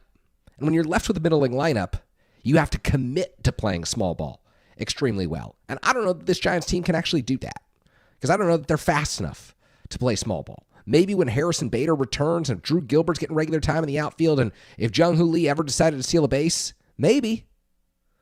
But this core right now of Chapman, Adames, Devers, and Lee, it is not equipped to play small ball. You add Elliot Ramos to the mix, not equipped to play small ball.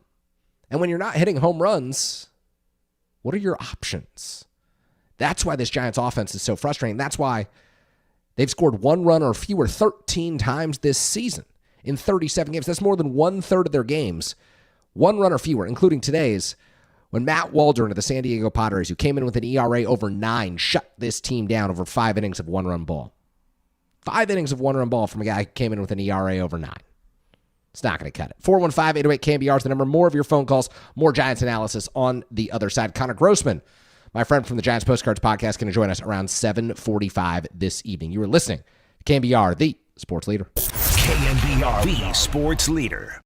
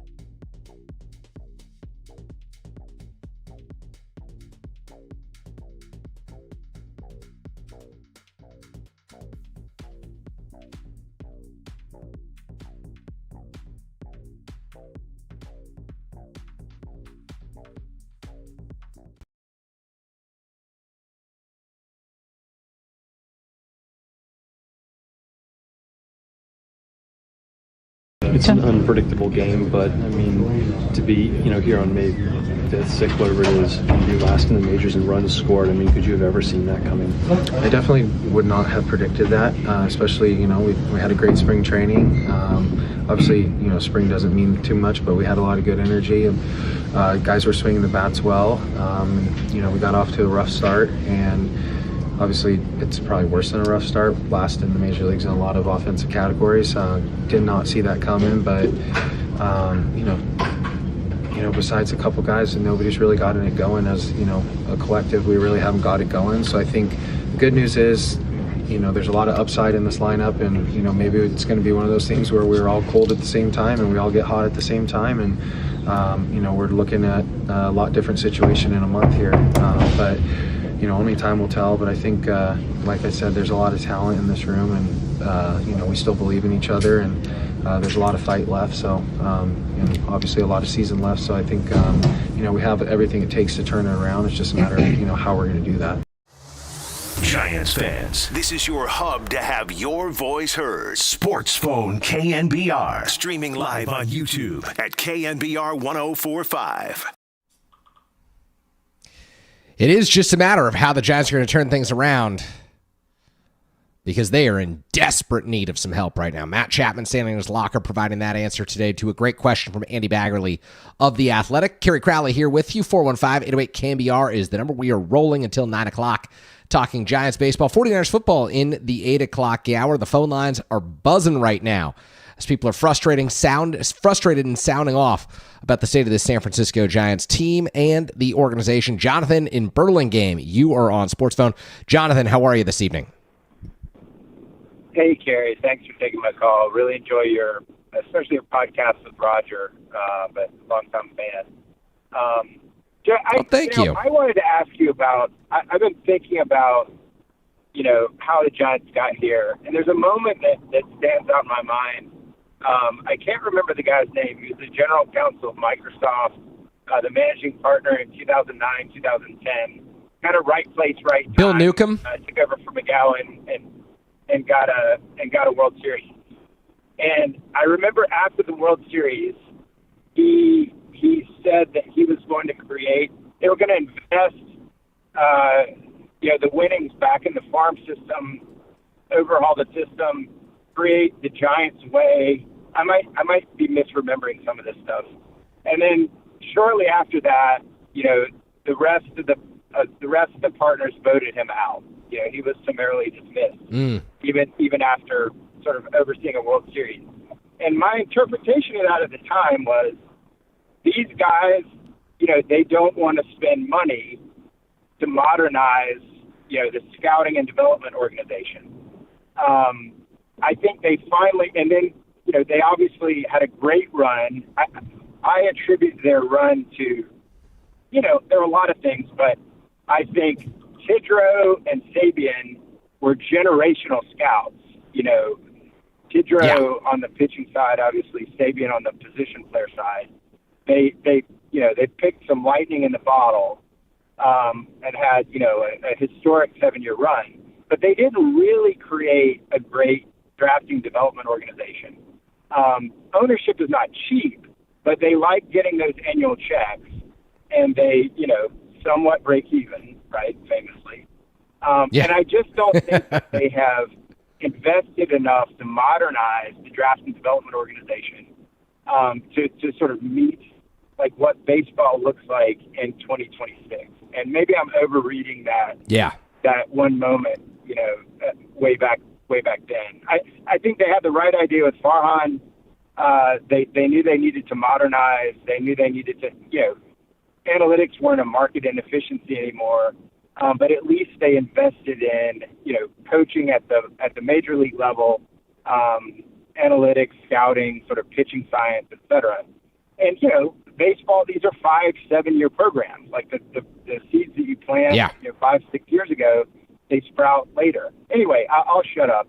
But I'm just curious your thoughts. No, you're making fantastic points. I really appreciate the phone call, Jonathan. And one of the reasons I let people go long here when they provide really strong analysis. And I mean, when you're invoking the name Bill Newcomb and talking about something that happened 15 years ago in Giants ownership that absolutely had a material effect on the franchise and the way that they value player development, it's just a great phone call. I really appreciate Jonathan's analysis there, and he's absolutely spot on. And one thing that I will say, under Buster Posey's lead, and this really started toward the end of the Farhan Zaidi era, the Giants did start to invest significant capital in the player development process. They had recognized that they'd fallen behind dramatically compared to the rest of Major League Baseball. And so they put in this new facility down in Arizona, Papago. They've started spending on top international free agents, Joshua Gonzalez in 2025, Luis Hernandez in 2026. They are doing the right things. but very recently doing the right things. Now, as Jonathan said, it takes 5-6 years for these things to pay off. And so because of that, the Giants are going to be in this place until, 28, 29, until these guys start to come up and make an impact at the major league level. And again, there are no guarantees they come up and make a really strong impact. We got a few more calls to get to here. 415-808-KMBR. Dieter in San Jose. Dieter in San Jose, you are on Sports Phone. What's going on this evening? Oh, this is Peter. Peter, there we go. That's my eyesight failing me there. Peter in San Jose, what's going on? No problem. You thought I was Dieter Kurtenbach calling in. Nah, Dieter will just text me and tell me I'm wrong. Hey, can you hear me? Yeah, we got you loud and clear. Okay, cool. So I have a question for you. I was going to ask Copes and forgot Copes and Silver or Copes and Derek Papa were on earlier. Yep. The same question, but it's too busy. If somebody would have asked you, like a random fan from another fan base, who are your 5 best players? Who would you have said at the beginning of this year before we saw Casey Schmidt go crazy? Yeah, beginning of this year, I would have said Logan Webb for sure, then Rafael Devers, then Willie Adames, then Matt Chapman. And, I've always valued Robbie Ray and his ability to pitch to a low ERA. He doesn't necessarily throw 200 innings, but I probably would have put Robbie Ray before I would have put someone like Jung-Hoo Lee. And I would have had almost the same exact answer. And I think the 5th one was Robbie Ray. I would have gone somewhere between like Robbie Ray and Arise or maybe even Harrison Bader. But it's crazy because you look at 4 of those 5 guys, and I really like Logan, and I think he's been like our best pitcher in this whole decade. But 5 ERA, and then you've got like their 3 worst hitters in our lineup outside of Bailey, who is just one of the worst hitters of all time. I'm sorry. That's what's wrong with this team. Numbers prove it. 4. Yeah. I've never seen 4 out of your projected 5 best players be so bad to start a season. But to be honest, I think they had this whole discussion. I think Copes was right. He said, like, there's no point in, like, we can't trade we've gone too far. We can't really trade these contracts. And I think that's true. I think the only way forward, and it sounds kind of dumb because you have 3 alternatives: either do absolutely nothing and just keep running it back. I know they can do a little thing they already have. They've mixed in some rookies. You can wait for these guys to get better, but you need to also make some trades. I think you need to make smaller trades for relievers, and you have to go into your minor league farm system to add a few into the rotation guys or relievers because there's a pretty good chance that Logan Webb, Rafael Devers, Matt Chapman, Adames, that most of those guys will start to put up closer to their career numbers. But I would hate for that to happen, and then this bullpen that has been okay to start, but they're really going to start showing their holes, for them to start hitting and then them start blowing games once you kind of start looking like you're going to get back in it. So I think that might be the best path forward. I just want to get your thoughts on that. Yeah, look, I appreciate the phone call, and we got to run real quick here, so I'll make this quick. At this point, you just can't give up a minor league prospect for a reliever. I think you hit the waiver wire. I think you get creative. You sign minor league free agents out of other organizations. But I think the bullpen, it is, while an issue and while the 9th inning is certainly a problem point for the San Francisco Giants, I just don't think you can start to make those kinds of moves until the offense really merits those kinds of moves. If they show you, hey, we're going to put up 6 runs a game, we're going to give you leads to protect, then you start to work the margins of the roster. But I think if you're going to change out relievers, you're probably looking at waiver wires, signing guys out of AAA and other organizations who have out clauses by June 1st in their contracts with Major League experience.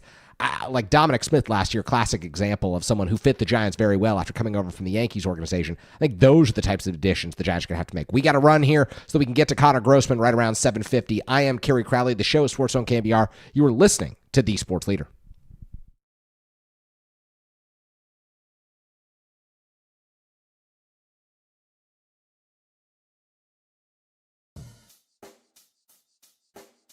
Check the mic and make sure it sound right, boys.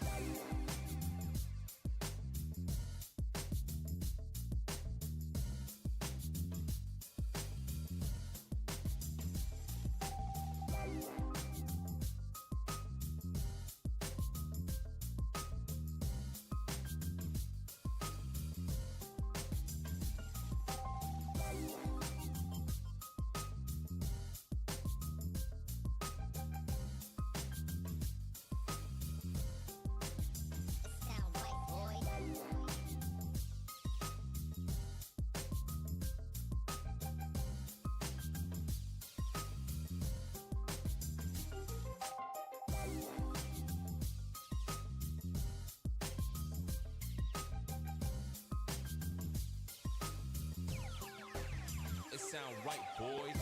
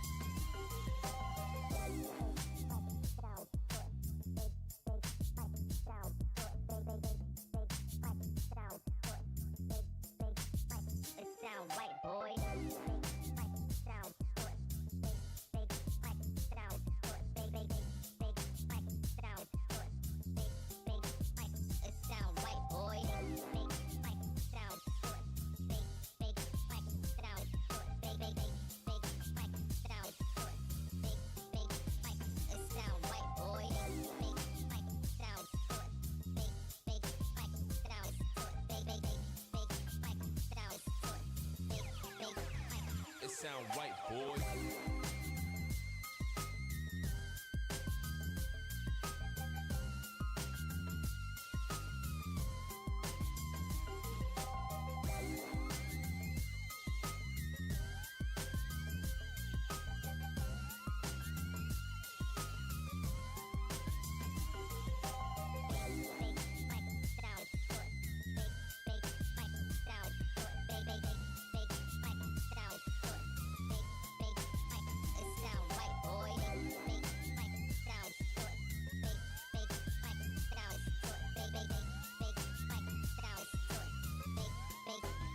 It sound right, boy.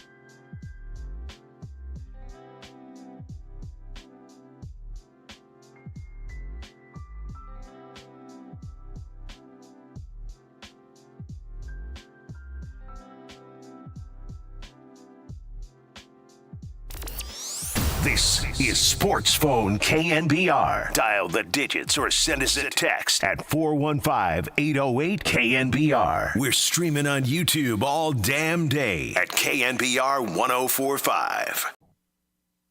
We are back here on Sports Phone KNBR. Kerry Crowley hanging out with you until 9 o'clock this evening. Rafael Corral producing tonight's show, and we continue our conversation about these San Francisco Giants with a frequent guest and contributor to our program here. He is the writer and editor of Giants Postcards. You hear his Giants Postcards podcast on a weekly basis, and we taped a snippet this afternoon after the Giants go down 5-1 to the San Diego Padres and lose a series that began on such a promising note on Monday evening. It has been an ugly, ugly week for the San Francisco Giants, so Connor Grossman here to help us break it all down, make sense of this team, where they're at, sitting here on Wednesday, May 6th, and where the heck they go from here. Connor, of all the places to start, I guess the best place to do so is today. What do you make of the offensive output against Matt Waldron and the San Diego Padres? Giants got 3 hits, 1 run, no walks.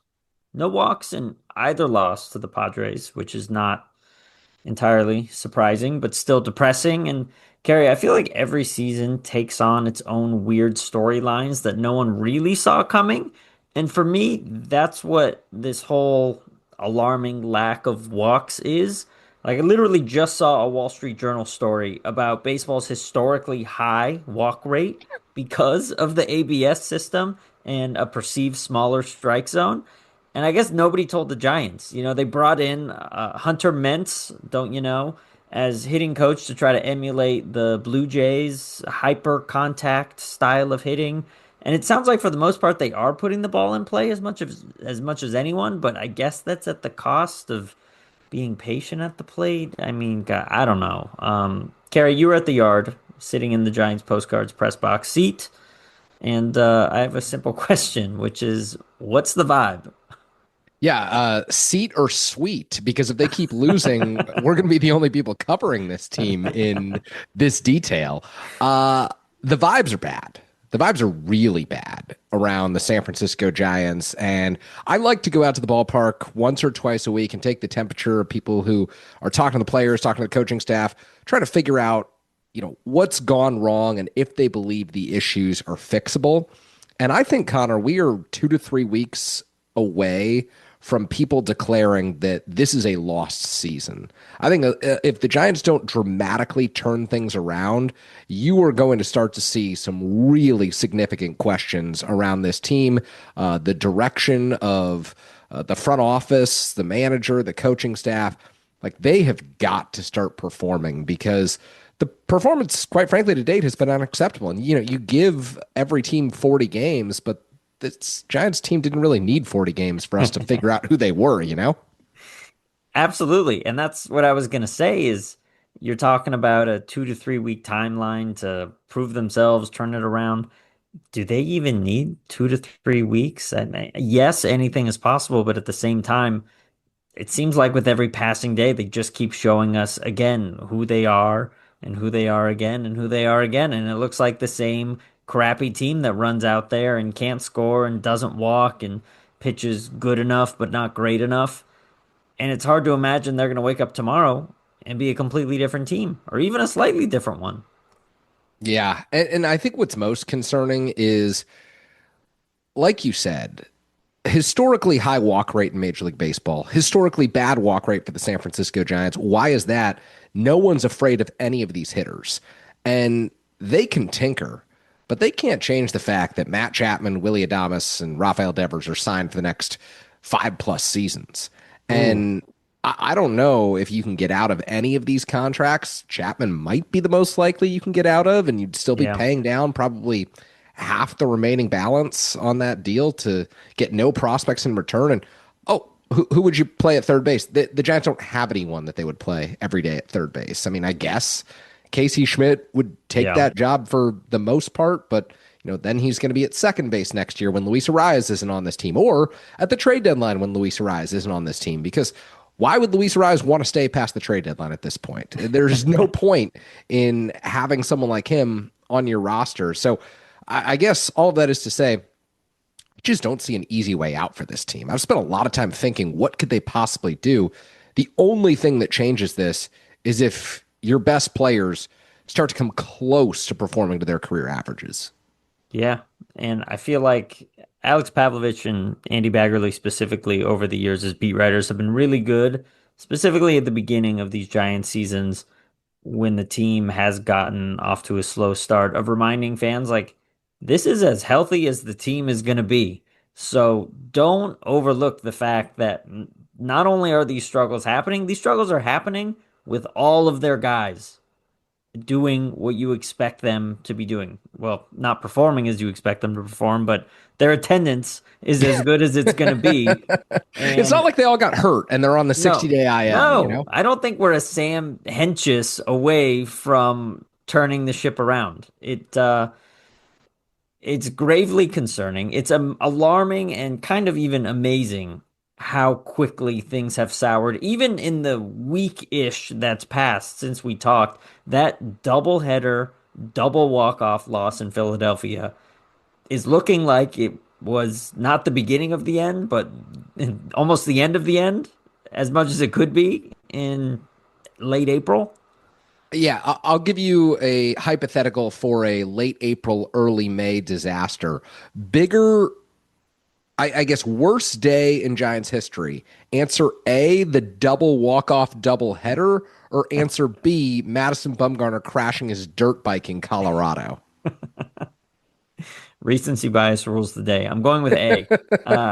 The other thing that's grinding me after this most recent loss to the Padres is I feel like the blessed Giants teams of that championship era were allowed to not only bend but break the rules of what should work and what shouldn't work, because that's how they got away with Brandon Belt playing left field and Aubrey Huff in left field and Travis Ishikawa, of course, playing in the outfield. And then the Giants try to do that same thing, pull that same unconventional move with newcomer Jesus Rodriguez, a catcher in the outfield, which those words alone should probably scare you off from the idea, but the Giants are still figuring out who this guy is and who he isn't. They stick him in right field for seemingly the first time in his professional baseball life, and the game is essentially lost when there's a tough fly ball that he can't track down as he's tumbling to the ground, and it was not going to be an easy catch, but at the same time, a catch that needs to be made by an average to above average right fielder. And I think Jung Hoo Lee probably would have made that catch, but Jung Hoo Lee was playing center field so that Rodriguez could slide into right, and Ramos is still in left. And if you're asking someone to play right field for the first time in their life, Oracle Park is not the place you want to do that. So, point being, the Giants pulled a move today that the blessed Giants teams of yesteryear pulled, and they saw what happened. They lost the game because of it.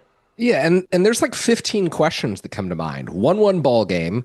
Could you have had Rodriguez starting in left field or playing left field at that time and Ramos out in right field? Could you have pinch hit, sent Gilbert out to right field, moved Rodriguez out to left field after Ramos had made an out in the prior inning? Do you really need Ramos's bat in there at that point, knowing that the Padres are going to throw a flurry of right-handed relievers at you and you can get Gilbert off the bench?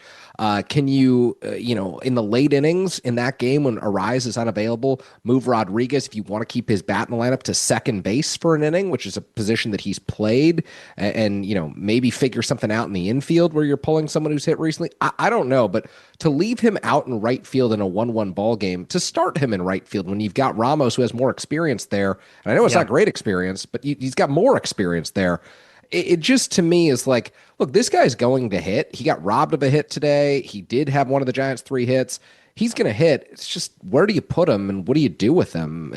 Did you really need Patrick Bailey catching? Like, I don't know. Could you had Eric Haas there? Like there's just like 19 roster and fit questions that I've got every single day for this ball club. And we've had those since spring training began. And I don't think in fact, they've multiplied. Not that they're going away. They have multiplied since the season has begun. Do you think Tony V is keenly aware of all of these questions? I know in our last conversation, I introduced this idea that he's been somewhat of a passenger princess on the ride of the 2026 Giants. And I'm not trying to discount the amount of baseball knowledge Tony V has, but you're bringing up all of the in-game maneuvers, in-game questions. Tony V has shown, at least from an offensive perspective, hasn't really made use of the bench, pinch running, pinch hitting. And that might just be a byproduct of the roster, which is ever changing, as we'll get into in a moment. But you think Tony V and his staff are crunching through all these questions, navigating the gray area and the if this, then we do that? Are Tony V and Zach Manassian kicking it off after ball games like Boch and Sabes? Like, I don't know. Do you have any, can you peel back the curtain at all? You know, it's funny. You mentioned Boch and Sabes, and what I kind of went to was the 2020 season when there were no games taking place. Yeah. And Gabe Kapler was hosting daily Zooms with his coaching staff, which, by the way, was like 14 people. And they did hypotheticals for every situation with every combination of their roster. And so they would manage a game over Zoom, and they'd all weigh in with input. And a lot of people were like, this isn't like a very good use of your time. You could be doing another thing. I actually think that's a really good way for a manager to get to know your coaching staff and to think ideas through. And I don't know that Tony V and his staff are at that level of detail. Again, I'm not covering this team on a daily basis, but it doesn't feel to me like this is an extraordinarily well thought out roster and substitution pattern. Like some of it. Does Ron Washington even know how to sign on to Zoom 808 KMBR? Hey, Ron Washington has Luis Arraez at the top of the OAA rankings, which I believe is Giants Postcard's official defensive metric. So, right. Yeah, I mean, I don't know. Like, Jace Tingler's down in the dugout. Ron Washington's down in the dugout. Bruce Bochy and Dusty Baker are special advisors. What that really means, I have no idea. Like, I don't think Tony's hopping on the phone with Bruce after every game asking what he would have done in specific situations. But over the course of the last 10 days, there have just been a lot of decisions that I think the Giants want back. Like Ryan Walker in certain situations. Yeah, you probably don't want him in. Jesus Rodriguez out in right field today in the 7th inning. You probably don't want him in there. And those situations just continue to pop up when the team is playing poorly. And maybe it's not when the team is playing poorly. It's because of the roster structure and the issues that are inherent with this team. They're just going to continue to pop up.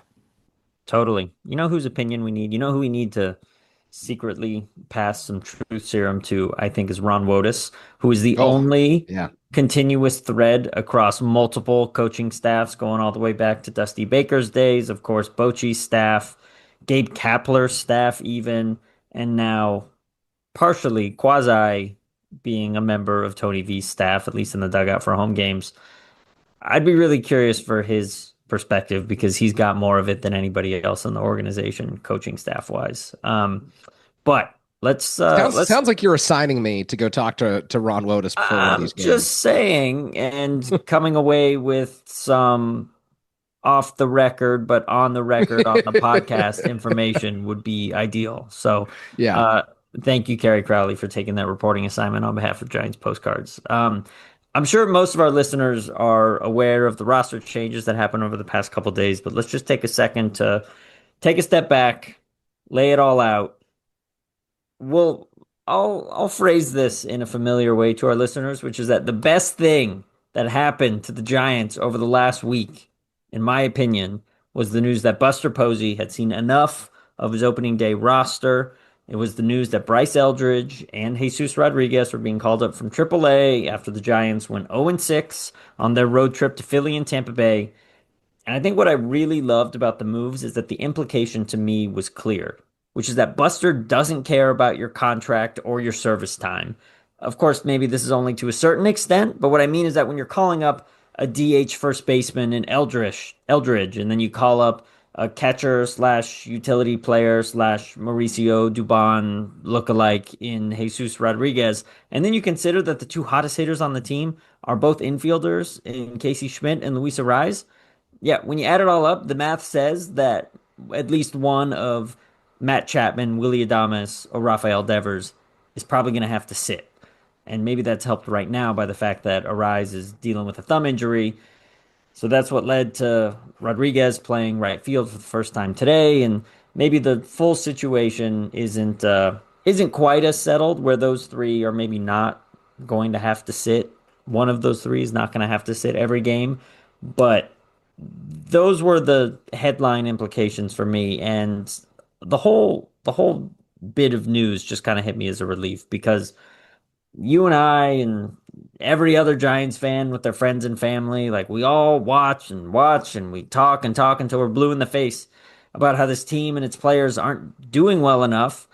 And then I felt like these roster moves kind of validate the way we've been feeling, the conversations that we've been having. I feel like there's probably always a little gaslighting that comes from the players or managers or execs during losing stretches that, the team's not as bad as it seems. And, I felt like with these moves, it kind of says it all. The Giants and their most expensive players aren't doing what it takes to win. So maybe these guys can. Yeah. How did it all hit you when it went down over these past few days? I actually, when I first saw the roster moves on Sunday evening, the anticipation that Eldridge would be called up, that Jesus Rodriguez would be called up, and there would be changes involving Gerard Encarnacion, I went back to something that you said when Buster Posey became I'm honored. the president of baseball operations, and he does operate as the CVO, Chief Vibes Officer. The Giants couldn't come back from an 0-6 road trip and roll out the same roster on Monday evening in Oracle Park. They really would have been taking the gamble that fans would have booed this lineup, booed this team, which never happens at home. But if there was ever a time to boo them, last year's trade deadline and this year following the Philadelphia-Tampa Bay road trip would have been those opportunities. And I think Posey saw the writing on the wall and said, look, the fans are expecting something different. And quite frankly, the clubhouse needs something different at this point. Mm-hmm. And it just so happened that Eldridge was playing particularly well at AAA Sacramento. I think Jesus Rodriguez has had a Major League ready bat since spring training and maybe even the end of last season. And I still think he's going to be really good at the big league level if he can ever find a position. But yeah, I think this was a vibes-based move, and sometimes vibes-based moves are necessary. You go back to Lamont Wade Jr. being DFA'd last year. Yep. Vibes-based move. Like, he got 60 games into the season. The Giants were good, but his at-bats were dreaded by fans at Oracle Park. Team was in first place after winning on July 13th or June 13th at Dodger Stadium. Trading for Rafael Devers, vibes-based move. Kyle Harrison wasn't really a significant part of the Giants team, even though he was warming up in the bullpen at the time that trade went down. But I think it was all like pretty much everything that you've seen in season for Buster has been a vibes-based move, including the $4 million decision to pick up Bob Melvin's option, which enabled Melvin to escape some questions, but was an extraordinarily expensive mistake for the San Francisco Giants. I think we all need a boss that's willing to hand us $4 million when he knows and I know that I'm not doing good enough. But just for the sake of optics, we're just going to pull that lever. Greatest job in the world is to get fired with a couple of years left on your contract. Speaking of coaches, when the moves went down, for me, the most interesting element of this had to do with Tony V. Because immediately I'm thinking about how he's going to have these conversations with an Adames, with the Chapman, with the Devers about how they're going to lose some playing time. And I'm also thinking about how I don't really have a read on how Tony V is navigating those conversations, or even if he's having them. And of course, I'm an outsider with a capital O. Like, it's not my business to know that he's having those conversations, but you listen to him talk in the scrums, and maybe it's not happy-go-lucky, but it's meandering, it's word salady, and that's kind of who he's shown himself to be. And he gave this quote to Bags, or at least I read it in one of Bags' stories, which to me, to set up the quote, it kind of felt like Tony V was revealing a little bit about his style so far, which seemed, in my mind, to confirm this sort of passenger mindset. He said, "If anything, I've been a little too back on the heels and given a little bit too much freedom, either for leaders to do things or, quote, this is what we got at second base today or at the plate, and if you guys want to do this or that or what's best for you." So I think it's the opposite at that point. I don't know if any of that made any sense now that I've read the full quote out loud, but I think the key phrase is at the top. If anything, I've been a little too back on the heels and given a little bit too much freedom. And in the wake of these moves happening and Eldridge and Rodriguez coming on the team, I couldn't help but wonder if we're about to see a much more active and micromanagey version of Tony V. And the only way that would show up to fans is through his in-game moves. And I guess we haven't really seen that in the few game sample size we have, but that's what left me wondering after hearing what he said there and knowing the implications of these roster moves. Yeah. No, I've been wondering at what point they're going to start to have hard conversations, in particular with Adames and Chapman. Yeah. I think like Devers is the kind of guy who marches to the beat of his own drum a little bit, to get cliche. Like I think Devers reminds me a lot of Johnny Cueto in the way that he carries himself, in that he could be riding the hottest streak of his life, and he would kind of be the same guy in the clubhouse. He'd be a little more fun, laughing a little more than he would be if he was 0 for his last 52. But if Johnny Cueto had an ERA of 6, generally speaking, he was still kind of a joy to be around, and he was still fine. Like Devers, to me, it's not like he's a locker room cancer or a presence that you can't navigate around. He gets frustrated, but he kind of moves on, and he recognizes that his job is baseball. His job is to go out there and take 4 at-bats every day and try to do the best that he can. I think Adames and Chapman wear their emotions a little harder. And I think, when I see Willie struggle, he tries to not let it get to him, and very visibly tries to not let it get to him on the field. But I wouldn't be surprised if he and Chapman are really, really beat up over the way that they have started this season, and are pretty frustrated and want to get out there every single day to prove that they can turn this around. And I don't think they should be afforded the opportunity to prove that they can turn this thing around. I think they need to be sat 2 to 3 days a week until their play forces them back into the lineup. And can Tony have that conversation with Willie Adames? Is he willing to say, hey, this is why you're not going to be okay. You're not going to be out there. And is Willie going to accept that? I think if they told Devers, hey, you're sitting today, he'd be like, okay, yeah, I'm not doing that well. Quietly stewing.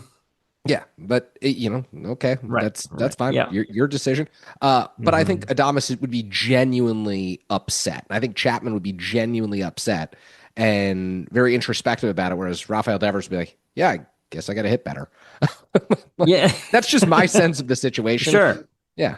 The other part of that Tony V quote that I read that kind of left me wondering is if, again, me reading between the lines and feeling like he's been entirely too deferential to the veterans and the stars on this roster, would he have been better suited to step into a situation where it's a rebuilding team with a bunch of 100%. young prospects? I mean, that's the collegiate version of a major league team. Yeah. And that's certainly not what the Giants are. We had said back in the offseason, a team like the Pirates probably couldn't have gotten away with hiring Tony Vitello. You basically needed someone like Buster Posey to hire Tony Vitello, because Buster has the credibility around baseball. People are going to be like, oh, well, this isn't a cost-cutting move. This isn't some insane thing. Buster must have some conviction that this can work. He's been around a major league clubhouse. Whereas if Pirates owner Bob Nutting did this, you'd be like, the hell is Bob Nutting doing? What's going on in Pittsburgh? Pittsburgh just getting more insane by the day. Yeah. The Rockies couldn't have hired Tony Vitello, when in reality, he would have been a much better fit for the Rockies, the A's, or the Pirates because of exactly what you just said. Give him a roster of nobodies, and he's going to put chips on their shoulder. He's going to get insanely competitive. Whereas this roster, you've got a bunch of guys who've made their money. Willie Adames isn't playing for his next contract. Rafael Devers and Matt Chapman aren't playing for their next contracts. That's a tough situation. I think you can basically have a maximum of 2 to 3 guys on your team who aren't paying or who aren't playing for their next contract. And I fully believe the Dodgers are going to hit this point within the next 2 to 3 years with Freddie Freeman, with Shohei, with Mookie Betts, where it might get a little tough for some of those guys, because what motivation, other than really wanting to win a World Series title, does Willie Adames have to turn his season around at this point? He knows he's not going to win a World Series title. So, is he going to put in that extra hour that he might need to in the cage? I just don't know. And this is something where I've been removed from the game and the clubhouse maybe too long here, but I just, you have to truly love baseball to be willing to get better every single day in year 2 or 3 of a 7-year deal. Yeah, I absolutely. And as we sit here, as I sit here, as a fan who just follows the team through a TV screen, it I'd like to think every guy's going to show up every day with that overwhelming drive to get better and make good on their contract and help the team win as much as they possibly can. But I guess in that sense, it sounds pretty cold. Here's my question for you. Yeah. Who are the guys on the team who have impressed you most this season? Name 2 or 3 players. Schmidt and Arise. Yeah.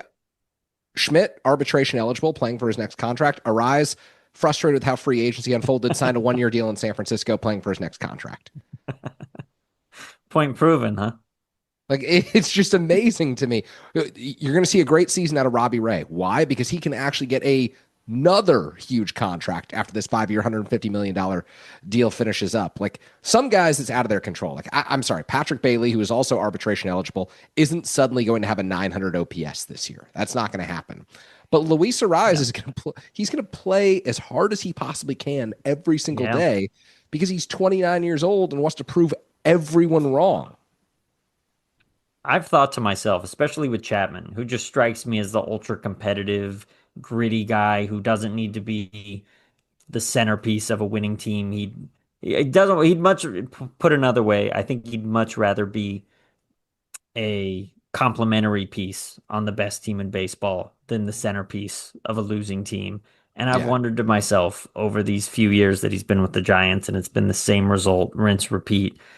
If you just really asked him in a quiet moment, if he'd be like, I'm tired of this ass, get me out of here. Which, like, most of that, if not all of it, is on his shoulders and his plate for what he hasn't been able to do. But I don't know. I mean, taking a further step back from a fan perspective, something that I also just find really frustrating and even perplexing in this really hard time for the Giants is just all the complaints that we had under Farhan, where fans want permanent players, jerseys they can buy, presences they can count on when they go to the yard. And Farhan, I feel like, even agreed with that criticism over the years. He said he also wanted those dependable everyday guys as well. Farhan doesn't, he reaches the end of his rope. He gets fired. Posey takes over, signs Chapman, Adames, Devers, fills the lineup with those everyday players. So much so that, again, Tony V can conceivably go weeks without needing to turn to his bench because when his guys are healthy, who else does he need? And then it all comes out in the wash all the same as 500-ish. And maybe this year will be worse. I mean, it's certainly looking that way. Farhan's way is 500. Posey's way is 500. It's all 500. And I don't want this to be a 500 discussion, but I just have to say, like, having watched the Giants go down both distinct paths in this decade, it's just so frustrating to see them end up in the same place. And again, jury's still out. We might not be going to that same place this season. And yeah, I mean, there's just these growing fears every day that these massive contracts are going to set the team back years. I mean, that's the tone of the conversation we're having on May 6th, and maybe it'll be different on June 6th. But it doesn't feel like it's going to be different. I mean, the date when it really needs to be different is by July 6th, because if not, we're going to be having some horrible conversations come August 6th after the trade deadline. Who's still here? Who's not? Who are the Giants married to? Who could they shop and not get traded? Like, that would be a big issue. The crazy thing to me is, we talk about 500. If they got to 500 this season, the rest of the year would basically be enjoyable. Because it would mean that they played 9 games over 500 from May 6th on, which would be far better baseball than you've been accustomed to in San Francisco for the last, 7, 8 years? That's crazy. Furthest the Giants have been under 500 since 2019. I saw it was Evan Webeck who shared that. And I believe it. It feels like the Giants are as bad as they've been in several years. And maybe the last thought I have on these roster moves happening, getting Eldridge up, getting Rodriguez up, as far as I know, Kerry, that's kind of the only lever Buster Posey has to pull to try to turn this thing around, to see if there can be a shock to the system. Otherwise, I don't think there's anybody else that's going to come up and command a lot of playing time or unseat veterans, at least on the hitting side. Again, Trevor McDonald showed up. He looked great. That's Yeah, a separate not a discussion. Sacramento guy, as you pointed Right. out. As we pointed out, Trevor McDonald, selfishly, as I pointed out to you, Trevor McDonald, just not a AAA guy, a big leaguer exclusively.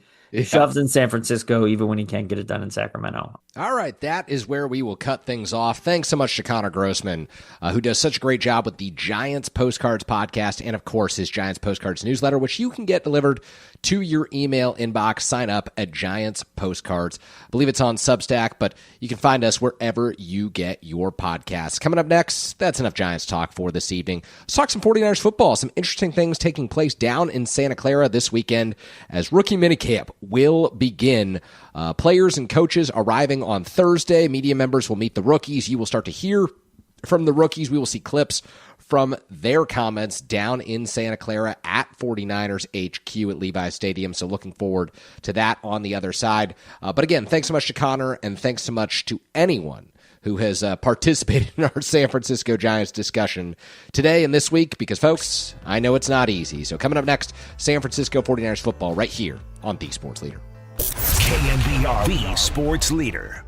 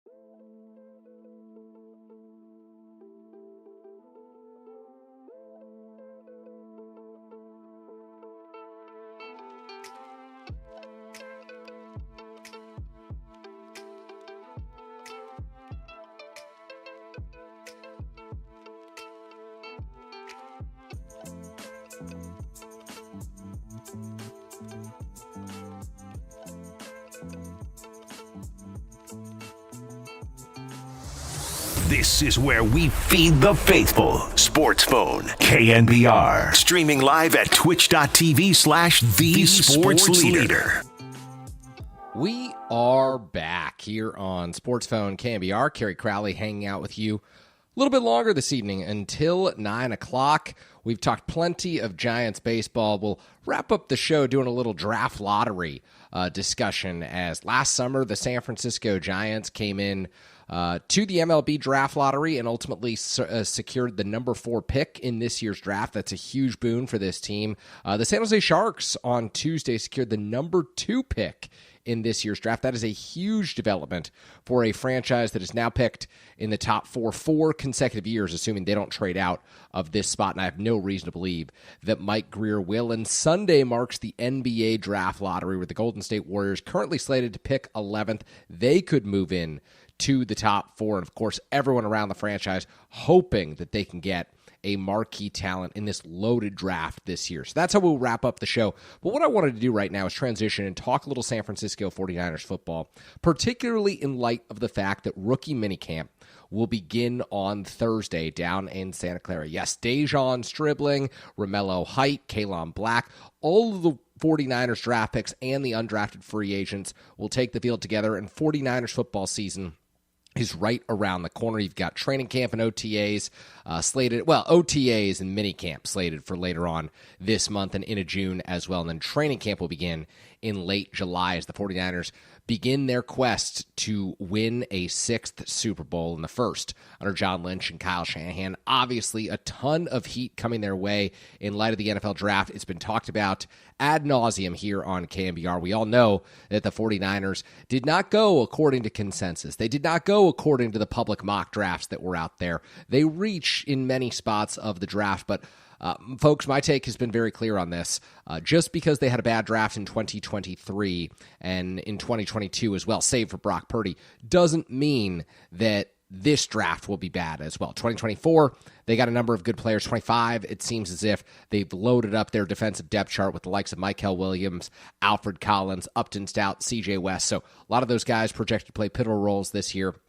And who knows, maybe Dejon Stribling is a day one starter. Maybe Romello Height is a key sub-package player. Maybe Kalon Black can be the guy who can spell Christian McCaffrey and catch passes out of the backfield, even though he doesn't have that track record from the University of Indiana. So until these guys take the field, until they get some games under their belt, I am going to withhold criticism. Now, if they don't perform, obviously there will be a ton of criticism on John Lynch and Kyle Shanahan, because the Seahawks and the Rams have loaded up through the draft. The Eagles have gotten better through the draft. The team that the 49ers, of course, knocked off in the wild card round of the NFC playoffs last year. But you're not going to continue winning games like that if you don't supplement your roster through the draft. So it is imperative that the 49ers figure out a way to integrate these young players, and that all starts this weekend down in Santa Clara. And one of the things that I'm most interested in come Thursday is it will be the first time that new defensive coordinator Raheem Morris meets with reporters. And it will be the first time he'll have the opportunity to answer questions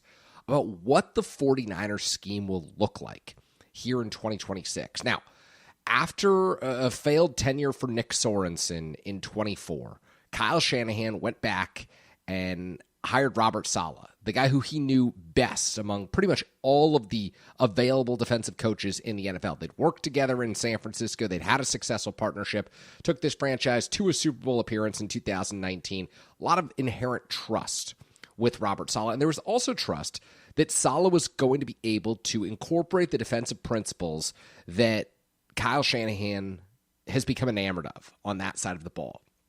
But I wonder if the evolution of the Seattle Seahawks, the evolution of the Los Angeles Rams on offense, using more tight ends, using bigger personnel, will compel the 49ers to make adjustments, will compel Kyle Shanahan to give Raheem Morris more authority to change this scheme. If we'll see less of a traditional 4-3, if we will see more five-man fronts, and you can kind of make guesses that this isn't going to be the prototypical defense that we've seen from the San Francisco 49ers for the better part of the last decade through their draft picks and what those draft picks are saying about this franchise and through the guys that they've acquired in the offseason. It hasn't been a star-laden offseason on the defensive side of the football, but the 49ers have acquired some impact players and players with intriguing skill sets who don't necessarily fit the model of scheme the 49ers have used in the past. I found it interesting earlier this week, Kyle Van Noy, Pro Bowl pass rusher, saying that, he'd be interested in coming and teaming up with Fred Warner in San Francisco and playing with someone who he has a lot of respect for, because Van Noy is not someone who would traditionally fit into the 4-3 scheme of the San Francisco 49ers, but potentially there have been conversations that, hey, pass rushers may need to drop into coverage in certain situations for Raheem Morris's defense. And, maybe that is something that they've discussed with potential free agents. And it certainly seems to be something that they discussed with Romello Height, defensive end out of Texas Tech, who said in his post-draft press conference that he held with reporters, I was down there in Santa Clara when he did this. I talked to KJ Wright, the 49ers linebacker coach, and they talked about using me in different ways. That doesn't sound to me like someone who was just going to plug in and fill the role held by Bryce Huff last year. That doesn't sound to me like someone who's just going to stand there on the edge and get after the passer every single down. It sounds like someone who could be dropping back into coverage. It sounds like someone who could be used as a stand-up linebacker in certain situations. Maybe the 49ers use a 5-man front. Height is one of the guys standing up on the edge. So who knows what Raheem Morris will say, but we will start to find out tomorrow if his scheme, if his defensive principles will vary from what we've seen from Kyle Shanahan's teams through the years, dating back to the early Robert Saleh days, to DeMeco Ryans, who, of course, was a successful coordinator in San Francisco, to Steve Wilkes, and then Nick Sorensen, who had Brandon Staley assisting on that side of the football, to Saleh 2.0, which was pretty darn similar to what we saw with Saleh 1.0. And now it's going to be Raheem Morris, who is someone who Shanahan has as much, if not more, trust in than he has with Saleh because of their relationship dating back to early days in the NFL. I believe they coached together, if not with the Commanders, then certainly with the Atlanta Falcons back in the day more than a decade ago. And Morris, extraordinarily familiar with the NFC, extraordinarily familiar with what the Rams do because he was a Sean McVay defensive coordinator. So that, for me, is what I'm most interested in finding out this week. It's not how does Dejon Stribling look? How does Romello Height look? Can Kalen Black show some burst? It's May. I'm not all that worried about hearing what Kalen Black looks like catching passes out of the backfield on Thursday, May 7th. Now, September 7th, absolutely, that will be top of mind for me. Do the 49ers have someone who can fill in for Christian McCaffrey? And what are these guys going to say as well? Tomorrow, I believe it's like 1:30 p.m., all the rookies will be trotted out. They'll have the opportunity to meet with members of the media. We will learn more about what's expected of them down at minicamp over the course of the weekend. So 12:15 tomorrow, that is when Raheem Morris is scheduled to speak. Brant Boyer will also talk to reporters, the special teams coordinator.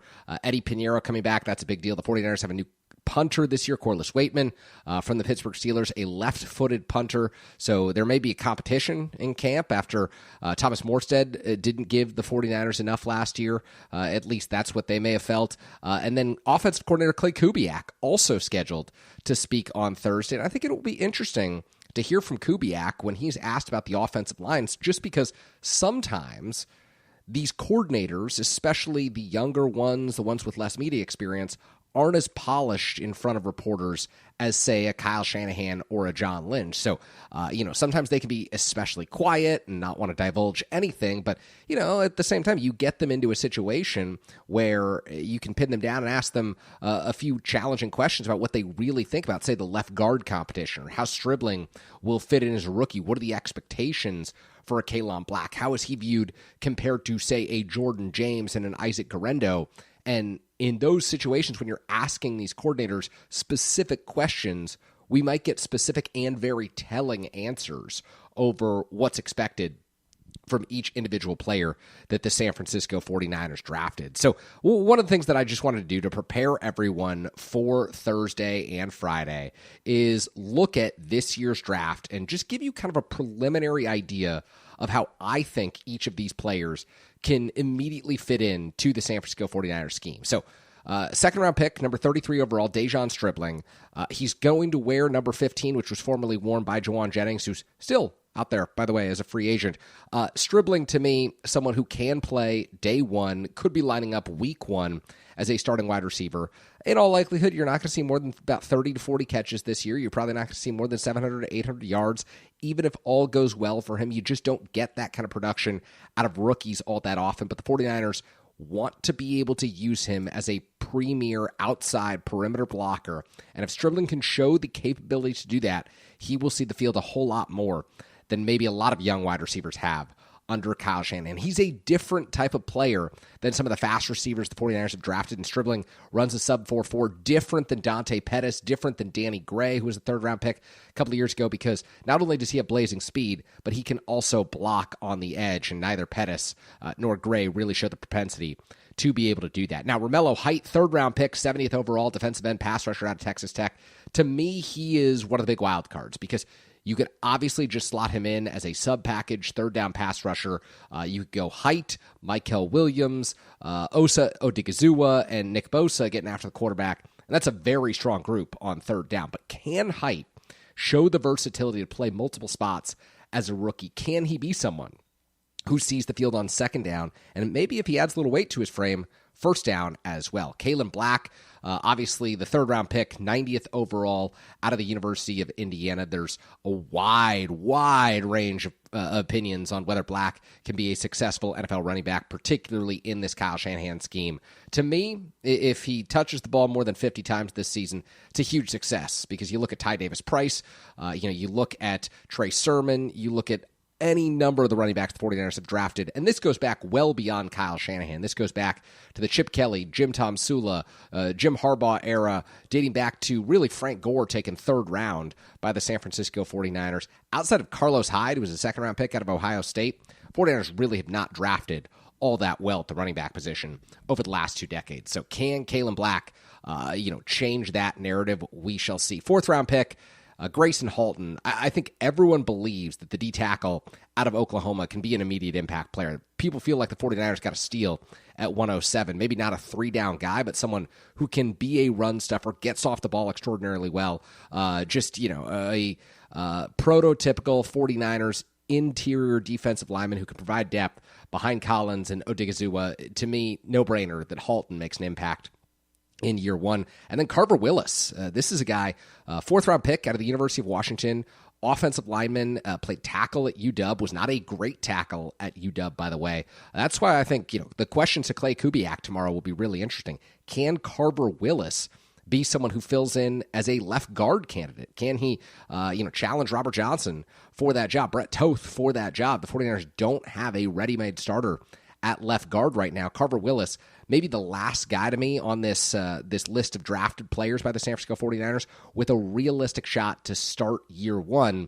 And it's also realistic that he might not see the field in year one. It's very difficult for an offensive lineman to transition positions and immediately make an impact or a difference in a Shanahan scheme. And so Willis, a true wild card to me. Another fourth-round pick, 139 overall, also out of the University of Washington. Best name of the draft class, Ephesians Prysock, big outside corner, tall player, not in the mold of a Renardo Green or a Diamador Lenore. This, to me, screams Raheem Morris wanted him. This is he's like the total opposite of Jarrell Luter.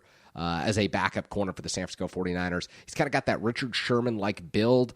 You could pass the ball his way at the University of Washington. He gave up a lot of easy receptions, but that doesn't necessarily mean that he can't translate into an effective player at the NFL level. There's been some chatter among analysts, not necessarily among the 49ers, that maybe Prysock is a safety candidate. We will see what Raheem Morris has to say about him on Thursday. And then the 2 fifth-rounders, total wild cards, whether the 49ers get anything out of these guys. Jaden Duggar, fifth-round pick, outside linebacker, but realistically could maybe play any level of the defense, a third-down pass rusher if he puts on weight, an outside linebacker in sub-package situations, maybe as a nickel guy. I don't know, maybe playing next to Fred Warner in that spot, maybe a safety candidate as well. Duggar flew over the field for Louisiana, a ton of great athletic traits, a gifted athlete, but you turn on the tape and there's nothing that he does particularly well. And you look at the 49ers defense and say, oh, Jaden Duggar, immediately, this is the position that he will fill. This is the position that he will play. And then the final draft pick for the San Francisco 49ers was 5th rounder Enrique Cruz out of Kansas, offensive lineman. And David Lombardi of the San Francisco Standard wrote a very interesting story just earlier this week about how the 49ers might look to use Enrique Cruz. And maybe it's as like a sub-package offensive lineman, maybe a 6th lineman when they want to run the ball in certain situations. Could be a movement guy as a fullback tight end type. Cruz does not necessarily fit the mold of a San Francisco 49ers offensive lineman. So maybe they get creative with him, and maybe, just maybe, Clay Kubiak will give some hints as to what the 49ers will do there tomorrow when Kubiak takes the podium down at 49ers HQ for 49ers. Well, it's not media day, but it is kind of a meet the media day for Clay Kubiak, for the 49ers rookies, and of course, Raheem Morris, the defensive coordinator, who will be leading everything off tomorrow right around 12:15. Not sure if Pop and Silver will carry those press conferences, but I am sure that we will continue to break down everything that's said about this 49ers draft class and about the free agency class, how the offense, defense, and special teams units are coming together over the course of this offseason. I am Kerry Crowley. The show is Sports Phone KNBR. Rafael Corral in control this evening. We will be back on the other side talking a little bit about the draft lottery. NBA draft lottery coming up on Sunday, some NHL news, and of course the Giants getting into the draft lottery last year in Major League Baseball. So all that's still to come as we wrap things up right here on KNBR, the sports leader. KNBR, the sports leader.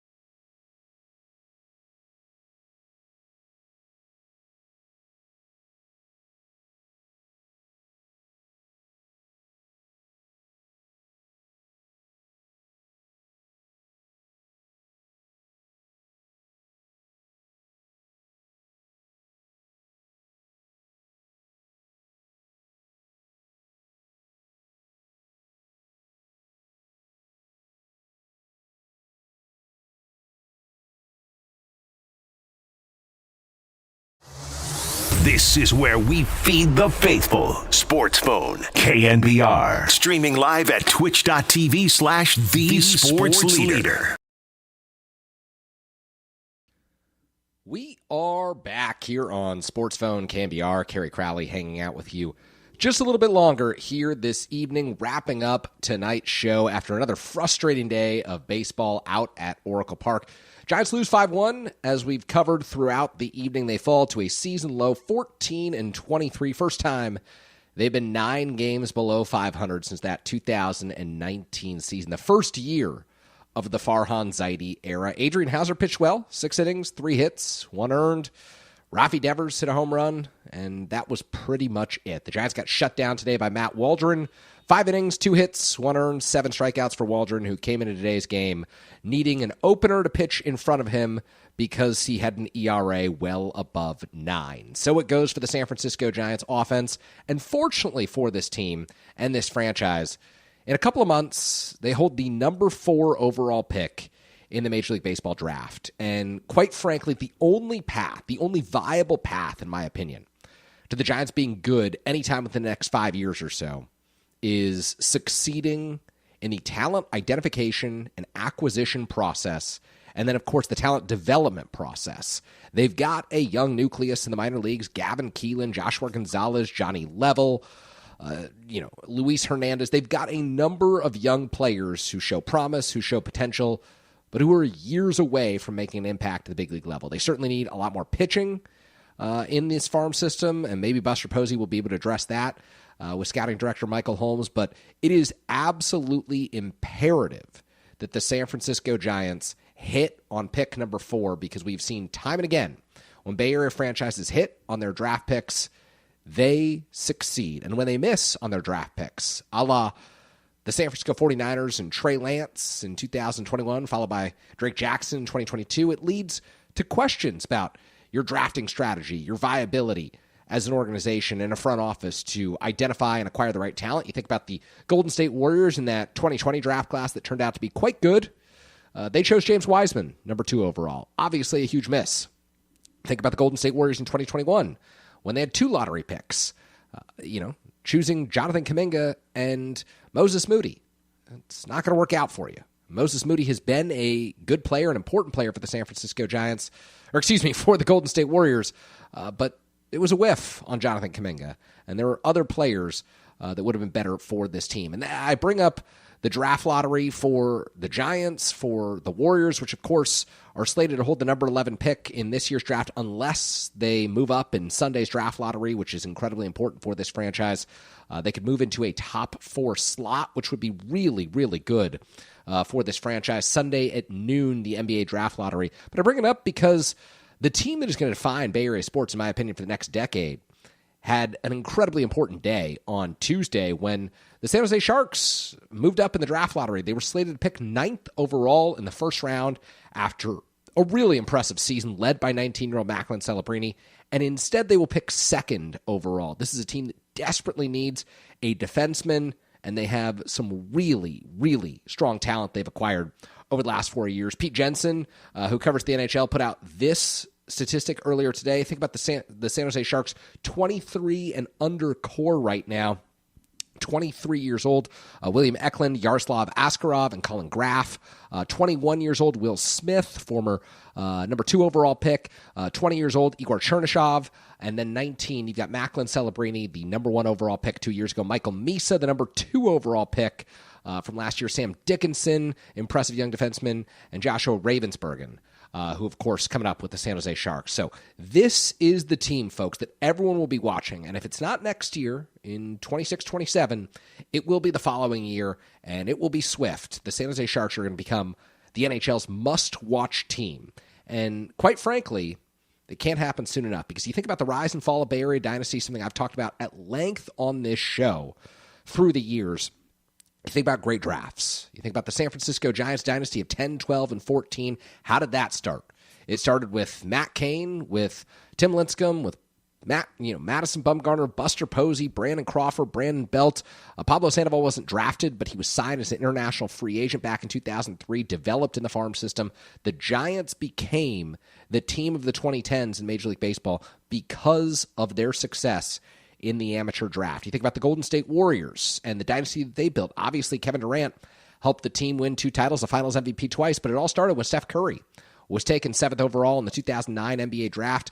2 years later, they Klay Thompson, 11th overall. A year after that, Draymond Green at 35th overall. Again, it doesn't matter where you draft. It's about who you draft and how those pieces fit. And that, to me, was an essential pick for the Golden State Warriors to build their dynasty, which, of course, led to 4 titles for this franchise. And you think about the San Francisco 49ers, Bill Walsh, George Seifert, the golden era, especially in the 1980s with Bill Walsh. It was all started back in 1979 when the San Francisco 49ers chose Joe Montana in the 3rd round out of Notre Dame. 10th round, they got Dwight Clark. And in subsequent years, they'd end up with players like Ronnie Lott, a first-round pick. They'd end up with the likes of Jerry Rice, a first-round pick. Charles Haley, I believe, was a 4th-round pick in the mid-1980s.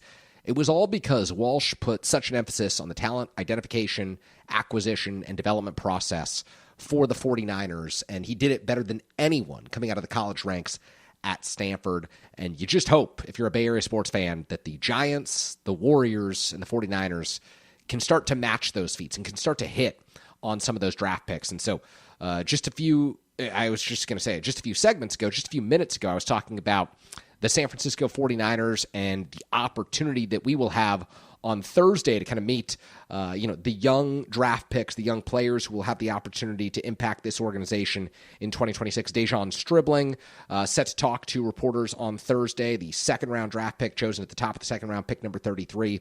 Romello Height, 3rd-round pick at number 70. Kalon Black, the running back, at pick number 90.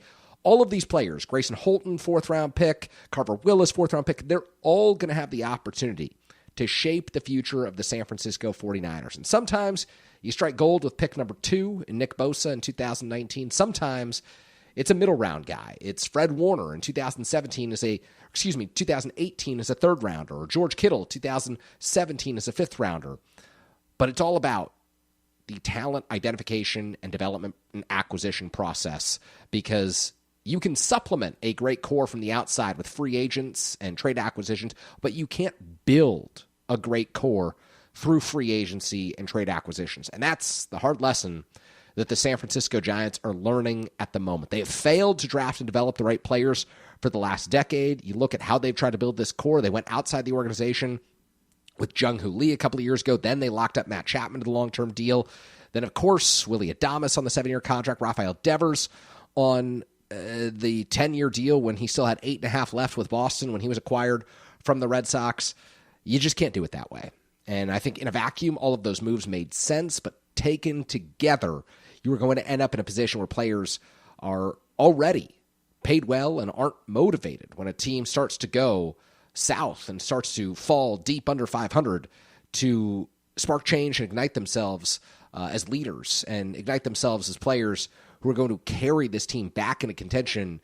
You get to a certain point of the season and you say, okay, well, maybe next year's the opportunity to win a title, because once you've been paid, there is no longer that motivation to seek generational wealth for your family unless you are just a true diehard, unless you are someone who lives and breathes the sport, which some of these guys do. Some players, want to be excellent until the day that they retire. Some players are okay showing up to work and calling baseball, basketball, or football a job. And that's the reality. This is coming from someone who's been in and out of clubhouses and locker rooms for the better part of the last decade here in the Bay Area. Motivation differs among athletes. There are some guys who absolutely hate losing, some guys who love winning, and yes, there is a distinction. Yes, there is a difference. And if you've listened to me through the years on this show, you know what I'm talking about. So appreciate everyone who tuned in tonight. Appreciate everyone who hung with us until 9 o'clock. Fun 49ers discussion here in the 8 o'clock hour, and I'm sure there'll be a lot of 49ers talked about on the off days. Raheem Morris will meet with the media tomorrow talking about his defensive unit for the first time down in Santa Clara. You'll have special teams coordinator Brant Boyer, offensive coordinator Clay Kubiak, and the new rookie class down at Levi Stadium ahead of rookie minicamp this weekend. So as we await a resolution for Steve Kerr and the Warriors, as we await Friday's series for the San Francisco Giants to see if this team can do anything to get things back on track, if Bryce Eldridge can provide a spark at some point for a team that's 9 games under 500, we appreciate you tuning in. If you're out on the roads right now, please do get home safely. I want to thank our great production crew here at KNBR, Rafael Corral running the show behind the scenes. Raph, I'll be back with you on Sunday talking baseball with Marty Lurie. That's it for me tonight. I'm Kerry Crowley. So long from KNBR this evening. You're listening to KNBR 104.5, 680, the sports leader. KNBR, the sports leader.